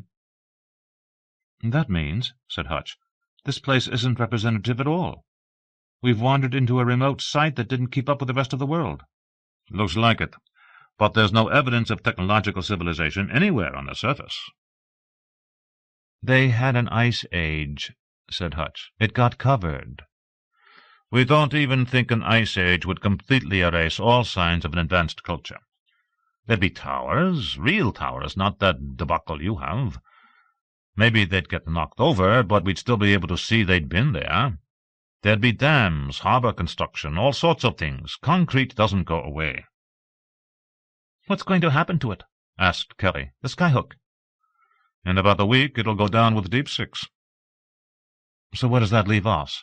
asked Hutch. "Are we wasting our time here?" She heard Marcel sigh. "I don't know anything about archaeology," he said. "We've forwarded everything we have to the Academy and to the archaeologists at Nock. They're considerably closer, and maybe we'll get some suggestions back from them." "There's something else here," said Kelly. She uncovered a metal bar. "Hold on, Marcel." Hutch moved into position to give Wendy a good look. Kelly tried to brush the dirt away. "Careful," Hutch said. "It looks sharp." Nightingale dug a dart out of the frozen clay. Feather stalks remained at its base. The bar was attached to a crosspiece, and the crosspiece became a rack. The rack was stocked with tubes. They were narrow and about 2/3 of a meter long. Hutch picked one up and examined it by torchlight. It was hollow, made of light wood, brittle now, of course. One end was narrowed and had a fitting that might have been a mouthpiece. "You thinking what I am?" asked Kelly. "Yep, it's a blowgun." They found a second dart, and a couple of javelins. "Stone heads," Hutch said, "and small, a half-meter long." They also found some shields. These were made of iron and had been covered with animal skins, which fell apart when they touched them. "Blowguns and skyhooks," said Marcel. "An interesting world." "About the skyhook," said Nightingale. "Yes?" "If they actually had one at one time, part of it would still be here somewhere, right? I mean, that would have to be a big structure, and it has to be on the equator, so it's not under the ice somewhere." We're way ahead of you, Randy. We think the base might have been in a mountain chain along the coast a few hundred kilometers southwest of where you are. We're waiting for satellites to get into position to do a scan." "The west coast," she said. "Right. Some of the peaks in that area seem to have permanent clouds over them. If we find something, you'll want to take a run over there yourself. We might be looking at the ultimate dig site." They carried the blowguns, the javelins, and several darts up to ground level. Outside the wind had blown up again, and snow had begun to fall. They had no bags of sufficient size for the rack, so they cut the plastic in strips and wrapped it as best they could. But when they tried to move it to the lander, the wind caught the plastic and almost ripped it out of their hands. "Bendo and Clapp," said Nightingale, referring to a currently popular comedy team that specialized in pratfalls. Hutch nodded. "I guess. Let's leave it here until things calm down." They took a break. Kelly and Nightingale went back to the lander for a few minutes, and Hutch hoisted herself onto the table to rest. Spending all day bent over in tunnels, endlessly scraping, sweeping, and digging was not her game. Tony broke in on the Olcom. "Hutch, we've got company." "Company?" She signaled to Chung, who was standing in the doorway, and drew her cutter. It was, she assumed, the cat. "Lander coming in," said Tony. Hutch opened her channel to Marcel. "Who else is out here?" "A cruise ship," he said. "Just arrived this morning." "Well, it looks as if they're sending down tourists." "What?" "You got it. They must be crazy." "Don't know anything about it. I'll contact their captain." She was getting another signal. "I'll get back to you, Marcel." She punched in the new caller. "Go ahead." "Ground party, this is the pilot of the Evening Star lander. We would like to set down in the area." "Not a good idea," said Hutch. "It's dangerous here. There are wild animals." There was no response for almost half a minute. Then, "We accept responsibility for everyone who was on board." "What's going on?" she asked. "Why are you here?" "I'm carrying 2 journalists who would like to visit the tower." "I don't believe this," she said. "The tower is dangerous, too. It could fall down at any time." There was a new voice, a baritone with perfect diction. "We've been warned. It's on record. So you need not concern yourself further." "May I ask who's speaking?" "Gregory McAllister," he said. "I'm a passenger on the Evening Star." He implied a merely at the beginning of the sentence, which in turn suggested modesty by someone who was in fact a great deal more than merely a passenger. Hutch wondered if this would turn out to be the Gregory McAllister. "I don't think you understand," she said. "We are formally designated an archaeological site. You're in violation of the law if you land." "What section of the code would that be, ma'am?" Damned if she knew. There was such a law, but she had no idea where to find it. "Then I think we'll have to continue as is." She switched to another channel. "Bill, tie me into the Evening Star. Get me a command channel if you have one." Bill replied with an electronic murmur, and then told her none was available. "There's only one main link," he said. "Put me through." She listened to a series of clicks and a chime, then, "The Evening Star welcomes you to first-class accommodations on voyages throughout the known universe." The voice was female. "We feature luxurious cabins, a wide range of international cuisines, leading entertainers, 3 casinos, and special accommodations for parties. How may we serve you?" "My name's Hutchins," she said. "I'm with the landing party at the dig. I'd like to speak with someone in command, please." "I'm fully authorized to respond to all requests and complaints, Mrs. Hutchins. I'd be pleased to help you." "I want to talk to the captain." "Perhaps if you explained your purpose in making this request—" "Your captain has put some of his passengers in danger. Would you please put me through to him?" There was a pause, then barely audible voices. Finally, "This is the duty officer. Who are you again?" A human being, this time, a male. "I'm Priscilla Hutchins, the archaeological project director on Deepsix. We have a team on the ground. You people have sent down some tourists, and I wanted you to know that there are hazards." "We have tourists on the surface?" "Yes, you do." "I see." A pause. "What kind of hazards?" "They could be eaten." Still another delay. Then, "Do you have some sort of authority I should be aware of?" "Look, your passengers are approaching a protected archaeological site. Moreover, it's an earthquake zone, and somebody could get killed. Please recall them, or send them somewhere else. Just a minute, please. He clicked off the circuit. The lander pilot came back. Miss Hutchins, we are going to set down near the tower. Since it seems to be snowing, and I assume visibility isn't any better on the ground, please clear your people away for the moment. They're directly overhead, said Kelly. Hutch called everyone into the tower. Stay inside until they're on the ground, she said. Then she switched back to the lander. Are you still there, pilot? I'm still here. Our people are out of the way. You're clear to come in, if you must. Thank you. Marcel came back on. Hutch. Yeah, what'd they tell you? You know who's on board? Gregory McAllister. Do you know who he is? Now she did. This was Gregory the Great, self-appointed champion of common sense, who had made a fortune attacking the pompous and the arrogant, or, depending on whom you listened to, simply those less gifted than he. Years before, she'd been in a graduate seminar with a historian whose chief claim to fame was that he'd once been publicly chastised by McAllister. He'd even put an account of the assault up on the screen and stood beside it grinning as if he'd touched greatness. Yes, she said, the only person on the planet who could bring church and science together. They both hope he dies. That's him, and I hope he's not listening. What am I supposed to do with him? Hutch, management would not want you to offend him. My guess is that it'll be your job if you do.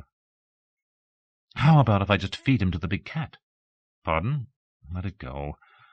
I think it would be a good idea to treat him well. Let him look at whatever he wants to. It won't hurt anything, and don't let him fall on his head. The snow had grown heavier and become so thick McAllister didn't see anything until moments before they touched down. He got a glimpse of the other lander and of the tower beyond, and then they were on the ground, so softly he barely felt the impact. Weatherall had the personality of a pine cone, but there was no question he was a competent pilot. The man himself turned around in his seat and studied them momentarily with those sad eyes. "How long," he asked, "did you folks plan on being here?" "Not long," said McAllister. "An hour or so." The snow was already piling up on the windscreen. "Okay, I have a few things to take care of. Make sure you activate your e-suit before you go out, and we want you to keep it on the entire time you're here. You can breathe the local air if necessary, but the mix isn't quite right. The captain also directed me to ask you both to be careful. There have been wild animal sightings." "We know that," said McAllister. "Good. There's a great deal of paperwork involved if we lose either of you." He said it without a trace of irony. "Thank you," said Casey. They went through the airlock and climbed down out of the spacecraft into the storm.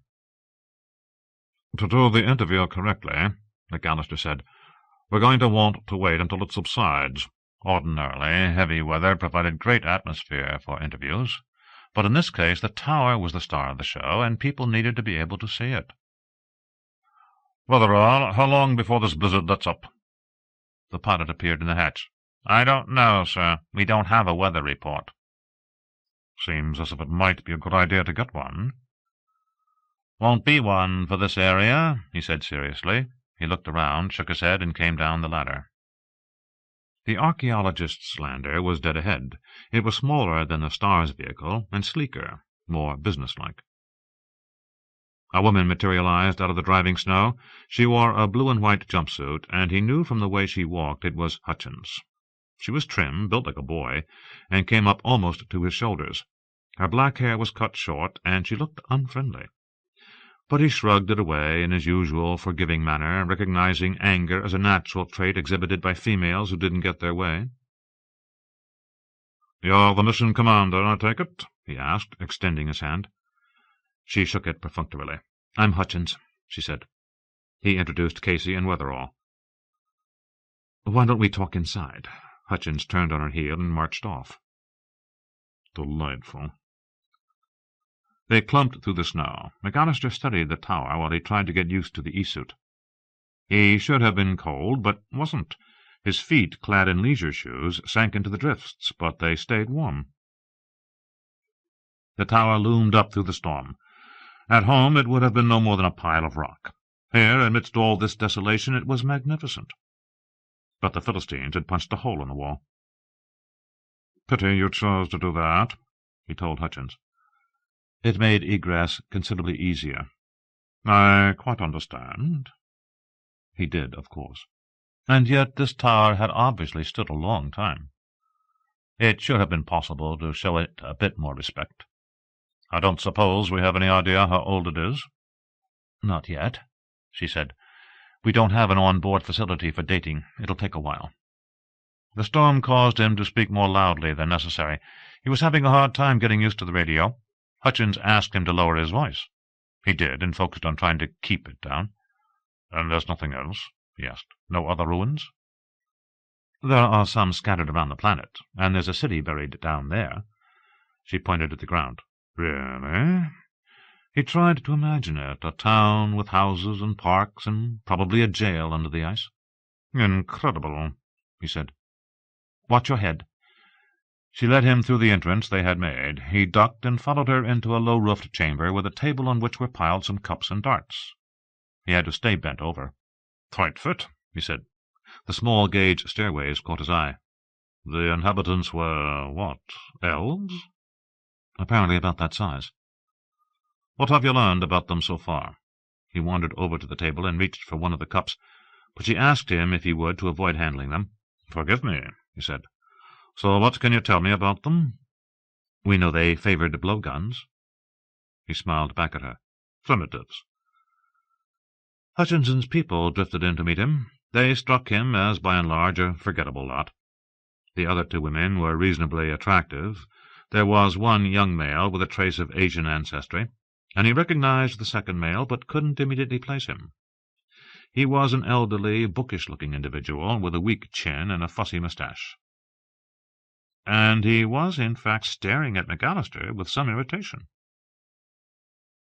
Hutchins did the introductions, and the mystery went away. "Randall Nightingale," she said.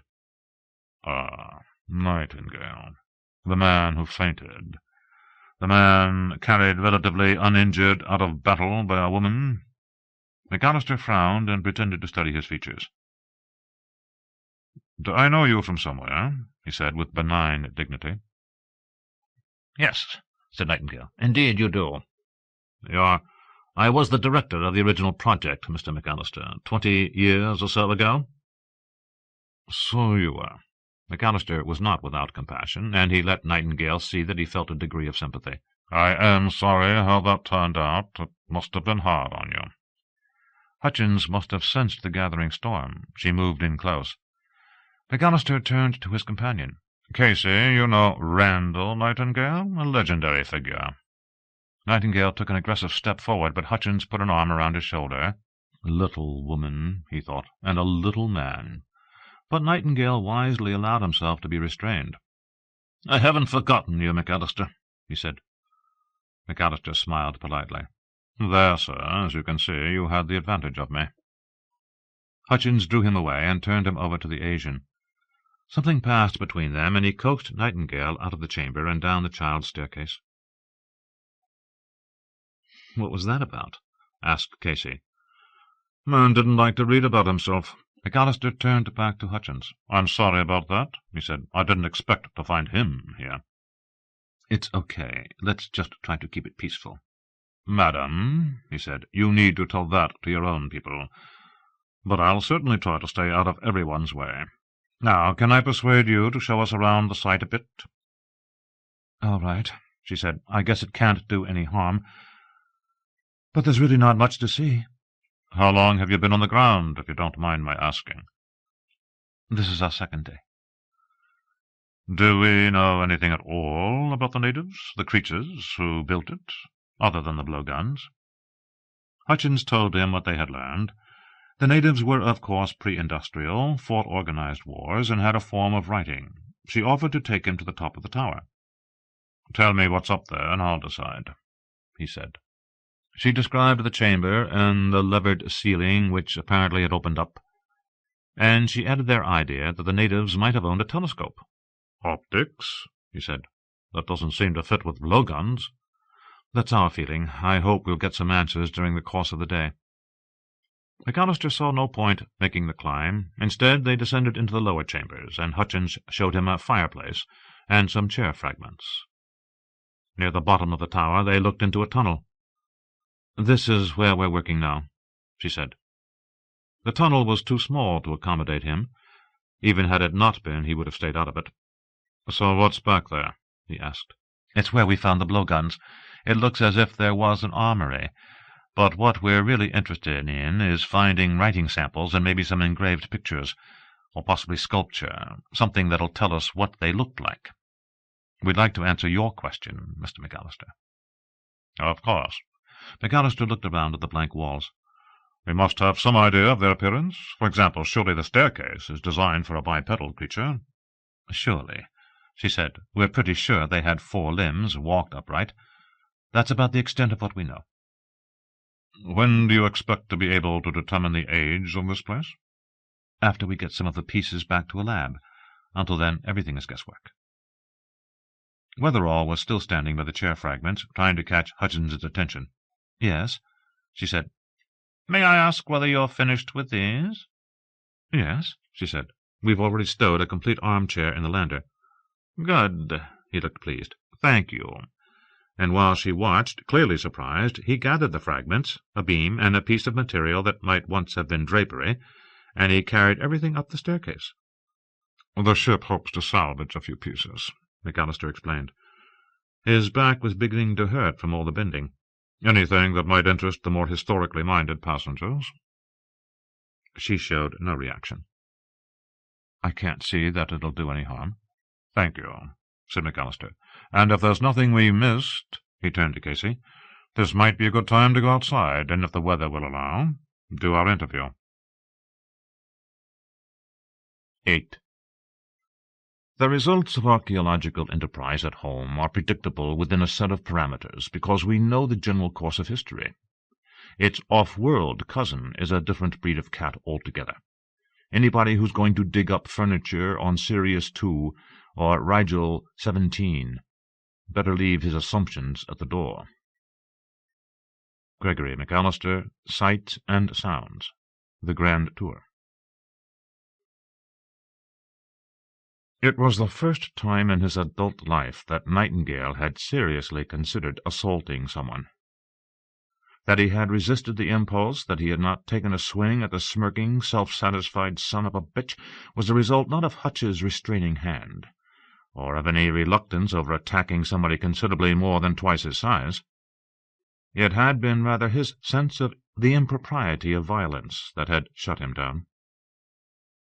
Nightingale had grown up with the code. One did not make a scene. One retained dignity under all circumstances.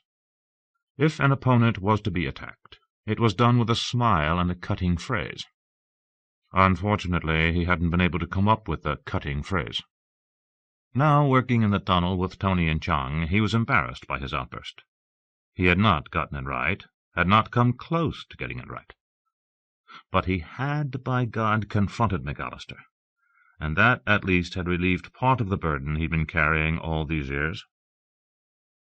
McAllister had written an account of the original expedition, titled Straight and Narrow, as the lead editorial for a premiere.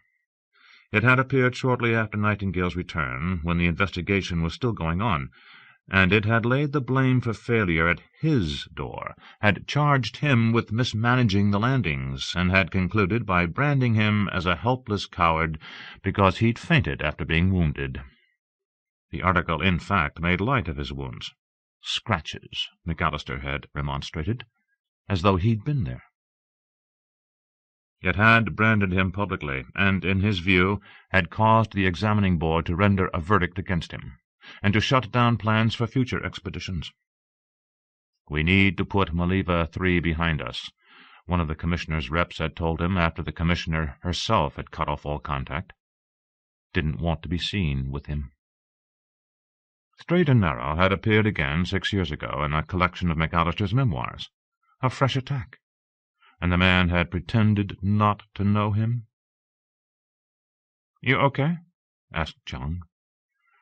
They were working to clear the chamber where they'd found the blowguns, the area they now called the armory, but he realized he had stopped in the middle of the effort and was staring off somewhere. "Yeah," he said. "I'm fine."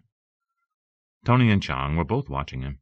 They'd asked on the way down what had caused his outburst, and he'd put them off.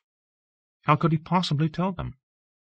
But it galled him that McAllister, glib, irresponsible, that judge of all mankind, had been within reach, and that he had been impotent. What a pathetic creature he must have appeared.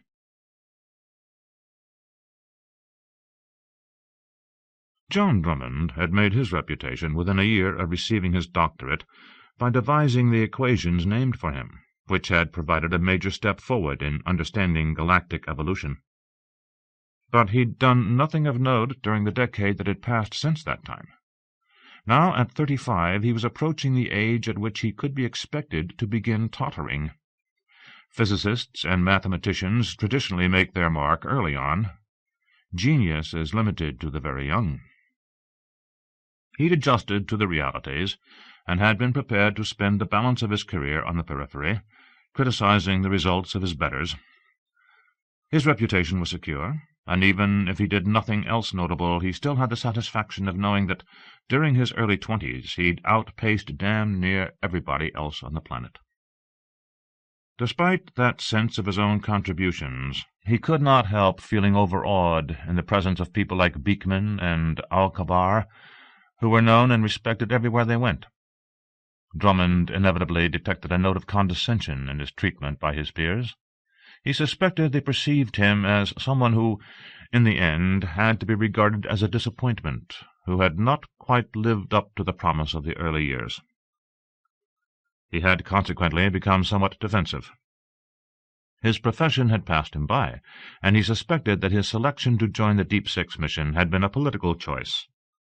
He had been simply too big a name to leave off the invitation list. It would have been better, he sometimes thought, to have been a mediocrity from the start, to have been perceived as a man of limited promise, than to have raised such hopes in others and in himself, and gone on to disappoint them all. Like Chang, he was also attracted to Kelly Collier, although he'd never made any sort of advance. He drank coffee with her when the opportunity permitted, spent what time with her that he could, but he feared rejection, and he detected in her manner that she would not take him seriously as a desirable male. He was not entirely surprised when Beekman invited him into his office to ask whether he wanted to join the team that would inspect the artifact they'd found orbiting Maliva 3. It was an offer most of his colleagues would have coveted, and his reputation may have left the project director with little choice. But Drummond wasn't anxious to embrace the honor, because it seemed to mean he would have to leave the ship, and the idea of going outside frankly scared him. "That's very good of you, Gunter." He loved using the great man's first name. "Think nothing of it. You deserve the honor. But the others will understand. You've earned this assignment, John. Congratulations." Drummond was thinking about the void. "You do want to participate, don't you?" "Yes, of course I do. I just thought that the more senior members should have the privilege." His heart had begun to pound. He knew spacewalking was supposed to be simple. You just wore air tanks and a belt and magnetic shoes. And comfortable clothing. They emphasized comfortable clothing. He didn't like heights. But everything he'd read about work in the vacuum indicated that wasn't a problem either. Before the offer had come, before he'd thought it out, he'd made the mistake of telling several of his colleagues how he'd liked to cross to the assembly, to touch it and walk on it. He knew that if he refused the offer, no matter what reason he gave, it would get out. "Do you know how to use a cutter?" Beekman asked. "Of course. Punch the stud and don't point it at your foot."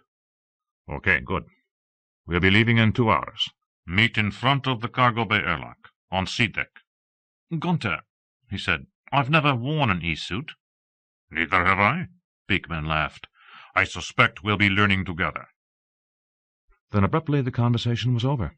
The office door opened. Beekman had picked up a pen. "Oh, by the way," he said, without looking up, "the captain says if you want to eat, you should do it now, and keep it light. Best not to have a fresh meal in your stomach when we go out." Drummond closed his eyes and wondered whether he could get away with claiming to be ill.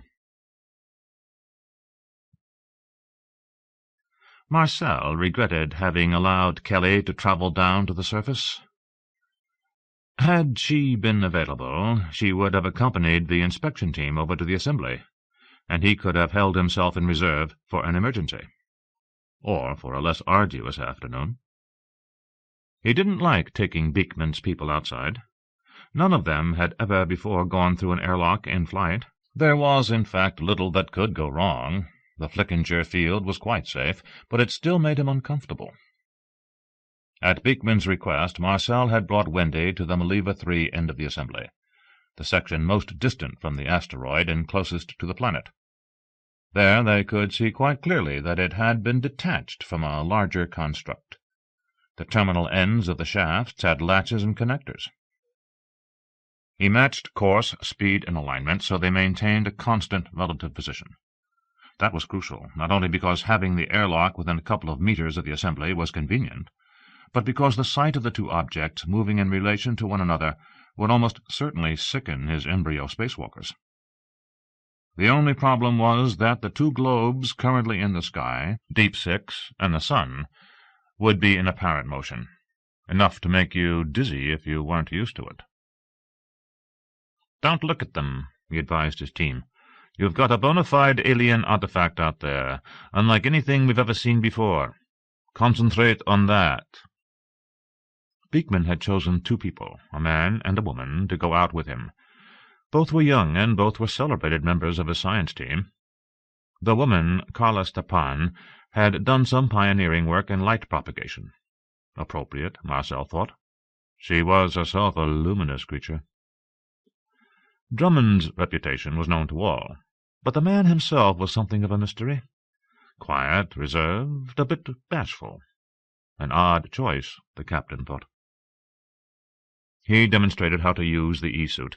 The Flickinger field had several advantages over the pressure suits of the previous century, principal among them being that it couldn't be punctured. But someone could get so caught up in the drama of the moment that he accidentally released his tether, and the field itself wasn't entirely foolproof. It was possible, with a little imagination, to screw up the anti-radiation shielding and fry, or make adjustments to the oxygen-nitrogen mix and thereby render oneself incompetent, or maybe dead. Consequently, Marcel insisted they were all to keep their fingers off the control unit once it had been set. Marcel had suggested to Beekman that he, Beekman, not go. The planetologist had told him he worried too much. Theoretically, his medical record was fine, or he wouldn't be on board. But he never really looked well. His pale complexion might have been emphasized by the black beard, but he seemed to get out of breath easily. He wheezed occasionally, and the slightest exertion brought colour to his cheeks. Marcel had the authority to prevent his going, but this was Gunter's show, and the captain couldn't bring himself to deny the man an experience that promised to be the supreme moment of his professional career. "Everybody ready?" Marcel asked.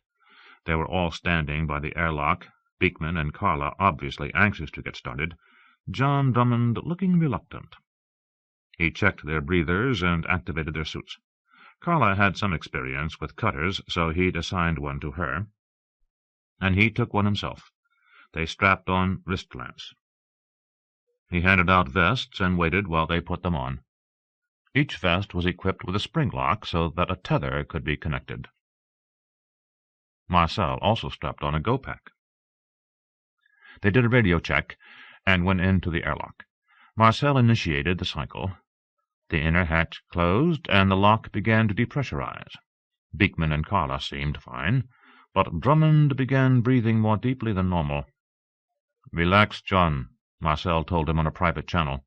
"There's nothing to this." "It might be the wrong time to bring this up," Drummond said, "but I have this thing about heights." "Everybody has a thing about heights. Don't worry about it. I know this is hard to believe, but you won't notice it at all." Carla saw what was happening and flashed an encouraging smile. She spoke to Drummond, but Marcel couldn't hear what she said. Drummond nodded and looked better. Not much, but a little. The GO lamps went on, and the outer hatch irised open. They looked across a couple of meters of empty space at the cluster of parallel shafts. They were lunar grey, gritty, occasionally pocked, as thick individually, thought Marcel, as an elephant's leg. From the perspective of the airlock, they might have been 15 entirely separate pipes, water pipes perhaps, coming to an abrupt end a few meters to their right.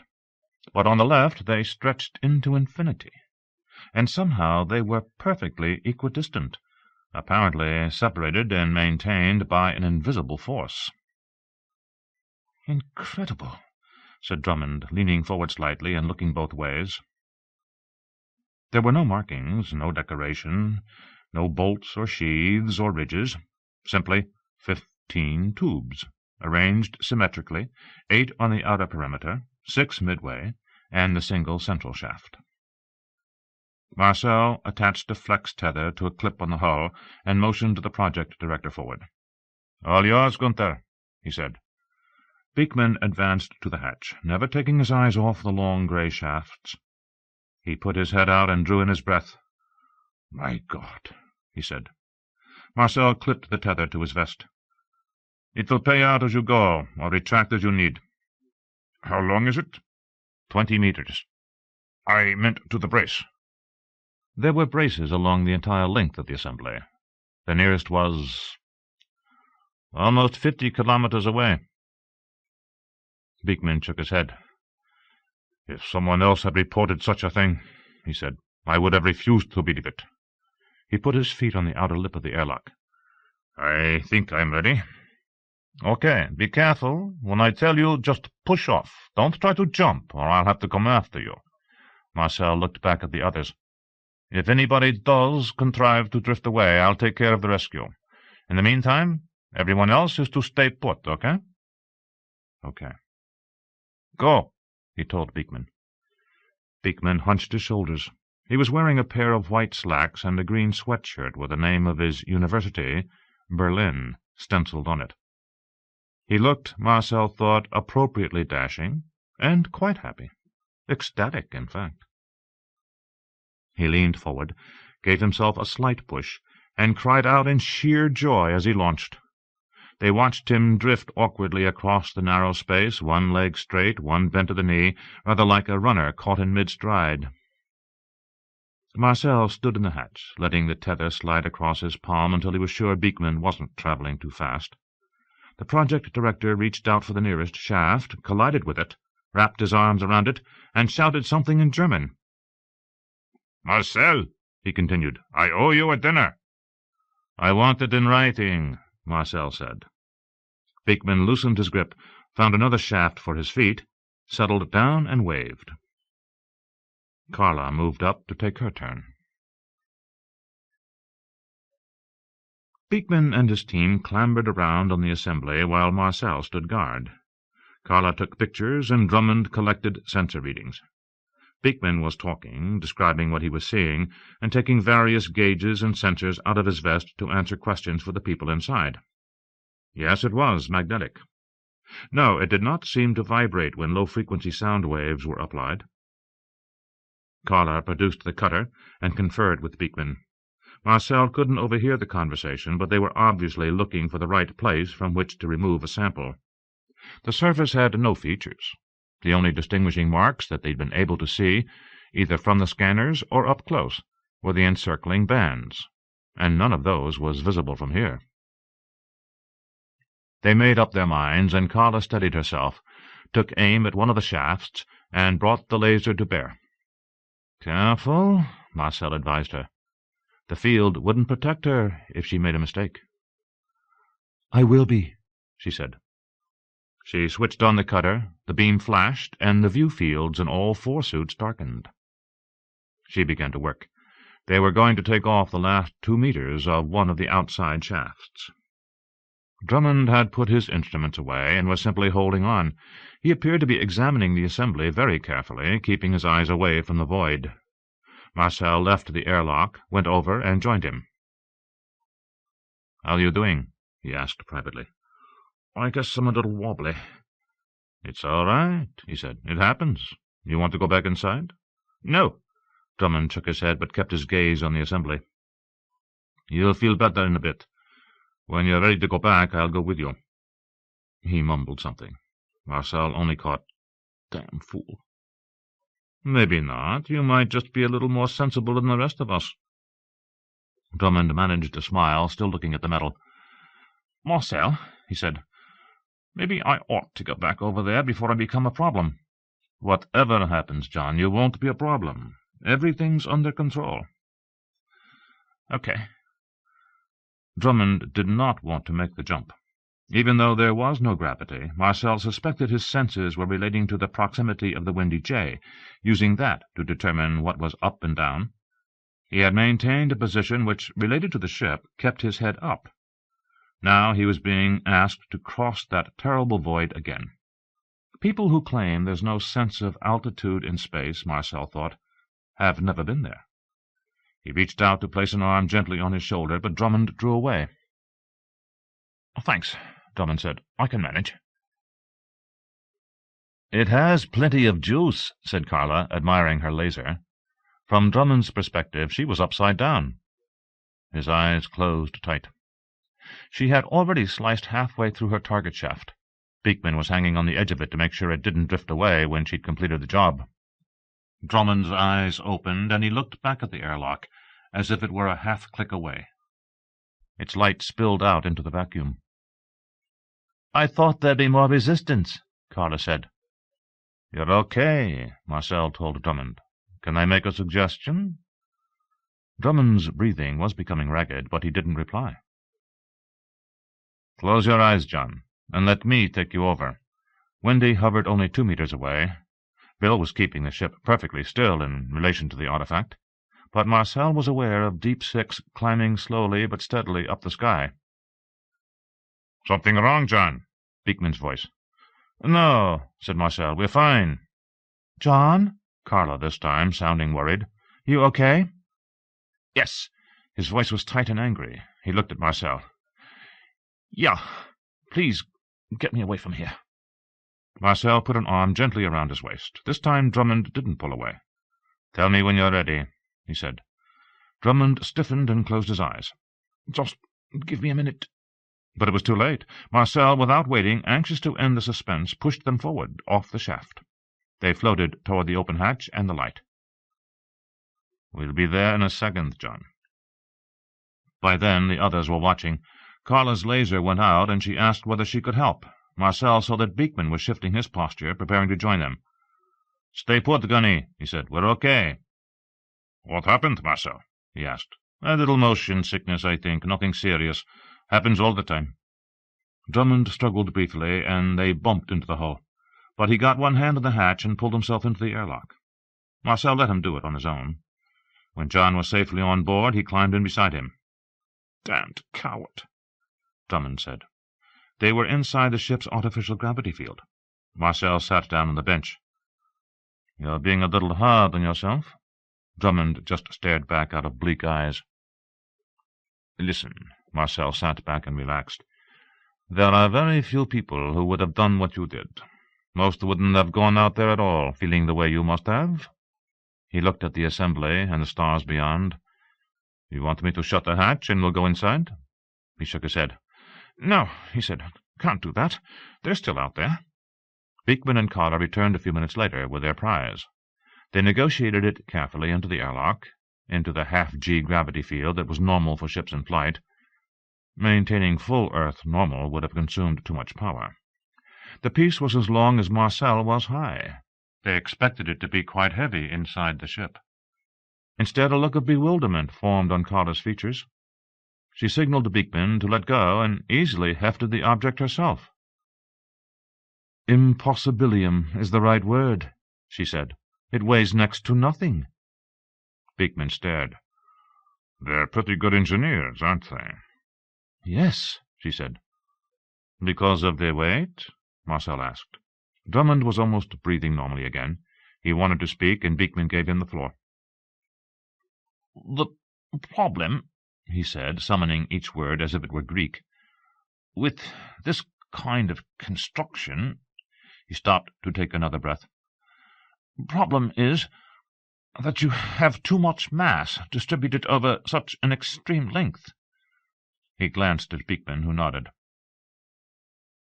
The strength of the structure at any given point isn't enough to support the strain put on it.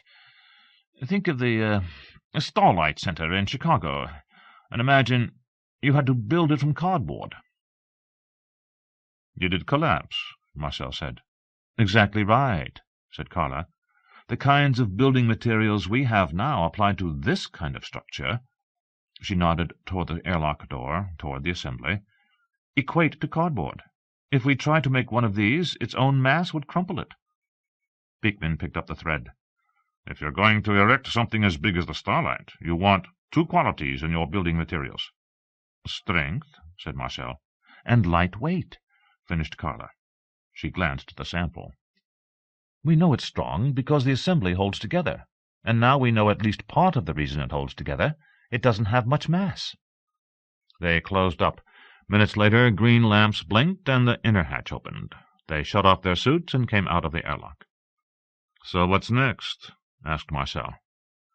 Beekman looked pleased. We analyze it, find out how they did it. For August Kenyon, Deepsix was aptly named. His flight to that unhappy world as pool representative for the various press services, to do a feature that was of only marginal interest to the general public, signaled beyond any doubt management's view of his future. Is there a labor strike in Siberia? Send Kenyon. Did they find water on the far side of the moon? Get Kenyon up there to do the interviews. It isn't that bad, said Emma Constantine, his producer, and the only other soul aboard the Edward J. Zwick, other than the pilot. Why isn't it? He demanded.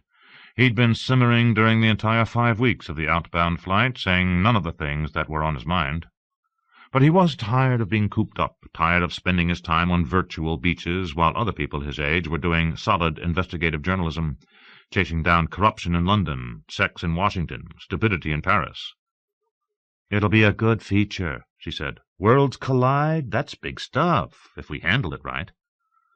It would be, he said, if we had somebody to interview. Kenyon had all the credentials. Graduate of Harvard, experience with Washington Online, and later Sam Brewster. Brewster was an extraordinarily effective muckraker, and Kenyon had been with him a year and a half, just long enough for Brewster to recognize he lacked a muckraker's stomach, while Kenyon alienated every power center in the capital. After their less than amicable parting, he'd been lucky to catch on with Toledo Express. We've got a whole boatload of scientists to talk to. Right. You ever try to get a physicist to say something people are remotely interested in hearing? We've done it on occasion. Sure we have. Cube theory, gravity waves, force vituperations. That's pretty hot stuff. I think that's force correlations. He took a deep breath. As if it mattered. What we need is a good politician, somebody to take a stand against planetary wrecks. Look, she said, stop feeling sorry for yourself. We've got a database on these people. I know, he said. Tasker's on Wendy, and he'll talk, but that's the problem. He talks forever. We can edit if we have to. Listen, Augie, we're here, and we have to make the best of it. This isn't the assignment I'd have chosen either, but there's going to be a lot more interest in this than you think. Why would that be? Because worlds don't crash into each other every day. She was frowning, maybe regretting not the assignment, but her partner. Because there are ruins on Deepsix. But no sign of a civilization. Do you think anybody's going to care that a pile of stones goes down with everything else? Augie, who built the pile? I doubt that the people they're sending down there are going to have time to find out. She smiled benignly. That's exactly my point. Look, forget Wendy. This is a world that's been racked up, Ice Age, for 3,000 years. No sign of cities. That means if anybody's left, it's savages. Savages are relentlessly dull, but vanished civilizations? That's news. The people we want to interview are on the ground, poking around the tower, not in the starship. Figure out where to go with that side of the story, and we're in business." He let his head drop back in his chair and stared at the ceiling. "You know, Emma," he said, "sometimes I really hate this job." 9.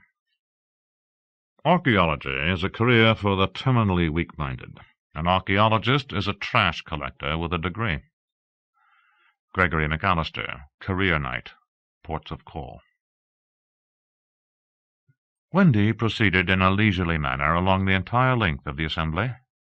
They took pictures, although every section looked like every other section, counted the bands, 39 altogether, that secured the shafts to each other, and arrived at last at the asteroid. A rock rather than a chunk of iron, it was almost a perfect sphere. A metallic net was wrapped around it, securing it to the assembly by means of a rectangular plate. The plate, several meters thick, had rounded edges and corners. The extreme length of the assembly tended to diminish the apparent size of the asteroid until one drew near. It was, in fact, more than a kilometer in diameter. Marcel and Beekman watched from project control as they approached.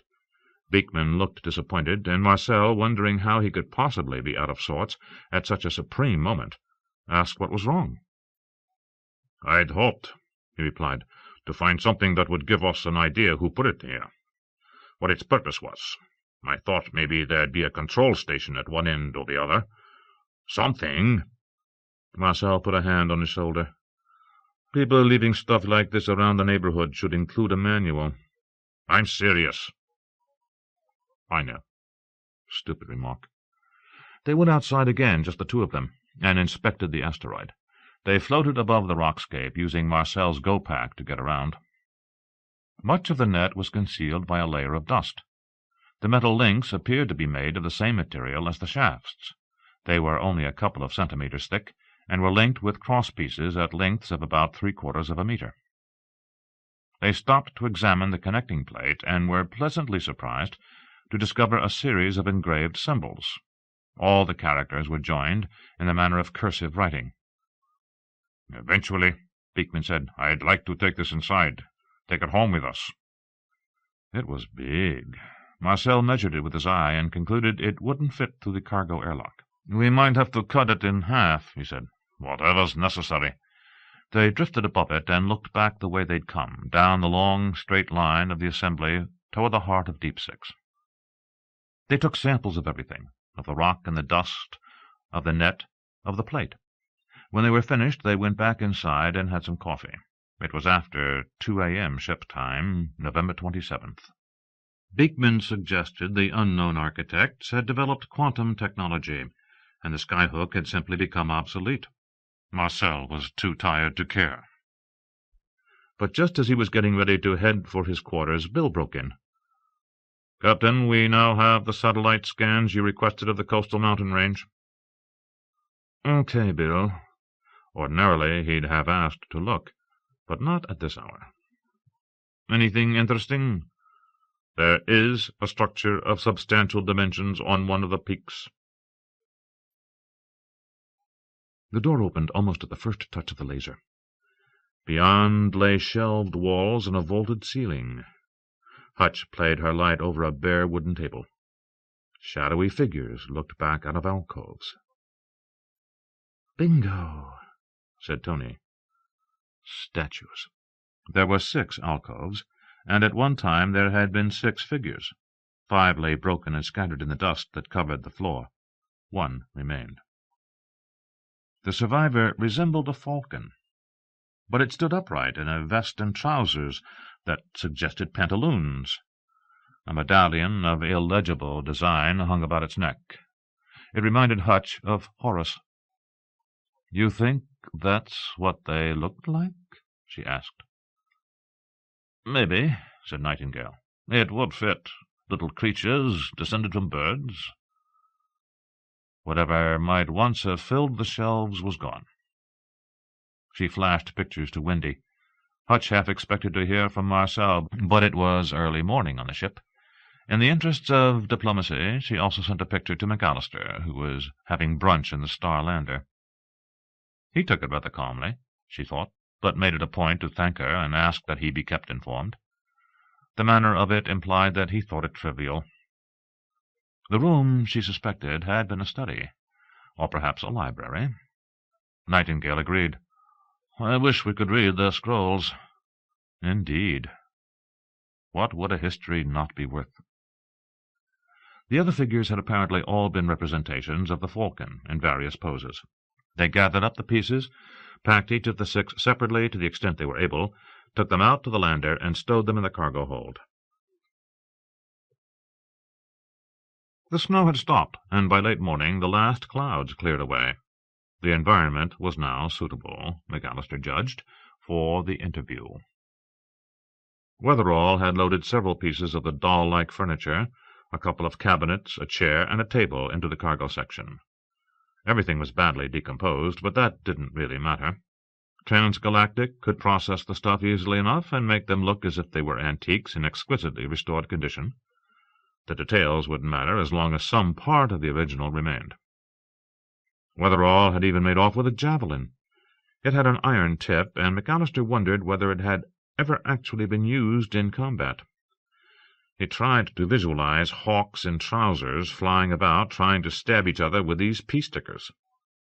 The only thing more absurd than someone else's civilization, he thought, is someone else's religious views. Casey had brought a couple of folding chairs along, and had planned to sit out in the open with him while they talked, with the tower as a backdrop, or possibly even sit inside the tower. "The atmosphere's all wrong for any of that," he told her. "We don't want to be outside, either in the building or in the snow." "Why not?" "It looks cold, Casey." "What does the audience care?" "If we look cold, your audience will not get caught up in the conversation." "You're kidding." "I'm quite serious." "But they'll know we're inside e-suits." "What do they know about e-suits? Only what they see in the Sims. They'll see the snow. They'll see you and me sitting there in shirt-sleeves. They won't see the e-suit. It doesn't look cozy." "I want cozy?" "Absolutely." She sighed. "All right. So what do we do? Sit in the lander?" "Correct. Roughing it, but not too rough." She gave him a tolerant smile, and he knew what she was thinking. They were too far from the tower. In fact, the tower was partially hidden behind the other spacecraft. "I'll get Weatherall to move us closer." "I've a better idea," said McAllister. 2 of the women, Hutchins and Tony What's-Her-Name, were carrying a table out to their spacecraft. He studied Hutchins and realized that her problem was that she had no sense of humor. She was certainly not the sort of woman one would want to have around on a long-term basis, took herself far too seriously, and seemed utterly unaware that she was a lightweight. The table was big, and they were struggling. He excused himself, got down out of the vehicle, walked over, and magnanimously asked if he could help. Hutchins glanced suspiciously at him. "Yes," she said finally, "if you'd like." It was a rectangular table, so old it was impossible to be sure what the original composition material might have been. It was large, considering the scale of the other furniture, and probably would have seated 12 of the natives. A decorative geometry that might have represented leaves and flowers was carved into its sides. Casey joined the party and lent a hand. The cargo section was so full there was a question whether it would fit, but after some rearranging they got it in. "Thanks," Hutchins said. "That turned out to be heavier than it looked." "Glad to help." She looked at him and smiled. "Was there something you wanted to ask me?" "Not a complete dummy," he decided. "As a matter of fact, I could use your assistance. Casey and I are going to record an interview. I was wondering if you'd allow us the use of your lander." "In what way?" She looked at him, looked at the cargo bay loaded with artifacts, and showed him she didn't much approve. "What did you have in mind?" "Just sit in it and talk. It's warm and out of the snow, but we still get the atmosphere of the dig, and a perfect view of the tower." "You can't close it up," she said. He guessed that she meant they could not seal off the cabin and repressurize it. "We don't need to. The audience won't know the difference." She shrugged. "You can have an hour. After that we'll need it back." "That's good. Thank you very much." She turned away. Ridiculous woman. They climbed into the cabin, and Casey removed a link, tied a microscan into it, put it on a tray, and aimed it at her subject. She set up 2 more in strategic locations. There were artifacts in the rear of the cabin which would provide additional atmosphere. McAllister placed himself so that a weapons rack was behind him, and the tower was visible through his window. Casey was moving things out of the way in order to get shots from different angles. Something large and dark rose out of the trees to the west, flapped in a large, uncertain circle, and descended again. Clumsy creature, whatever it was. Yes, he thought, let's have Armageddon for this cold world and all its living freight. Hutch had turned away from McAllister and was standing at the tower entrance talking to Nightingale when Chung came on the circuit. "Hutch," he said, "we might have something else." "What?" she asked. "What is it?" "Looks like an inscription. It's in pieces, but it's writing of a sort.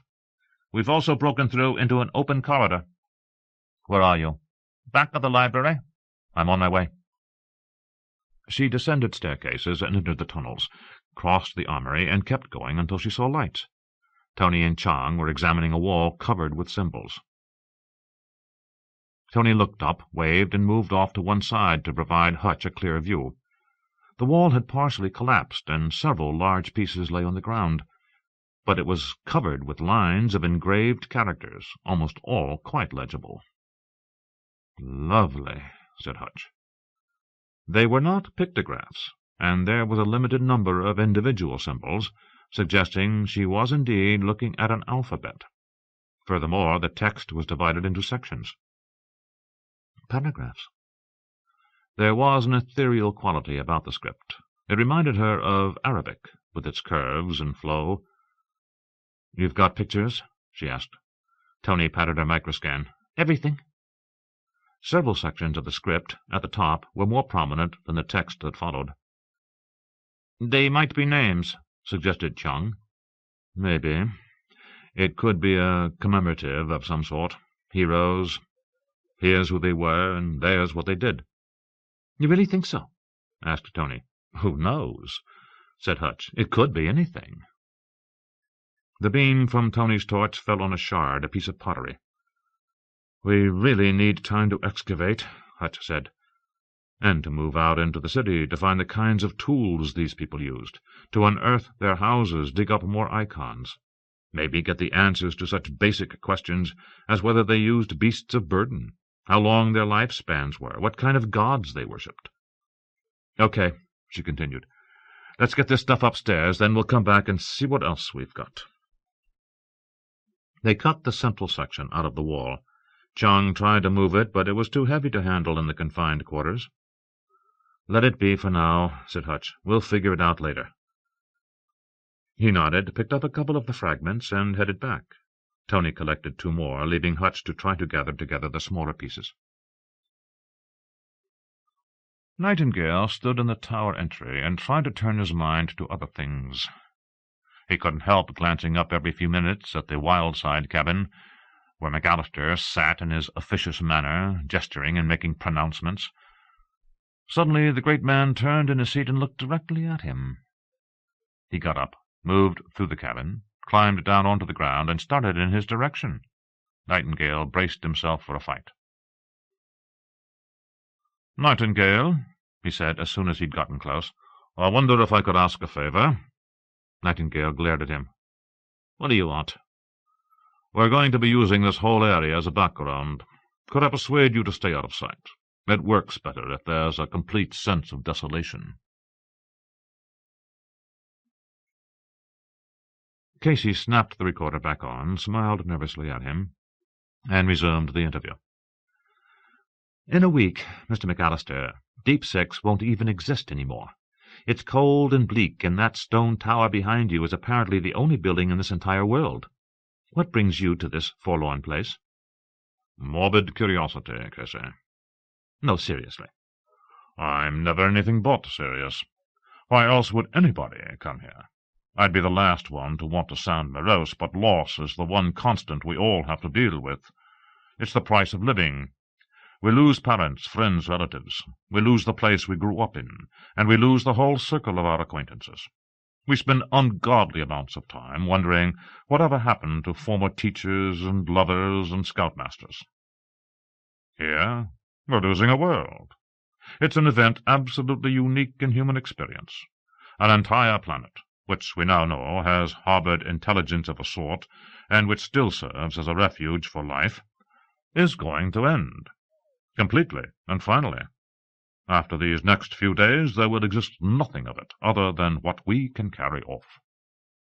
She nodded, telling him what he already knew, that this was good stuff. "You had an opportunity," she said, "to tour the tower earlier today. What were your impressions? What about it did you find significant?" McAllister glanced meaningfully toward the structure.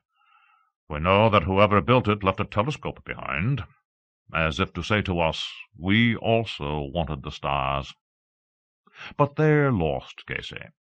They probably had their own versions of Homer and Moses, Jesus and Shakespeare, Newton and Quirt. We saw the blowguns, and we know they built walls around their cities, so we can assume they fought wars. They must have had their Alexandrian campaigns, their Napoleon and Nelson, their civil wars. Now, everything they ever cared about is to be lost forever. That's a disaster of quintessential proportions. And I think it's worth coming to see. Don't you?" "I suppose you're right, Mr. McAllister. Do you think anything like this could happen to us?" He laughed. "I'd like to think so." "Surely you're joking." "I'd be pleased to believe that when the time comes for us to make our exit, we will do so as gracefully as the inhabitants of this world. I mean, the blowguns tell us all we need to know about them. They were undoubtedly every bit as perfidious, conniving, hypocritical, and ignorant as our own brothers and sisters. But it's all covered up. The disaster gives them dignity they did not otherwise earn. Everybody looks good at his funeral. We're not even sure what they looked like. Consequently, we'll remember them with a kind of halo shining over their ears. People will speak of the Malevans in hushed voices, and with great respect. I predict that some fool in Congress or in the Council will want to erect a monument in their honor, when in fact the only thing we can be sure they achieved was that they made it to oblivion without getting caught in the act."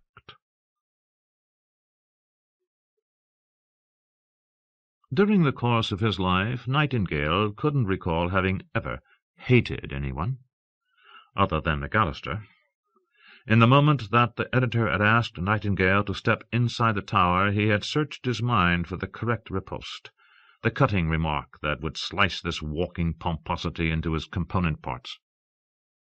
But nothing had come to mind. "You buffoon," he might have said, and McAllister would have flicked him away. Windbag. Poseur.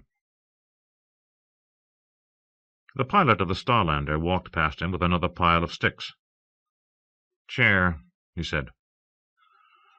"Okay." "Hutch said I could have it."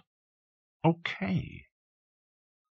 In the end, he had meekly complied with the request and stood away from the scan's line of sight. But he really couldn't do his job properly, stowed inside the tower. Couldn't see everything he needed to, especially couldn't see the strip of trees from which the biped cat had emerged. So he came out every few minutes in a small act of defiance, walked about for a bit, and then retired back inside. He was following the conversations in the tunnels. Tony, hauling chunks of inscribed stone to the surface, announced that she'd found a coin. "What kind?" Nightingale asked, excited. "What's on it?" He was standing outside watching the trees, watching Weatherall. "Just a minute," she said. And while he waited, the ground moved. It rolled beneath him. McAllister and the woman in the lander stopped talking and turned to stare at him. Weatherall paused midway between the tower and his own spacecraft and stood with the chair held absurdly over his head. The earth shrugged and threw Nightingale flat into the snow. He heard frightened cries on the all-com, watched the Wildside lander begin to lean over on one tread until the tread collapsed. The earth shook again briefly. The ground and the sky seemed to be waiting. More was coming. He knew damned well more was coming. He thought about retreating into the tower, but that would be stupid. Why put rocks over his head? Instead, he moved out away from it, but had gone only a few steps when another shock hit. Big one this time. He went down again. A ripple ran across the landscape. The snow broke apart under Weatherall's feet. The pilot tried to run, absurdly, still holding the chair. The ground ripped open, and he fell in. Disappeared. His lander tilted, and it, too, slid into the hole. All this was accomplished in an eerie silence. If Weatherall had protested, screamed, called for help, he'd been off-channel. Now a roar broke over Nightingale's ears, like an ocean crashing into a rocky headland, and the world continued to tremble. The earth shook and quieted, and shook again. An enormous stone block slammed into the snow a few meters away. He looked up, saw that it had broken off the roof, saw also that the tower had begun to lean to one side. The hole into which Weatherall and his lander had fallen widened, gaped. It was becoming a chasm. McAllister was sitting in the Wildside lander, staring at him, or maybe at the tower, with his eyes wide. "Now," thought Nightingale, with a sense of grim satisfaction, "let's see how it goes with you." Marcel came on the link and was demanding to know what was happening. Chang reported collapsing walls. A cloud of dust rolled out of the tower. Hutch was on the all-com, telling everyone to get outside. Kelly, who'd been on the upper level, climbed through a window, saw him, and dropped to the ground. It was a long fall, but she seemed unhurt. "Did they come up yet?" she asked. Hutch was still on the link, saying something. He needed a moment to make it out. "Randy, you there?" "I'm here," he said. "I'm with Kelly." Just then Chang staggered out through the entrance. "Over here," Kelly told him. Nightingale caught a glimpse of their lander. It had taken off.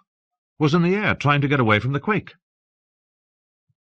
"McAllister's stealing the lander," he said. "Talk to me later. Where's Tony?" "Don't know. Still inside." "How about Chang?" "Chang's here. He's with us." "Tony?" said Hutch. Nothing. "Tony!" Still no answer. "Isn't she below with you?" Chang asked her. She was headed topside. Nightingale was knocked down again at the same moment that he heard a distant explosion. Hutch was still calling Tony's name. As she moved through the tunnel with her artifacts, Tony was acutely aware of the considerable weight of rock, dirt, and ice overhead. Given her choice, she'd have taken permanent guard duty, preferably at the top of the tower. She was on her hands and knees, the slabs slung in a pack around her shoulders, thinking about Scolari. He was alone in Wildside with Embry. She had no reason to be jealous, but she felt a stab anyhow. It was hard to imagine that they had not been together these last couple of nights.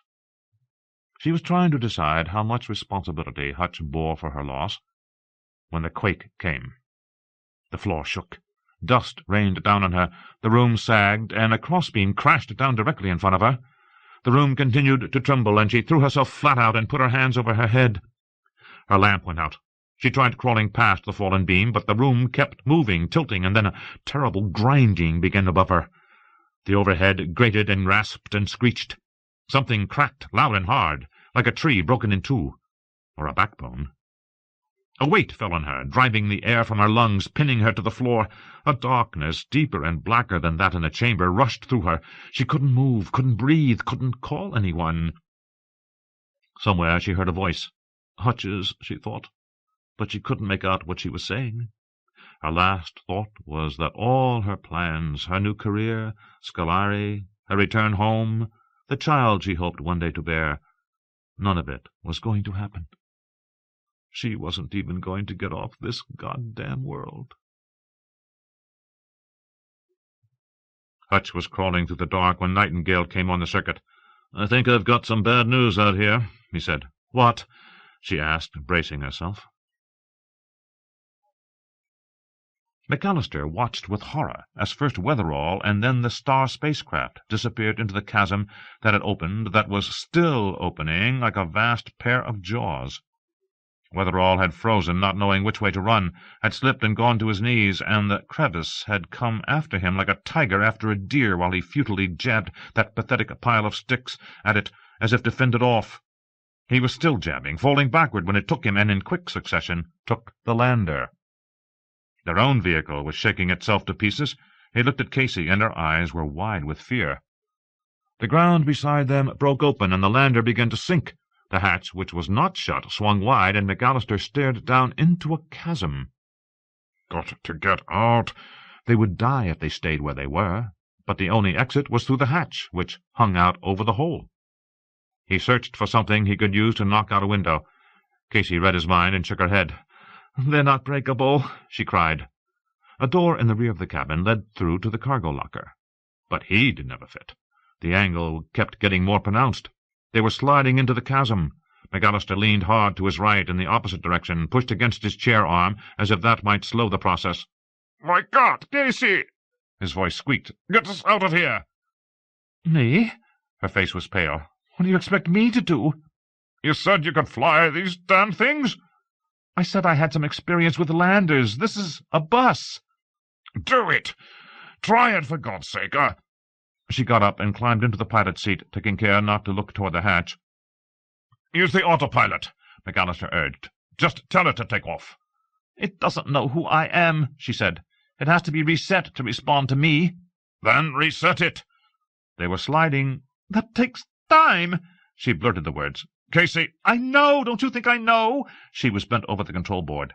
He was pushing hard, trying to get as far as he could from the airlock. "Do something!" "I have to figure out how to disengage the autopilot." "Maybe it's that thing over there." He pointed to a yellow switch. "This is going to go a whole lot better if you don't talk too much just now. She pressed a stud, apparently having found what she was looking for. McAllister heard a few electronic bleeps, the soft rumble of power somewhere beneath the seat.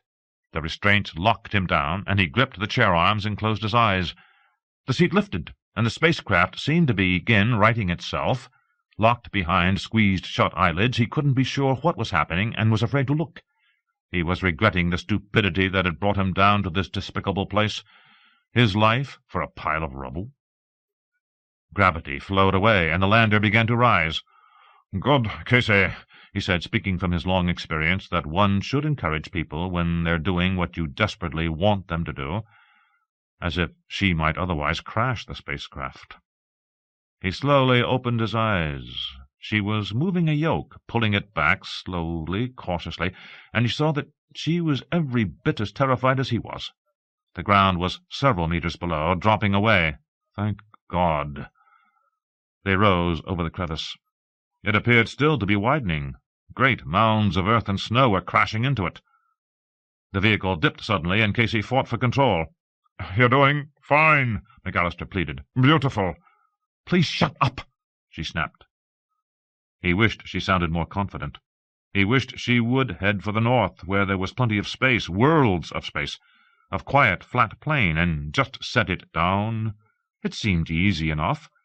She'd already done the hard part. Yet she continued to wrestle with the yoke, and the engine made odd noises, and they spurted across the sky, and then she slowed them down, and a sudden wind hammered at them. "Is something wrong?" he asked. The vehicle lurched, dropped, soared. "The spike," she said through clenched teeth. "It's different from the system I trained on." "Just take your time." "Need to use the thrusters," she said. "Can you do it?" "If I can figure out how to aim them." McAllister caught a glimpse of Nightingale kneeling in the snow, watching. Lucky bastard, he thought. Luck of the draw. The crevice opens under us instead of under him. In the end, survival goes not to the fit, but to the fortunate. It explains a lot about the way Darwin really works. At that moment, the thrusters roared on. The seat came up and hit McAllister in the rear.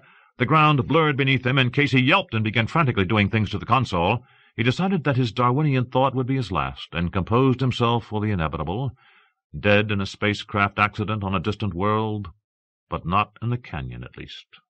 Not buried. They raced over the ground toward a line of hills in the northwest, and it occurred to him that they would not be able to take him back for proper disposal, because the madwoman at the controls was about to wreck the lander, and nobody was going to volunteer to come down from orbit to pick up the pieces. The spacecraft was trying to turn over, and it didn't look as if Casey had any idea what she was doing. The roar of the thrusters filled the cabin, and then suddenly the thunder was gone. She must have found the cut-off switch, and she'd now be looking for whatever constituted the brakes. The hills were coming up fast, and the only sounds were the wind whipping over the fuselage and the frantic pleas of his pilot. "Come on, you son of a bitch!" She yanked back on the yoke. The slopes rolled beneath them. Beyond, the land flattened. The spacecraft, having apparently spent all forward energy, and having somehow lost the levitating power of the spike, began to fall. "Damn!" said Casey. McAllister squeezed the arms of his chair, and they slammed into the ground. The impact jarred his neck, snapped his head back, twisted his spine. But the damn thing hadn't blown up. Casey slumped in her harness. He started to release his restraints, heard an explosion in back, and smelled smoke. He climbed out of his seat and noted that they'd never closed the hatch. Just as well. Save him the trouble of opening it. The seats were crushed together, and he had to struggle to get to Casey. She was covered with blood, and her head lolled back. A massive bruise was forming on her jaw, and her eyes had rolled up into her head. Another blast rocked the lander. Flames began to lick up around the windows.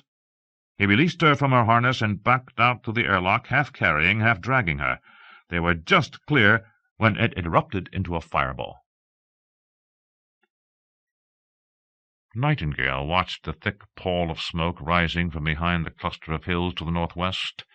He wasn't aware of the true significance of the last minute until he heard Kelly's voice on the circuit. "Marcel," she said, "I think we just lost both landers." 10. Faith has its price.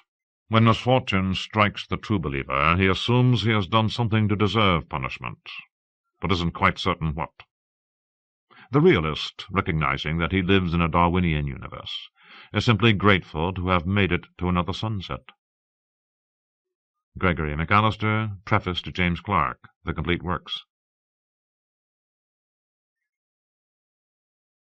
Hours to break up, estimated 255. "Both landers?" Marcel was horrified. "When?" "Just now." "For God's sake, Kelly, how could that happen?" "The Stars boat fell into a hole. Ours went down behind a hill and exploded. Randy and I are on our way over there now, but there's a lot of smoke." "Who was in the lander?" "McAllister and the woman he came down with, both passengers from the Star. They must have tried to get clear, but I don't think whoever was flying knew what they were doing." "Anybody else hurt?" "Their pilot's gone, too. I'm sure he's dead. Fell into the same hole as his lander." Marcel stared open-mouthed at Bill's image, which was watching from the overhead monitor. Nobody from either of the Academy ships had been hurt, but it sounded as if it had been a clean sweep for the Evening Star. What the hell were those people doing down there in the first place? "Okay," he said. "I'll let Captain Nicholson know, and I'll arrange to get another lander out here. Keep me informed." "Will do, Marcel.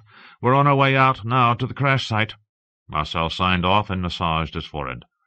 "Bill," he said, "who's close enough to get here in time?" "I'll check," the AI said. "Should be somebody." Huddled in the tunnel, Hutch had a more immediate problem. The roof had fallen in and blocked her exit. Nevertheless, the implication left her chilled. Both of them. Well, that's sure good news. She played her lamp beam against the rock, rafters, and dirt that sealed the passageway.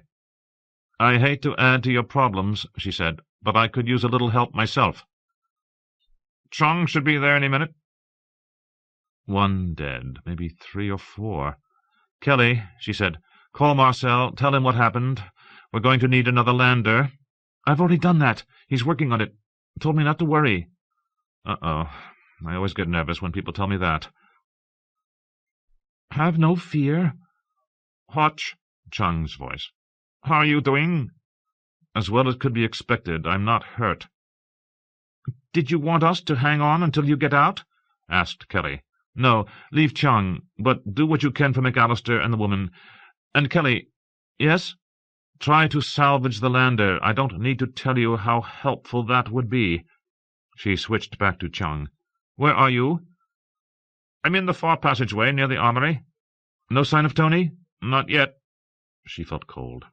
"I'll start digging," he said. Be careful. It probably wouldn't take much to bring more of this place down. Okay. I'll start from this end. It's going to take a while, he said. At your leisure, Chang. I'm not going anywhere. She heard his laser ignite. Hutch put her lamp down and got to work. McAllister had no idea what to do. He shut off Casey's suit and tried to revive her, but she didn't respond. 30 meters away, the lander lay in the snow, scorched, crumpled, burning, and leaking black smoke. He surveyed the place where they'd come down, flat, barren hills, a few trees, some brush. He felt terribly alone. Where was that idiot woman who wanted to run everything? Now that he could use her, she was nowhere to be seen. He contemplated the odds against a quake hitting just as he was doing the interview, and considered, not for the first time, whether the universe was indeed malicious. They had crossed a line of hills, so he could no longer see the tower. He sat helplessly, cradling Casey's body, feeling responsible, wondering how he could ever have been so stupid as to leave the safety of his stateroom on the Star. He was immensely relieved to see 2 figures come out of a defile. One was the woman they called Kelly. The other was Nightingale. They paused and looked his way. He waved. They waved back and started toward him, trying to hurry through deep snow. "Mr. McAllister," Kelly's voice in his earphones. "Are you all right?" "Casey's not breathing," he said. They struggled up to his side, and Kelly sank into the snow beside him. She felt for a heartbeat, then for a pulse. "Anything?" McAllister asked. Kelly shook her head. "I don't think so." They worked on her for a while, taking turns. "Looks as if we wrecked your lander," McAllister said. "What happened?" asked Nightingale. "Don't you know how to fly it?" "I wasn't the pilot," he said. "Casey was. I don't have any experience with these things." "What went wrong?" "She wasn't used to it. It was too big or something." He looked down at her limp, broken form. "She was out here on a birthday gift from her parents." After a while they gave up. Kelly sighed and laid Casey's head gently in the snow, and walked silently over to the wrecked spacecraft. She circled it a couple of times, and they heard her banging on something on the far side. "What do you think?" asked Nightingale nervously. She reappeared from behind the tail.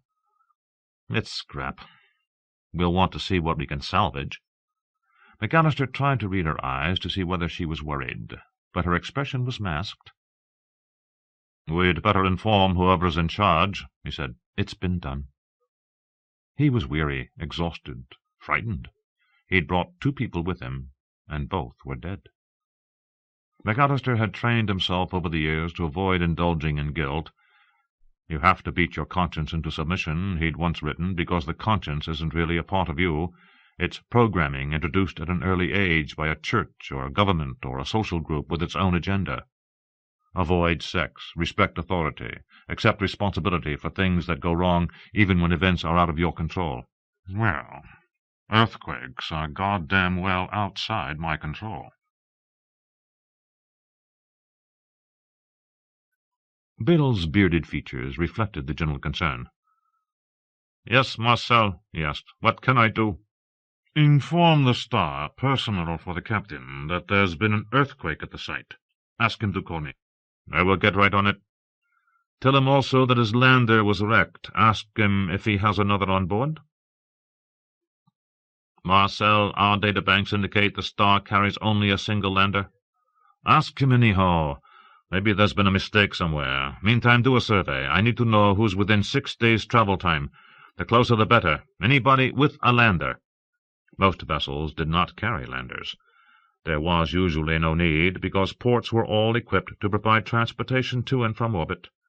Routinely, only research flights to frontier areas in which a landing was contemplated, or cruise ships which occasionally scheduled sightseeing tours in remote locations, made room for one.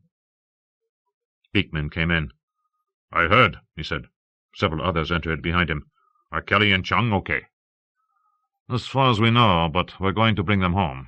The ground mission is over." "I concur," Beekman said. Marcel was angry, frustrated, weary. "How much time do we have to get them off?" Beekman glanced at the calendar. "They should be reasonably safe until the end of the week. After that, it's anybody's guess." Marcel tried to call Hutch on the private channel, but he couldn't even pick up a carrier wave. "Is she still in the tower?" asked Beekman. "Yes, last I heard." "Marcel," it was the AI. "I'm sorry to break in, but your message to the Star has been delivered, and I can find only one ship with a lander within the required range, the Athena Boardman. It's owned by—" "I know who owns it," said Marcel. The Boardman was part of the Cosmic Fleet, a vessel he had piloted himself on occasion when he worked for the government-subsidized terraformer during the early years of his career. "How far are they?" "They can be here in 4 days, and we have an incoming from the Star. Captain Nicholson wants to speak with you on the Cobalt channel." "Encrypted." "Set it up, Bill." "Who died?" asked Beekman. "Do we have any names?" "2 that we know of. The pilot of the Star's lander and a young woman passenger. Maybe more. I don't know yet." Marcel had been scribbling in his notebook. "Bill."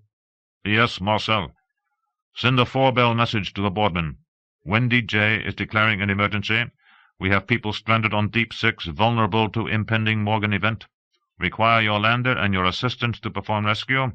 Time presses. Request you proceed immediately. Clairvaux." "Standard closing. Give them our coordinates." "Okay, Marcel, and I have Captain Nicholson on the circuit." Marcel asked those who'd accompanied Beekman to withdraw, and closed the door. Then he told the AI to proceed. Nicholson's image appeared on screen. He looked scared. "Captain Clairvaux," he said, "how bad is it?" "It's bad," said Marcel. Nicholson spotted Beekman and hesitated. "Professor Beekman," said Marcel, "is the director of the Morgan Project, and he is the soul of discretion. One of his people is down there, too, as are several others." Nicholson nodded. Muscles worked in his cheeks. "What exactly happened?" Marcel told him. He lost all of his color, and his eyes slid shut. "God help us," he said. For a long moment he was silent. Then, "Forgive me, but did you say both landers have been destroyed?" "Yes, that's why I asked whether you might have an extra one available." It was hard to believe he could have gone even whiter, but he did. "You mean you don't have a backup vehicle?" "We didn't have a lander at all, Captain. Hutchins used the one from Wildside." "I see." He nodded and seemed to be having trouble breathing. Marcel thought for a moment that a stroke might be imminent. "Okay," he said finally. "We don't have one either, so we're going to have to get help." "We've already done that. The Boardman's only a few days away." "Thank God." He was trembling. "You will let me know when you hear more?" "Of course." "Hutch, I found her." He sounded grim, and her heart sank. Hutch sat propped against the wall, tired, trying to catch her breath. Her air was beginning to get stale. "She's dead," he said softly. "Looks as if she was killed outright. I don't think she suffered." Hutch squeezed her eyes shut. "Hutch, you reading me?" She killed her transmitter until she could get control of her voice. "Yes." Another long silence. "Can you get her free?" "I'll need a couple of minutes. You doing okay?" "Yeah, I'm fine." "Kelly tells me she's been trying to reach you." "The signal's not getting through. What's the situation?" "I'll relay it. After Kelly's done, Marcel wants to talk to you two." Kelly sounded frightened. "The woman passenger's dead," she said. "McAllister's okay." "How about the lander?" "Wrecked." "No chance at all?" "None." 3 dead, and the rest stranded. My God. "Okay," she said. "We're talking about the Wildside boat, right?" "Yes." "What about the other one, the one that fell in the chasm?" "Haven't looked." "We'll want to look. Maybe we got lucky." "Hutch," Kelly said, "how are you doing?" "I'll be fine as soon as I see daylight again. You know about Tony?" "Chung told me. I'm sorry." "We all are." After a while, Chung got on again. "I've got Tony out, and I'm cutting into your wall. Stay as far away from it as you can." "Okay, I'm clear." "Putting Marcel on." "Thanks." Marcel tried to sound encouraging.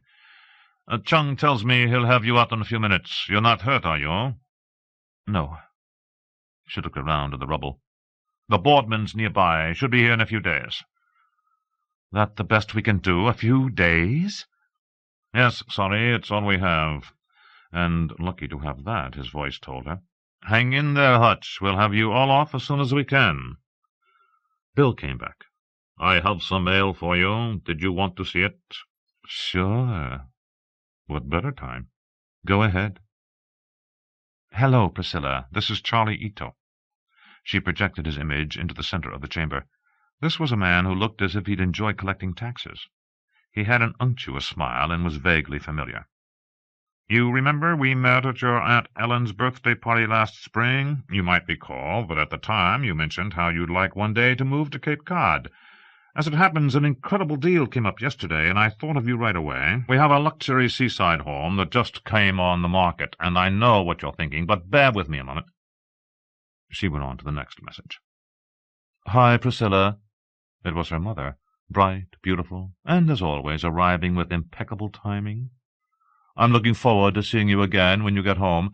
It would be nice if we could take a few days and maybe go to the mountains, just us girls. Let me know if that's okay, and I'll reserve a cabin. I know you don't like my bringing up men, but your Uncle Carl recently introduced me to the most gorgeous young architect. I'd say he has a brilliant future. She tried again. Hi, Hutch. This one was audio only. Audio transmissions were less expensive. I know it's been a while since we've talked, but I just heard you were on Wildside when it got diverted to Deepsix. It was from Frank Carson, an archaeologist with whom she'd been through a lot in what now seemed another lifetime. Sounds as if you're in on the action again. I envy you. I'd give anything to be with you. We're still digging into Beta Pack, and beginning finally to translate some of the local languages. But you don't care about that right now. I just wanted you to know I was thinking about you. You're a lucky woman. She managed to smile. Miss Hutchinson. Another audio only, with a deep baritone this time. You might remember we met at the United Pilots Association conference last year.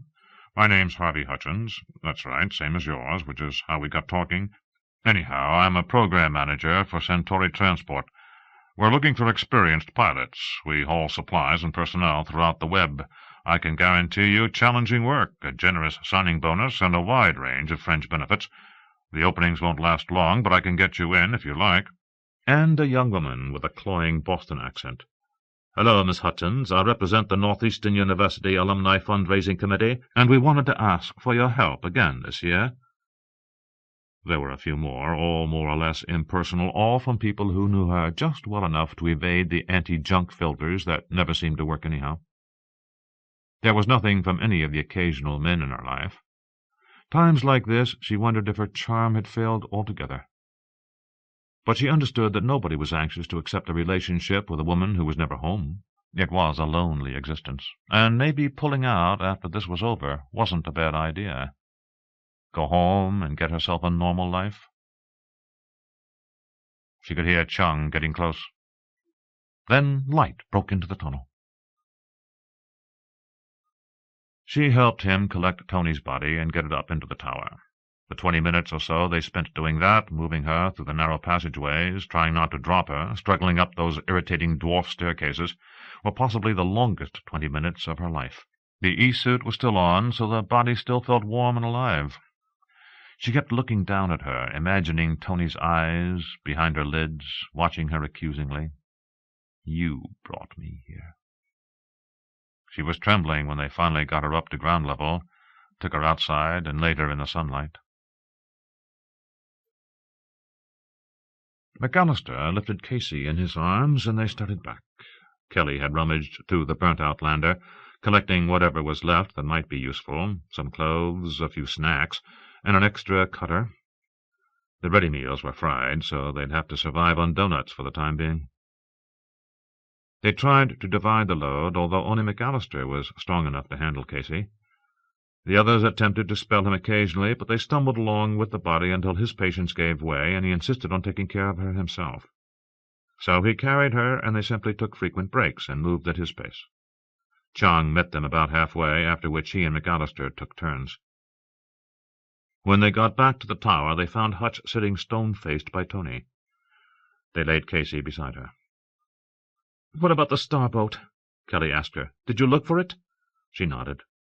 Kelly saw no hope in her expression. After a minute, she walked out to the chasm. The lander hadn't fallen far, only about 15 meters.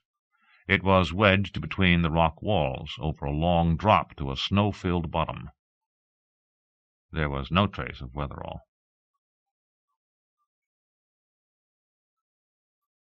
Elliot Benkovich was captain of the Athena Boardman, outbound for Kurokwa, hauling solar mirrors, DNA samples of over 11,000 species of fish, birds, plants, grasses, and trees, and of more than 30,000 assorted insect types. He had a full manifest of equipment for the ongoing effort to terraform Kurokwa, and 64 experts and technicians of various stripes. He was 3 days away from his destination when the distress call arrived from the Windy J. It was not a side trip he wanted to make, but the code of conduct and the law was quite clear. When an emergency was formally declared, when lives were reported in jeopardy, vessels were compelled to assist. After several weeks on Boardman, no one was going to be happy about his extending the flight by another 9 days or so, especially Ian Helm, who was going out to the New World to take over as Director of Operations. He checked his database, looking for another ship that could go in and bail out the Academy group. There were a couple in the area that could get there, but nobody with a lander, except the Boardman. Unfortunate. How could the nitwits possibly have gotten themselves into such a situation? He wrote out his reply, and then read it to the AI. Sit tight. Cavalry coming. Boardman will be there in 4 days, 6 hours. Benkovich. "I think that sums things up nicely, sir," said the AI. "As do I, Eve. Send it." "It is done, Captain." "Good." Benkovich pushed himself out of his chair. "Now for the hard part." "Explaining it to Dr. Helm?" "Precisely." 11. Living well is a high-wire act without a net. It is a matter of locating one's proper place and balancing it against the programming imposed by society. We're surrounded by the wrecks of those who have crashed, the reformers, the upright, the various militants, and the true believers who think the rest of us need their guidance. Gregory McAllister, The Best Revenge. Lost at Moonbase. Hours to break up, estimated 252. "Marcel," said the AI, "we have a response from the Boardman. They say they understand our problem and are on their way." Marcel breathed an audible sigh of relief. "They anticipate arrival in 4 days and 6 hours." He informed Hutch, who tried to conceal the fact that she'd been holding her breath. Then he called the Star. Nicholson, who'd been delighted to hear that McAllister was still alive, raised a fist in an unlikely gesture of exultant thanksgiving at this second piece of good news. He notified Beekman so he could announce it to his people. When that had been done, he passed the word to the 2 passengers waiting on Wildside. He spoke to a woman who commented that she was delighted help was on the way, that they'd been very lucky, and that she'd been against the mission from the start. She implied that Marcel was at least partly responsible for a situation that had clearly gotten out of hand. Captain Nicholson reached for another trank and watched his wall screen convert itself into a hologram of a woodland scene. Thank God that at least there'd be no more deaths. Maliva was remote from the travel lanes, and it could easily have turned out that nothing would have been close enough to come to their rescue. Of course, the damage already done was enough to ruin him. A dead passenger and a dead crewman, a wrecked lander, on a flight that violated regulations. How would he ever explain it? It was the darkest moment in a life that had been relatively free of trouble and disappointment. But he knew that regardless of what happened now, he could not survive. He'd be hauled before a disciplinary panel, where it would be made quite plain to him and to the world what a scoundrel he was. He would be reprimanded, and he would be terminated, in the full glow of the worldwide media. Subsequently, he could expect to be sued, held liable for any damages accruing to the families of the two victims, and for the loss of the lander. He might even be prosecuted. Not that Transgalactic would hunger and thirst after justice, but they could be expected to take every opportunity to disassociate themselves from him in an atmosphere rife with legal action. How could he have been so dumb? Scarcely 3 minutes had passed after his conversation with Clairvaux when word came from the duty officer that the surviving passenger, Mr. McAllister, desired to speak with him. The transmission came in audio only. "You know what's happened here?" the great man asked. Here was the person responsible for the captain's plight. "You'll be able to set up a small shrine to a lost world," he'd said. "People will love it. Management will admire your foresight, your audacity." "Yes, I've heard." He tried to keep his tone level. "Are you all right, Mr. McAllister?" "Fine, thank you." He seemed subdued. The charming arrogance that had informed his manner was gone. "I assume you're in some difficulty as a result of this incident." "I don't expect any explanation I can offer will satisfy my superiors." "No, I thought not. I wanted to apologize, Captain." "Yes, of course, thank you." "It never occurred to me that anything like this could happen." "Nor to me. Captain Clairvaux informs me you are temporarily stranded." "Yes, I'm afraid so, until the rescue vehicle gets here." "It's on its way. No, I hesitate to ask, but there's something you can do for me." "I understand, Captain. There's no need for any of us to go publicly into the details of this unfortunate business." "Yes, precisely." Nicholson hesitated. There was always the possibility that someone somewhere was listening, maybe even recording the conversation. He had no secure channel with McAllister. "That's probably best." When he'd signed off, the captain retired to his quarters and contemplated the dress uniform jacket he traditionally wore to meals with the passengers. There might be a way. He could delete the pertinent log entry and declare the flight unauthorized. That would leave Weatherall responsible. That was not exactly to his taste, and it did not play well to his self-image, but Weatherall was dead, and couldn't be harmed by any conclusion a board of inquiry might draw.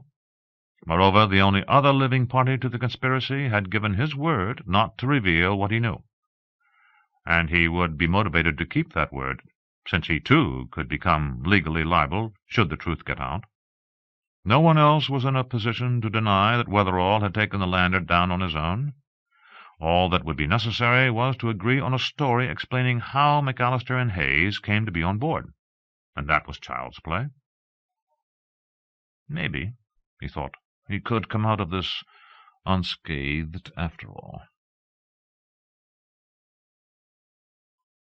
McAllister's associates would never have accused him of possessing an overbearing conscience. Disagree with a great man on literary standards or on a matter of historical interpretation, and one was likely to find his or her judgment and taste questioned and possibly his or her native intelligence held up to ridicule, in full view of the general public.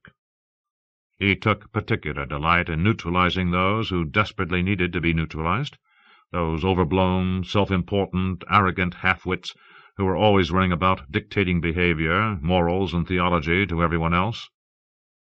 And he never looked back. Yet he stood a long time at the edge of the chasm, staring down at the evening star's crippled lander, thinking about the dead pilot, who had struck him as not particularly bright, and about Casey, who'd been too young to develop whatever talent she might have had. That they were dead was not directly due to any fault of his, but he understood clearly that had he not given in to the dark impulse that had prompted him to want to visit this God-forsaken place, they would be alive. It would be an exaggeration to suggest he contemplated, even for a moment, throwing himself in. But it was true that for the first time in his adult existence he questioned whether the world was better for his being in it. The lander was wedged tight. Below it, the chasm fell away, probably another 100 meters.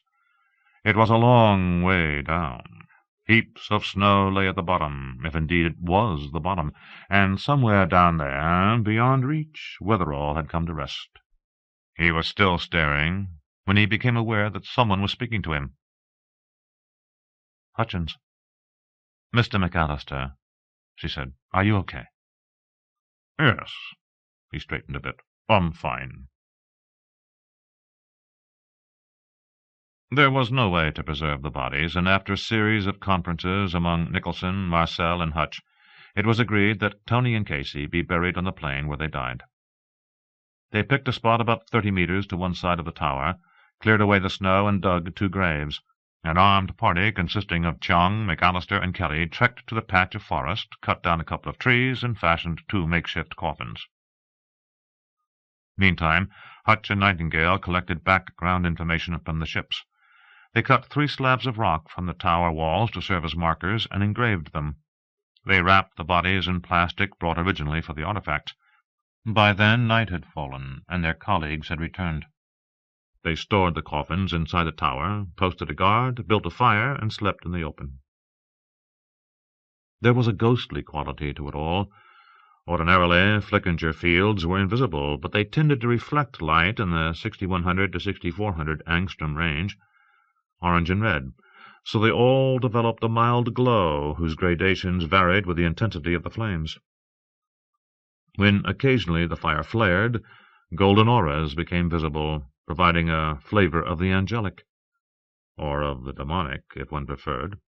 In either case, Hutch hoped it would be more than enough to keep whatever creatures might haunt the neighborhood at a respectful distance. She took the first watch. They were well away from the tower to ensure that the guard, equipped with night goggles, had a good view in all directions. Nothing moved in that vast wasteland, and after 2 hours she wearily turned the duty over to Nightingale and curled up in a snowbank. But she couldn't sleep, and for a time she watched him pacing nervously around the camp. It was snowing lightly, and the sky was overcast. It had been a mistake to bring him. Even the news that help was on the way had failed to cheer him measurably. While the others had collectively taken a deep breath, and Hutch herself had shed the pall of concern that came with knowing it could easily have gone the other way, Nightingale had seemed not to react. "Good," he'd said. "Thank God." But his tone had been flat, as if it didn't really make much difference. Nightingale wasn't young, and the next few days with no food were going to be difficult. She wondered how he'd hold up, wondered how any of them would hold up. They had nobody, as far as she knew, with the kind of background they were going to need to make themselves reasonably comfortable. They had only the doughnuts and a few other assorted snacks. But hell, how hungry could they get in 4 days? If necessary, maybe they could nibble on leaves. It would be just a matter of putting something into their stomachs. Nightingale stood in the glare of the fire, scanning the area. He seemed discouraged. Part of that obviously stemmed from the casualties they'd taken, and she wondered whether he was shocked by their loss or whether he was sensing a kind of parallel with his earlier experience on this world. She also knew he had no confidence in her. He hadn't said anything overt, but she could read his feelings in his eyes, especially since their situation had turned difficult. "Who are you," his attitude asked, "to be making decisions? What's your degree, your level of expertise in these matters? You're not even an archaeologist." A mild tremor rolled through the night. It was barely discernible, but she wondered whether it wouldn't be a good idea to head out somewhere tomorrow. Get a reading for Marcel and make for a safer place. Nightingale knelt close to Chang and brushed snow away from his converter. They were in no danger, even if the device did become buried, of course. If the airflow into the Flickinger field were cut off, an alarm would sound.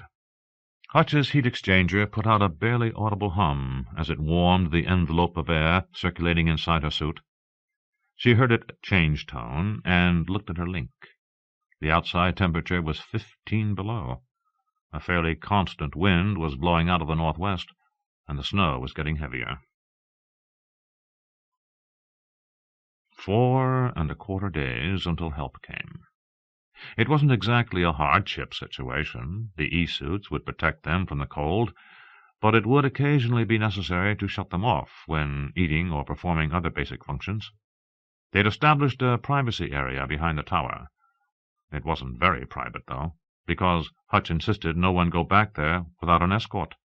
McAllister, who had often remonstrated against the foolishness of puritanical ideals, seemed particularly upset by the arrangement. If one had to use the facility during the night, it was necessary to wake one of the others. It was not a circumstance that would help morale, he pointed out. Getting eaten, Hutch told him, does nothing for morale either. In the morning, under lowering skies, they held a farewell ceremony. Kelly recorded it for the next of kin. Tony had been a Universalist, Weatherall a Methodist, and Casey was not known to be affiliated with any religious group. Hutch spoke for Tony, a difficult assignment, because Universalists did not believe in mantras or formal prayers. One always spoke from the heart. They all mourned the loss of one so young, she said. Nothing they could recover from the site would be worth the price they'd paid. She added that she personally would always remember Tony, who had refused to allow her to come alone to the tower. Captain Nicholson, using VR, performed the ceremony for Weatherall. He spoke of selfless service, dedication to duty, a willingness always to put forth extra effort. Hutch concluded that Nicholson and his officer were strangers, and it seemed to her particularly painful that the man had died with no one present who knew him as a human being. His first name, she discovered, was Cole. She wished, at least, that they could have recovered his body. The marker for Tony read, "Faithful unto death." Weatherall's might easily have read, "Buried by strangers." McAllister surprised her by asking to speak for Casey. "I knew her only briefly," he said. "She seems to have been an honest woman in an honest profession. Maybe no more need be said. Like Tony Hamner, she was only at the beginning of her life. I will miss her." He stared down at the marker, which at his suggestion had been engraved with only her name and dates, and the single word, "Journalist." When they were finished, they put the two coffins in the graves and replaced the soil. "Wait a minute," said Helm. "Tell me again what we're going to do." 5 people are stranded on the surface of Maliva 3. It's the world that's going to— "I know about Maliva 3. Why are we going there?" "To rescue them," Penkovich said. A chessboard was set up on his desk. Helm sat behind the black pieces, but his cold blue eyes had locked on Penkovich. He ran long fingers through thick gray hair and nodded, not to the captain, he thought, but to some inner compulsion of his own. They were in Helm's private quarters. The tabletop that supported the chessboard was buried under discs, notes, schematics, printouts. "Why is that our concern?" he asked, keeping his tone polite, as if he was honestly curious. "We're, several days away, aren't we?" "Yes, sir." Helm was Cosmic's chief engineer and director of the terraforming project at Karaqua. "So why do they need us?" "They need the lander. They don't have any way of getting their people off the surface." "What happened to their lander?" "It got wrecked in a quake." "That seems short-sighted." "I don't know the details. In any case, we've already jumped out of hyper. We're maneuvering on to a new heading, and as soon as we have it, we'll make the jump again. The sooner we— "Wait just a minute. We're carrying a full load of equipment, supplies, people. All needed at Karaqua. We have constraints on when we have to get there, Elliot. We can't just go wandering around the region." "I understand that, sir. But there's nobody else available to do this." Helm's tone suggested a gentle uncle trying to reason with an adolescent. "Surely that can't be." "I checked it, sir. We're the only ship close enough. The only one with a lander." "Look, Elliot." He got up, walked around the table, sat down on it, and pointed to a chair. Penkovich stayed on his feet. "We can't just hold up the cargo. All the people." He leaned forward and looked at the captain. "Tell me, if we were to do this, make the run, how late would we be getting into Karaqua?" "About 9 days." About 9 days. Helm's face grew rigid. You have any idea what that would cost? Yes, sir, but I didn't think that was a consideration.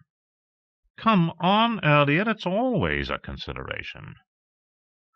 What I know, Penkovich said, striving to keep his anger under control, is that the law and our own regulations require us to provide assistance to anyone in distress. We can't just ignore it. People will die. Do you think the Academy will reimburse us for what this will cost? No, he said. Probably not. Then maybe we should consider our options. We don't have any options, Dr. Helm. Helm stared at him for a long moment. No, he said. I suppose not. All right, Elliot, let's go off and rescue these damned fools. Maybe we'll get some decent press out of it. After they'd finished the memorial, they trekked back to the Wildside lander and tried to salvage what they could of the artifacts. The tables and chairs were scorched, reduced to rubbish. The scrolls had burned, the pottery had melted. They couldn't even find the pack and the garments it had contained. A couple of blowguns, some darts, and a javelin were all that had survived. Listlessly they returned to the tower and cleaned and bagged the few remaining artifacts. McAllister glowered the whole time, and when Chung asked him what was wrong, he looked over at Hutch with genuine anger. "The bottom line," he said, "is that this is all just trash. It's old trash, but that doesn't change what it is." Hutch overheard, and in fact he'd obviously intended that she should. It was more than she could take. "You have too many opinions, McAllister," she told him. "I've read some of your stuff.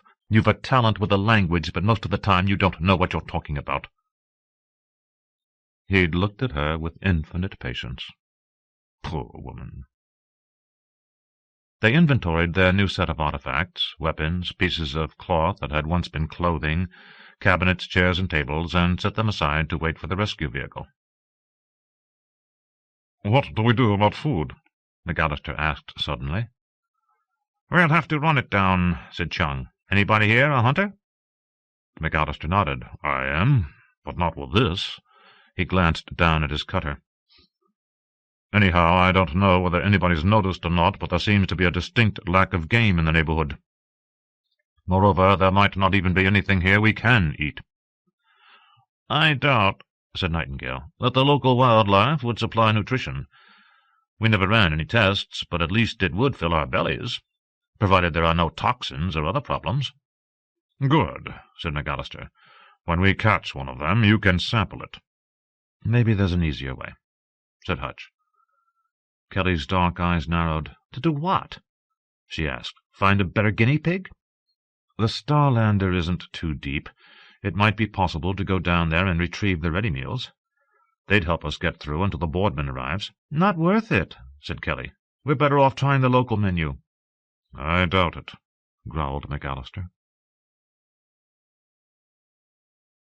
"Hutch," said Marcel, "it's not your fault. You have to pull yourself together." They were on the private channel. "You know, Marcel, it just never—" Her voice was shaking, and she had to stop to collect herself. "It just never occurred to me that anything like this could happen." He could hear her breathing. "I didn't ask for this. I'm a pilot. They've got me making life-and-death decisions." "Hutch," he made his voice as gentle as he could, "you are trying to do what you were directed to do. Everybody with you is an adult. They knew what you knew. It wasn't just your decision." "I could have cancelled it after the first tremor, put everybody in the boat and gone back to Wildside. That's what I should have done." "And if we all had hindsight up front, everybody'd be a millionaire." She was quiet. "Hutch, listen to me. They're going to need you until we get through this. You have to stop feeling sorry for yourself." "Sorry for myself? You think that's what it is?" "Yeah, that's exactly what it is. Your job right now is to keep your people safe until we can get them back here. You can't do anything about Tony, but you can see that nothing happens to anyone else." She broke the connection, and he took a deep breath. He understood she'd been through a horrific experience, but he had expected more of her somehow. Had the conversation continued, he'd been prepared to suggest she retire in favor of Kelly. He wondered whether he shouldn't call her back and advise her to do just that. But no, not yet. If everything went well, it was just a matter of biding their time until help came. He left the bridge and wandered down to Project Control, where a couple of technicians were trying to analyze the impossibilium. Bill's image formed on a nearby screen. "Marcel, you have a text message?" Wendy was lingering in the area of the assembly, although Marcel would have preferred to return to orbit to be as close as possible to the stranded team. But he was helpless to do anything other than watch, so he'd indulged the researchers and granted their wish to stay near the giant artifact.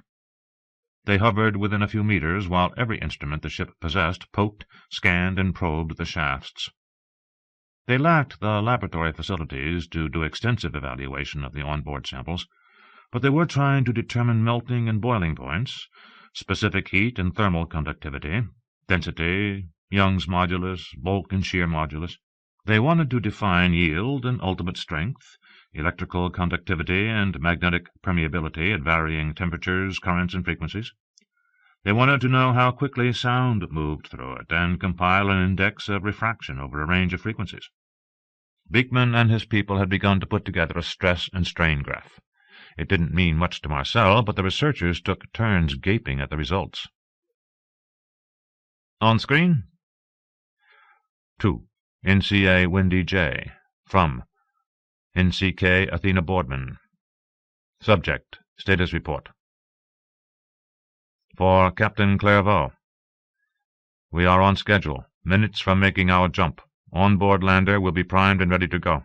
Marcel, you owe me. Is there a reply? Tell him I'll buy him lunch. 12. Nothing kills the appetite quite as effectively as a death sentence. Gregory McAllister, In Defense of the Godly. The incomplete McAllister. Hours to break up, estimated 252. It was almost 1800 hours, 42 minutes since they'd made the jump into trans-dimensional space, when Penkovich ordered an inspection of the lander and retired to his quarters. He had just arrived when Eve, Boardman's AI, reported all in order. The ship had begun to quiet. Many of its passengers had retired for the night. The common room had pretty much emptied out, and only 2 or 3 remained in the various planning or leisure areas. A small group of technicians and climate specialists were engaged in a role-playing game in the green room, a contest which would probably continue well into the morning. Several biologists were still in Project Control arguing about stocking procedures, and a few individuals were gathered in the relatively intimate Apollo porch, where they could look out at the stars. Penkovich was more rattled by his confrontation with Helm than he cared to admit to himself. It wasn't just that he'd offended one of the most powerful people in the corporation. He had, after all, done the right thing and kept both himself and Helm out of trouble. But there was a quality to corporate's chief engineer that unsettled Penkovich, inducing a reaction that went far beyond concern over what he might or might not do to damage the captain's career. It was hard to pin down. Helm did not seem especially threatening or intimidating, but he invariably induced a sense that he and he alone understood the correct and reasonable course. In his presence, Penkovich inexplicably wanted very much to please him, even when he disagreed strongly with the older man's conclusions. He climbed out of his uniform, showered, and slipped into bed. But the lights had just died when Eve's voice filtered through the room. "Captain, we have a problem." He sat up. "What's wrong, Eve?" "The lander is preparing to launch." "Stop it!" He threw the sheet aside, put his feet on the deck, and waited for her response. "I can't. I'm locked out." He called for lights and threw on a robe. "Go to the red circuit," he told her. "Shut it down. Shut everything down in the launch bay if you have to." He was out the door, heading for the lower deck. "Negative," she said. "Lander is sealing." She put a visual on a wall screen. He watched the vehicle rotate, saw the bay doors open. "Who's doing it?" he demanded. I can't tell if there is a deliberate agency at work. There seems to be a partial breakdown in Deltacom, in Eve's ability to communicate with the various automated systems. He watched the lights in the launch bay brighten and dim, as they routinely did at the start of an operation, and then the lander floated out into the grey mist.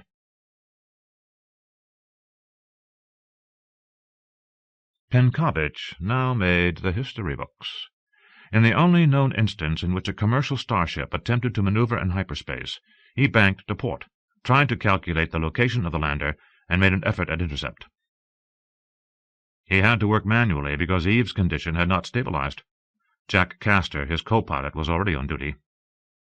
He put Castor on the sensors, despite his protests that they would not work. They tried them anyhow. Short range, long range, pinpoint, and shotgun. It didn't matter, all returns were negative. There seemed to be nothing out there but empty space. Optical visibility was limited to a couple of 100 meters, and attempts to activate the lander AI failed. No one knew how to pinpoint a position in transdimensional space, because the only other physical object in the field was the lander, and they did not know where it was. The notion of position became meaningless.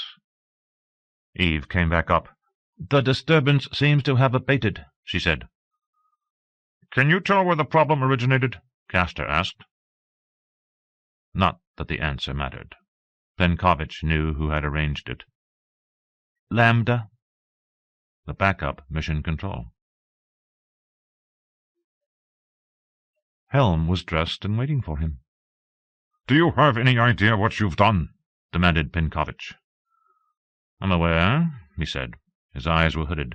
He seemed unusually pensive. "I know exactly what I've done." "You've condemned those people. We were the only way they had of getting clear."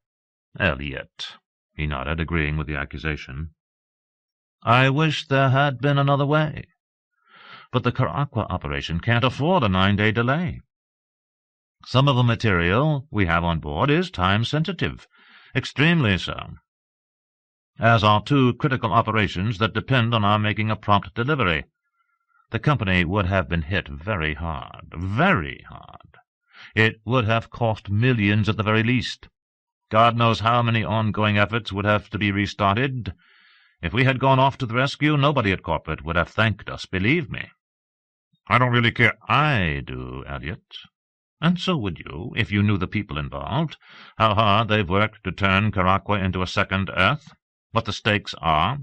These idiots got themselves into their situation, and they're just going to have to get themselves out."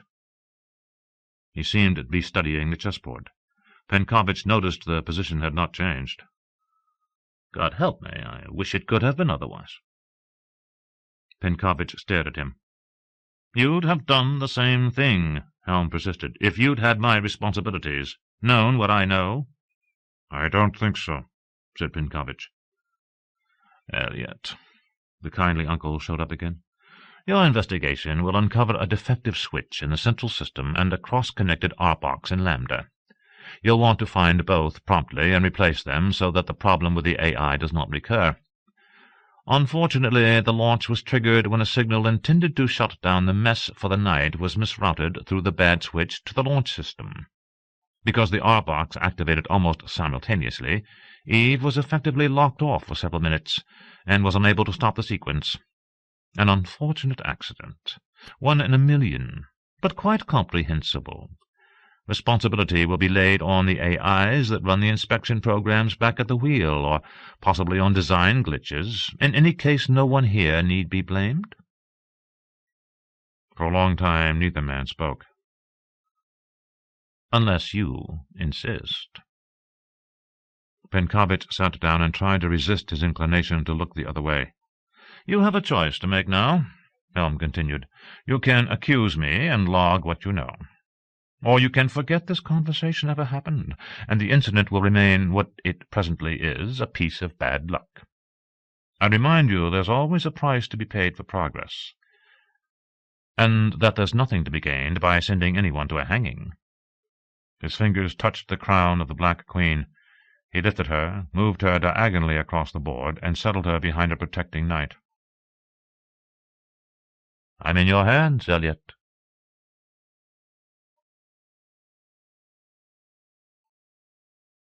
Incoming traffic, Marcel.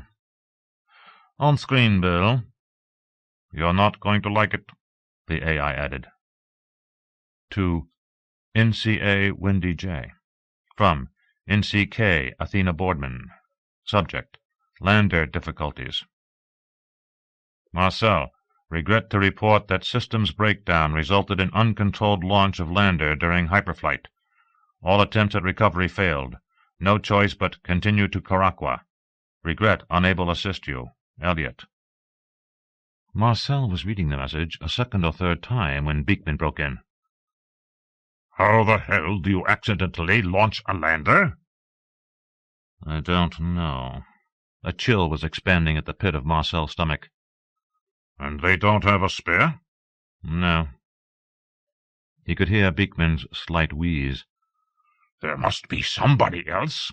There isn't. We checked. The room had gone quiet. So what do we do now? Marcel couldn't see there was anything they could do. I don't think we should try it, said Kelly. What if you get inside the damned thing and it decides to go the rest of the way into the chasm?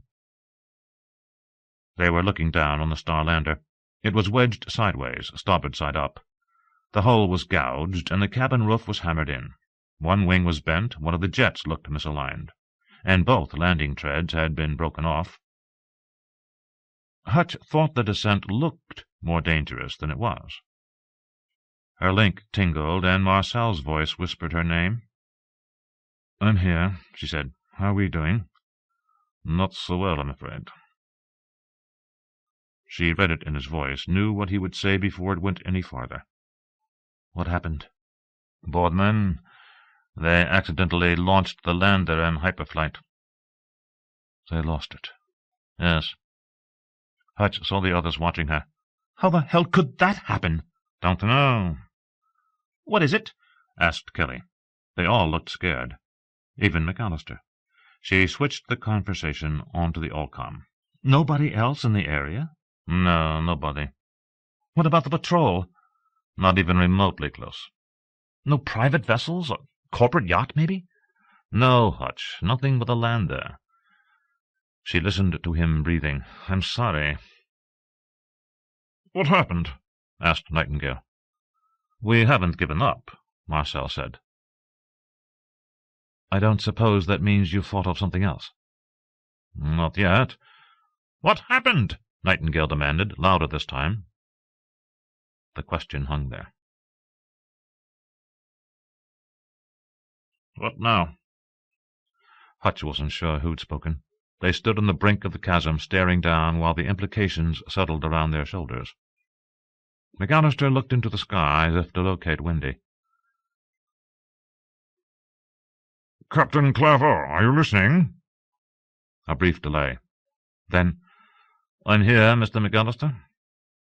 "What's our course of action now?" he asked. "What do we do?" "I don't know yet. I haven't had a chance to analyze the situation." McAllister could summon the tones of an angry god. He did so. "As I understand our status, rescue would seem to be out of the question. Impossible. Am I correct?" "It would appear so." "Am I correct?" "Yes." Hesitantly. "Then do us a common courtesy, Captain. The situation here has deteriorated severely.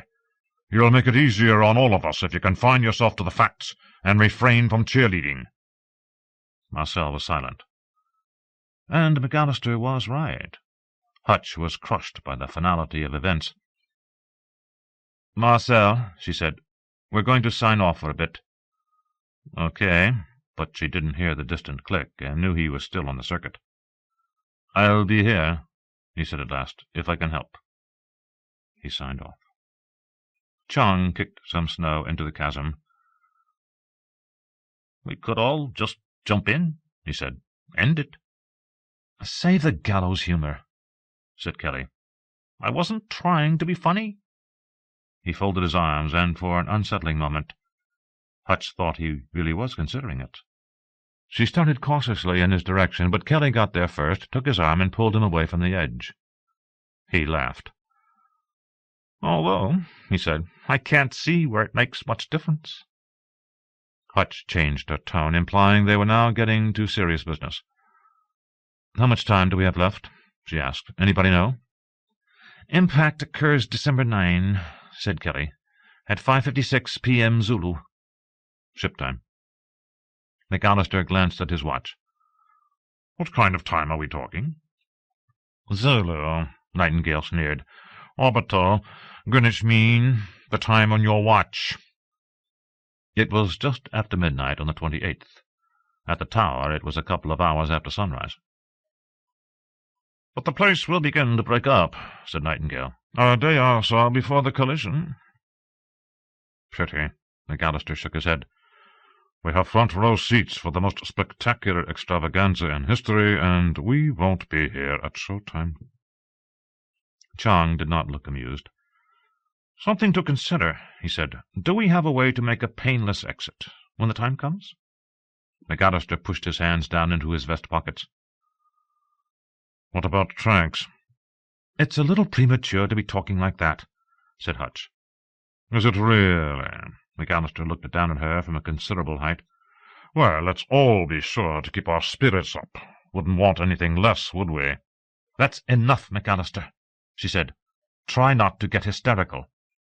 "You know," Nightingale said, "if you hadn't panicked and tried to get clear with the lander, maybe none of this would have happened." He let them see he was enjoying himself. "Look, the lander was about to go into the ditch. We tried to save it." "You tried to save your fat ass." Hutch broke in and got between them. "Gentlemen, this isn't going to help." "Sure it is," said Nightingale. "There's something to be said for truth. That's what you always say, isn't it, Mac? It doesn't matter who gets hurt. Let's just get the truth out on the table. The truth is you tried to run. The other lander was already gone, and you— "That's enough, Randy." She used the most threatening tone she could summon. He glared at her and turned away. "What is it with you two?" Hutch asked, looking at McAllister. The editor shrugged. "He objects to something I wrote a long time ago." "McAllister," she said, "you have friends everywhere." "Even at World's End, I guess so." Nightingale stood looking out over the abyss. The others hunkered down in the snow. Nobody said much. Hutch pulled her knees close and propped her chin on it. Nightingale pushed his hands into his vest pockets. The wind had already blown a covering of snow over the graves. Chang took Kelly's arm and asked if she was okay. McAllister glanced at the time every couple of minutes as if he had a pressing appointment. Hutch withdrew into her own black thoughts until Nightingale's voice brought her out of it. "There might still be a way to get to orbit," he said. She looked at him bleakly. One did not walk off a planetary surface. "How?" "There's a lander on the ground. Not far from here, I don't think." "Tess," said McAllister. Nightingale nodded. "That's good," he said. "You remember after all." "I remember that you left one of the landers behind, but that's 20 years ago." "I didn't say there was transportation. I said there might be a way." He was moving snow around with his foot, pushing it over the edge into the chasm. "It sure as hell beats jumping in there." Hutch felt a rush of hope. Any kind of chance looked pretty good at the moment. "You said not far, Randy. How far?" "I'm not sure. Southwest of here, probably about 200 kilometers. We're a little bit north of the equator." 20 years. Kelly shook her head. "The fuel will be long gone," she said. McAllister looked from Kelly to Hutch to Nightingale, hoping someone would say something encouraging. Hutch obliged. "Maybe not," she said. "Marcel, we need you." It took a few moments, but he came online. "What can I do for you, Hutch?" "Do you have access to the schematics for Tess, the lander that got left behind in the original expedition?" She could hear him relaying the question to Bill. Then he was back. "I'm looking at them," he said. What kind of reactor was it equipped with? Direct conversion Bussard-Legon. Okay. Her spirits rose. There might be a chance at that. I see where you're headed, said Marcel. Kelly was puzzled. I still don't understand where we'd get fuel for it. Think about it a minute, said Hutch. Most landers are designed for the sole purpose of getting from orbit to surface, up and down, moving supplies and people between a ground base and a ship. The landers used in planetary exploration, though, like the one we came down in, or like Tess, are different. They were intended to get around on the ground. You take it down and you keep it with you. It helps in the exploration, and you don't have to run it back and forth to orbit every few flights to refuel. Kelly was starting to show interest. That's why they carry the Bussard-Legon, continued Hutch. Which means what? Asked McAllister. Their jets burn hydrogen, like all landers. The reactor maintains the ship's normal power levels. It keeps batteries charged, powers the capacitors, keeps the lights on. And? It can also be used to separate hydrogen from oxygen to produce fuel. McAllister's face lit up. You're saying it can make jet fuel? All we'll need is some water, said Hutch. Yes, that's exactly what it can do. There was a river nearby, said Nightingale. Well, how about that? Said McAllister. We finally get lucky. Nightingale allowed his contempt for McAllister's ignorance to show. Landing sites for exobiologists, he said, were often near water, on beaches near lakes, and so on. It's where animals congregate. And pilots are trained to use them, added Hutch, whenever they can, so they can keep the tanks topped off. So how do we get the reactor running? Asked Nightingale. What fuels it? Boron, said Hutch. That induced a worried look. Where do we get boron? There should be a supply in the lander. There'd have to be. How much would we need? Asked Nightingale. She held thumb and index finger a few centimeters apart. Not much at all. I'd think a couple of tablespoons will be more than sufficient to get us up and running. We'll check the specifics later. McAllister clapped his palms together. Then we're in business, he said. All we have to do is head over to the other lander, and we're out of here. He turned to Chung. I have to tell you, Chung, I was worried there for a minute. Well, said Hutch, we're not exactly out of the soup. The jets will give us some power, enough to get around down here, but— They won't be enough, said Kelly. To get us off-world, for that we need the spike. The problem we can expect, said Hutch, is that after all these years the capacitors will be degraded, seriously degraded. We need the capacitors at full capability to run the spike. You mean, asked McAllister, we can't use it to get into orbit? That's correct. Then what have we been talking about? Hutch gazed down to the Starlander. What we need, she said, is a fresh set of capacitors. Any idea where we might find them?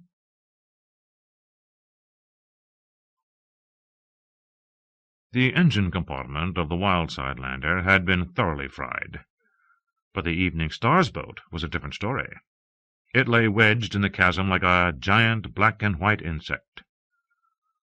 Marcel, Hutch said, this thing's big. How much do the capacitors weigh? There was a long pause. Then, Give me the On Deepsix, 43.4 kilograms. Each. Damned near as heavy as she was. It wouldn't be practical to haul them overland. We'll pull them out, she said, and leave them in the tower. Come back for them after we get Tess up and running. That won't work, will it? Asked Beekman. Can you operate the lander without capacitors? Once we convert the water, sure. We just won't have much lift capability. Marcel broke in. Good news, folks. We've located Tess. How far? Looks like 175 kilometers, give or take. We figure you've got about 12 days to get there. Maybe 11. 11 Maleven days. 11:90 nowadays. That doesn't sound far, said McAllister. A couple of us ought to be able to cover that in short order. It wouldn't be a good idea to stay here alone, said Hutch. Why not? I can't walk 175 kilometers. You stay here, you'll probably get eaten. He looked uncomfortable. Leave me a weapon. When are you going to sleep? We've got plenty of time, said Chang helpfully. You'll be able to make it. Think about the big cat, said Nightingale. Okay, he said, point taken. She turned her attention to the chasm. If that's settled, let's collect the capacitors and get on the road. The capacitor compartments looked accessible. It was just a matter of climbing down to them. There's another possibility, said McAllister. How about trying to fly it out? It's jammed in sideways, said Hutch. You've got an AI. It's not as if anybody would have to be on board when you made the effort. Kelly's expression implied that she agreed. It was conceivable. If it wasn't wedged too tight, the thrusters might break it loose. Maybe they could bring it out, land it in front of the tower, climb in and go home. But it did look tight. Had to be tight. The ship's prow was angled down about 10 degrees. McAllister saw her reluctance. Why not? He persisted.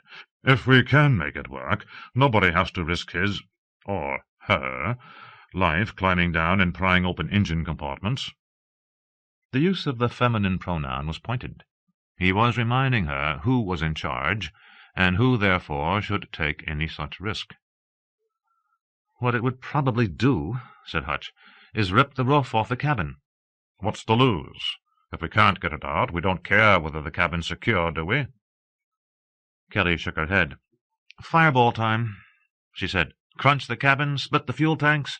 Everything goes up, including the capacitors.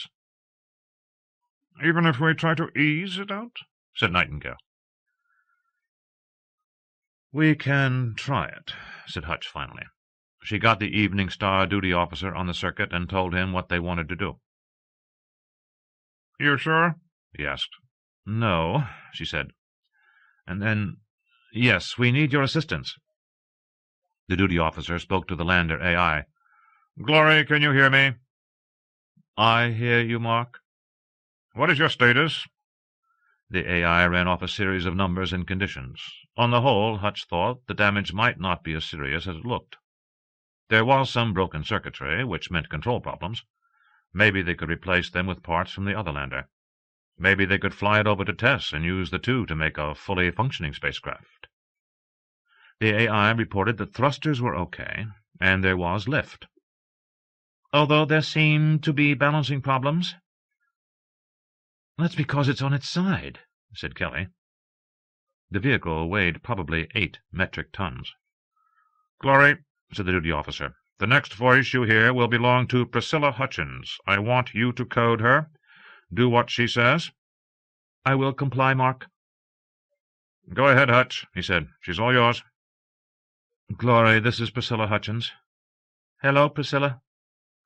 I want you to engage the lifters and raise the nose until I tell you to stop. They heard metal grind against the chasm wall. Snow broke loose and fell to the bottom. A piece of rock let go, and the lander slipped deeper into the trench. Glory, stop, she said. Priscilla, I do not have freedom of movement. Try firing the rockets, said McAllister. That should break it loose. Break it, period, said Kelly. She leaned over and looked down. We could try to cut away some of the rock. Nightingale made a face. It would just slip down further. If it changes its position, we might lose access to the capacitors. He was right. The best chance lay in the original idea. Collect the capacitors, then get the other lander. But it would have been so good, so elegant, to ease the spacecraft out into the open. Chang must have seen the hesitation in her face. It's your field of expertise, Hutch. Call it. McAllister looked to heaven. God help us. We're in the hands of the experts. I think you ought to direct the AI to pour it on. Stake everything on one roll of the dice. Get it over with. Below the spacecraft, the walls dropped away, gradually narrowing. until they sliced down into the snow. Anyone falling would become a permanent feature of the crevice. "No," she said. "Glory's our ticket out of here. We need to take care of her." "I'll make the climb," said Chung. She could see he was uncomfortable with the idea. Hutch herself had no love for precipices.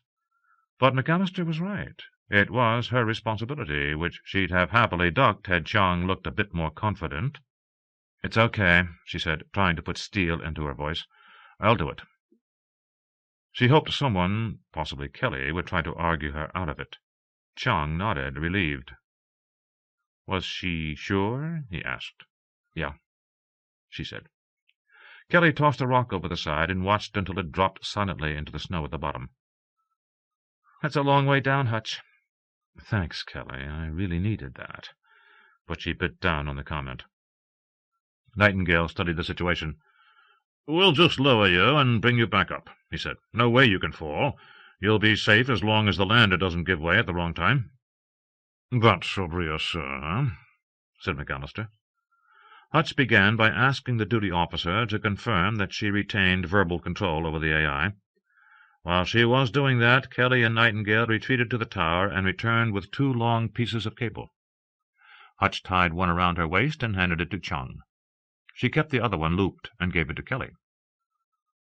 "Toss it down when I tell you," she said. Marcel broke in. "Be careful." McAllister surprised her. He looked genuinely worried, but she wondered whether he was afraid she'd fall into the pit before retrieving the capacitors. "I don't think this is a good idea, Priscilla. There's no need. Just tell the AI to put the throttle to it." She was touched. "Just hang on to me," she told him. There was no nearby tree or other solid object around which to secure the line, so Chung and McAllister drove a couple of stakes into the ground. When they'd finished and gotten set up, Hutch took a deep breath, backed out over the rim, felt the emptiness beneath her, and smiled diffidently at Kelly. Kelly gave her a thumbs-up. She knew how the professionals did it, bracing their feet against the face of the rock and walking down, but she couldn't quite balance herself that well, and instead simply dropped into a sitting position at the edge and eased herself over. "Okay, guys," she said. "Lower away." They complied, and she kept her eyes on the wall, which was earth-colored and rough and pebbly. Kelly was watching her and passing instructions and encouragement back and forth. "Okay, Hutch, you're doing fine." "Hold it, she's got an abutment to deal with." Trails of snow and pebbles broke loose and poured into the canyon. There were no handholds. She realized belatedly that she should have looped the cable around her thighs instead of just connecting it to her belt and harness. It was dragging up on her, trying to pull her belt up under her vest. The Fickinger field did not provide sufficient resistance. "You okay, Hutch?" Kelly asked. "I'm fine. Keep going."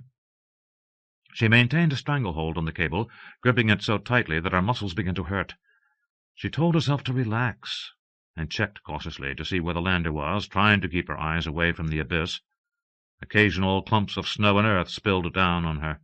Kelly and Nightingale were both looking over the edge now, and she wished they'd be more careful.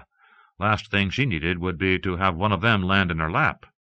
But when she complained, both seemed surprised. "Just a little more," Kelly told the line handlers.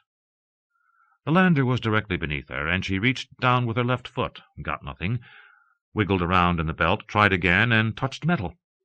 She was delighted to discover that it did not drop lower as she eased her weight onto it. "Okay," she said. "I'm on board." Safety line or not, she felt better kneeling rather than standing on the spacecraft. Despite its boxy appearance, the hull was adequately cycloid and aerodynamic. Wherever she touched it, it seemed to curve around away from her. She perched on the starboard side and gazed through the cabin windows. The door between the cargo hold and the cabin hung open. 2 pieces of luggage had fallen out of the bins and lay against the downside bulkhead. First things first. She worked her way to the communication pod, opened it, and removed as many of the parts as would come out. She also took the connectors and put everything in her vest. The fuselage narrowed toward the tail. She moved cautiously in that direction, toward the capacitor compartments. There was one on either side of the spacecraft, about halfway back. From her perspective, one faced up, the other down. She went after the easy one first. "Glory," she said, "can you hear me?" "I hear you, Priscilla." "Call me Hutch, and if you will, open the starboard compartment." The panel popped open. The capacitor didn't look at all like the capacitors in her own lander. It was wide, silver and brown, and flattened. Hers was a dark blue box. She considered whether it would fit in Tess's compartment, and concluded it would not. But that needn't be a problem. If necessary, the installation could be done by putting them in the back seat and wiring them in. "Glory," she said, "release the capacitor." She heard a soft click. The unit came loose. "Okay, Kelly," she said, "send the other line down." Kelly got it to her after several tries. Hutch tied it securely around the capacitor, knotted it, and looked up. Kelly waved. Hutch put the assorted spare parts from the COM pod into a bag and attached it also to the line. "Okay," she said, "take it up." They began to pull. Hutch assisted, and the line lifted the capacitor out of its compartment and hauled it clear of the spacecraft. Kelly leaned out, trying to keep it away from the face of the cliff so it wouldn't get damaged. It swung back and forth while it rose, and then it disappeared over the crest. A moment later, the line dropped back in her direction. She gathered it in. She was just moving back into her crouch when the spacecraft dropped a few centimeters. It wasn't much, but her heart stopped. Everyone asked what had happened and whether she was okay. "Yes," she said, trying to sound composed. "Going below." She slipped off the fuselage and dangled at the end of her line. "Lower away," she said. "Not too fast." "Tell us when," said Kelly. "A little more." She descended past the hull until she could see the port side, the downside. "Glory," she said, "is the remaining capacitor secure in its compartment?" "Yes, it is, Hutch." "Open the compartment." Pause. "I can't, Hutch. It doesn't respond." "Okay, I'm going to try it manually." She popped the panel, found the lever, and pulled on it. But it had too much give. "Not working," she said. "Kelly." "Yes?" "There's a bar back in the tower. Have somebody get it for me." Kelly kept talking to her, telling her that the capacitor looked good, that everything was under control, while somebody tracked the tool down. Finally, McAllister broke in. "We've got it," and a minute later they were lowering the bar. She caught it and went back to work. The capacitor compartment was suspended over her head. She looked up at it and tried to insert the bar under the lip of the metal. "Toward the top," said Glory. "The problem's near the top." It was difficult to work without a perch, to get any leverage on the bar when she had no place to plant her feet. "How are you making out?" asked Chung. The bar was heavy. Her arms quickly got tired, and once she almost dropped it. The compartment door was jammed tight. "Okay," she said. She struggled on. Chung said he thought it was taking too long and they should pull her up and let him try. "He thinks," said Kelly, "we need more muscle down there." "He's probably right." Hutch slid the bar into her vest and took a minute to rest her arms. Despite her boyish dimensions, she was, like all women, somewhat top-heavy, and she had to fight a tendency to turn turtle. "Let's stay with this a bit," she said. "If I can't get it, I'll be happy to give Chung a shot." Her vest was cutting off the blood in her armpits. She changed position, retrieved the tool, and tried again. She worked with increasing desperation and finally got the bar inside the compartment. She pulled it down, pushed it in farther, and pulled again. Something gave, and the door popped open. The capacitor hung immediately overhead. "I've got it," she said. She secured the bar to her belt, reached up into the compartment, felt around, and estimated she had a reasonable amount of clearance. She tied the line around the front and rear of the capacitor and secured it. "Okay," she said. "Take up the slack, but not too tight." They complied. She got out from under the compartment. "Glory," she said. "Yes, Hutch." "Release the capacitor." It dropped out of the compartment and swung back and forth in a long arc, but the line held, and her knots held. To her immense relief, it did not fall to the bottom of the canyon. After they had recovered the second capacitor, she resisted the temptation to get out of the chasm, and instead pushed up through the airlock into the spacecraft. She salvaged as many ready meals as she could, breakfasts, lunches, and dinners packed in self-heating containers. They weren't exactly food off the griddle, but for something to eat on the trail in an alien place, they were going to look pretty good. She picked up some coffee packs, found 2 bottles of wine, and some sandwiches and fruit from the refrigerator. The galley supplied unbreakable dishes, utensils, and mugs. She paused in front of the water tank. That was something they were going to need at the far end of the journey. She removed it, emptied it, folded it up, and put it in her vest. There were other useful items: towels, washcloths, toothbrushes, soap, an extra e-suit, a lantern, a pair of Evening Star jumpsuits, more cable, 2 backpacks, and a med kit. The lander slipped a few more centimeters. She packed everything into plastic bags, and they hauled them up. Kelly was urging her not to press her luck.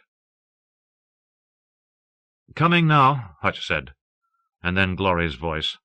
"Hutch." "Yes, Glory." "Are you leaving now?" "Yes." "You won't be back?" "No, Glory, I won't be back." "Would you shut me off?" The capacitors were marked with the manufacturer's name, Daggleton Industries, the date of manufacture, which was the previous year, and the Daggleton logo, a stylized atom. They put them on the work table and threw canvas over them, and McAllister opened a private channel to Hutch. "Maybe we should leave a couple of people here to make sure they're still here when we get back." "Who's going to take them?" she asked. "What about the cat?" "I can't imagine what it would do with them." She adjusted the canvas. "No, we're safer together. If this place is as dangerous as Randy thinks it is, we shouldn't leave anybody here." "Congratulations, Hutch. Outstanding job." Marcel sounded delighted, relieved, wiped out. Had he really been following all that? "Thanks, Marcel. We've got a bunch of survivors here." "I see that. By the way, we have a message for you from the Academy." "Read it," she said.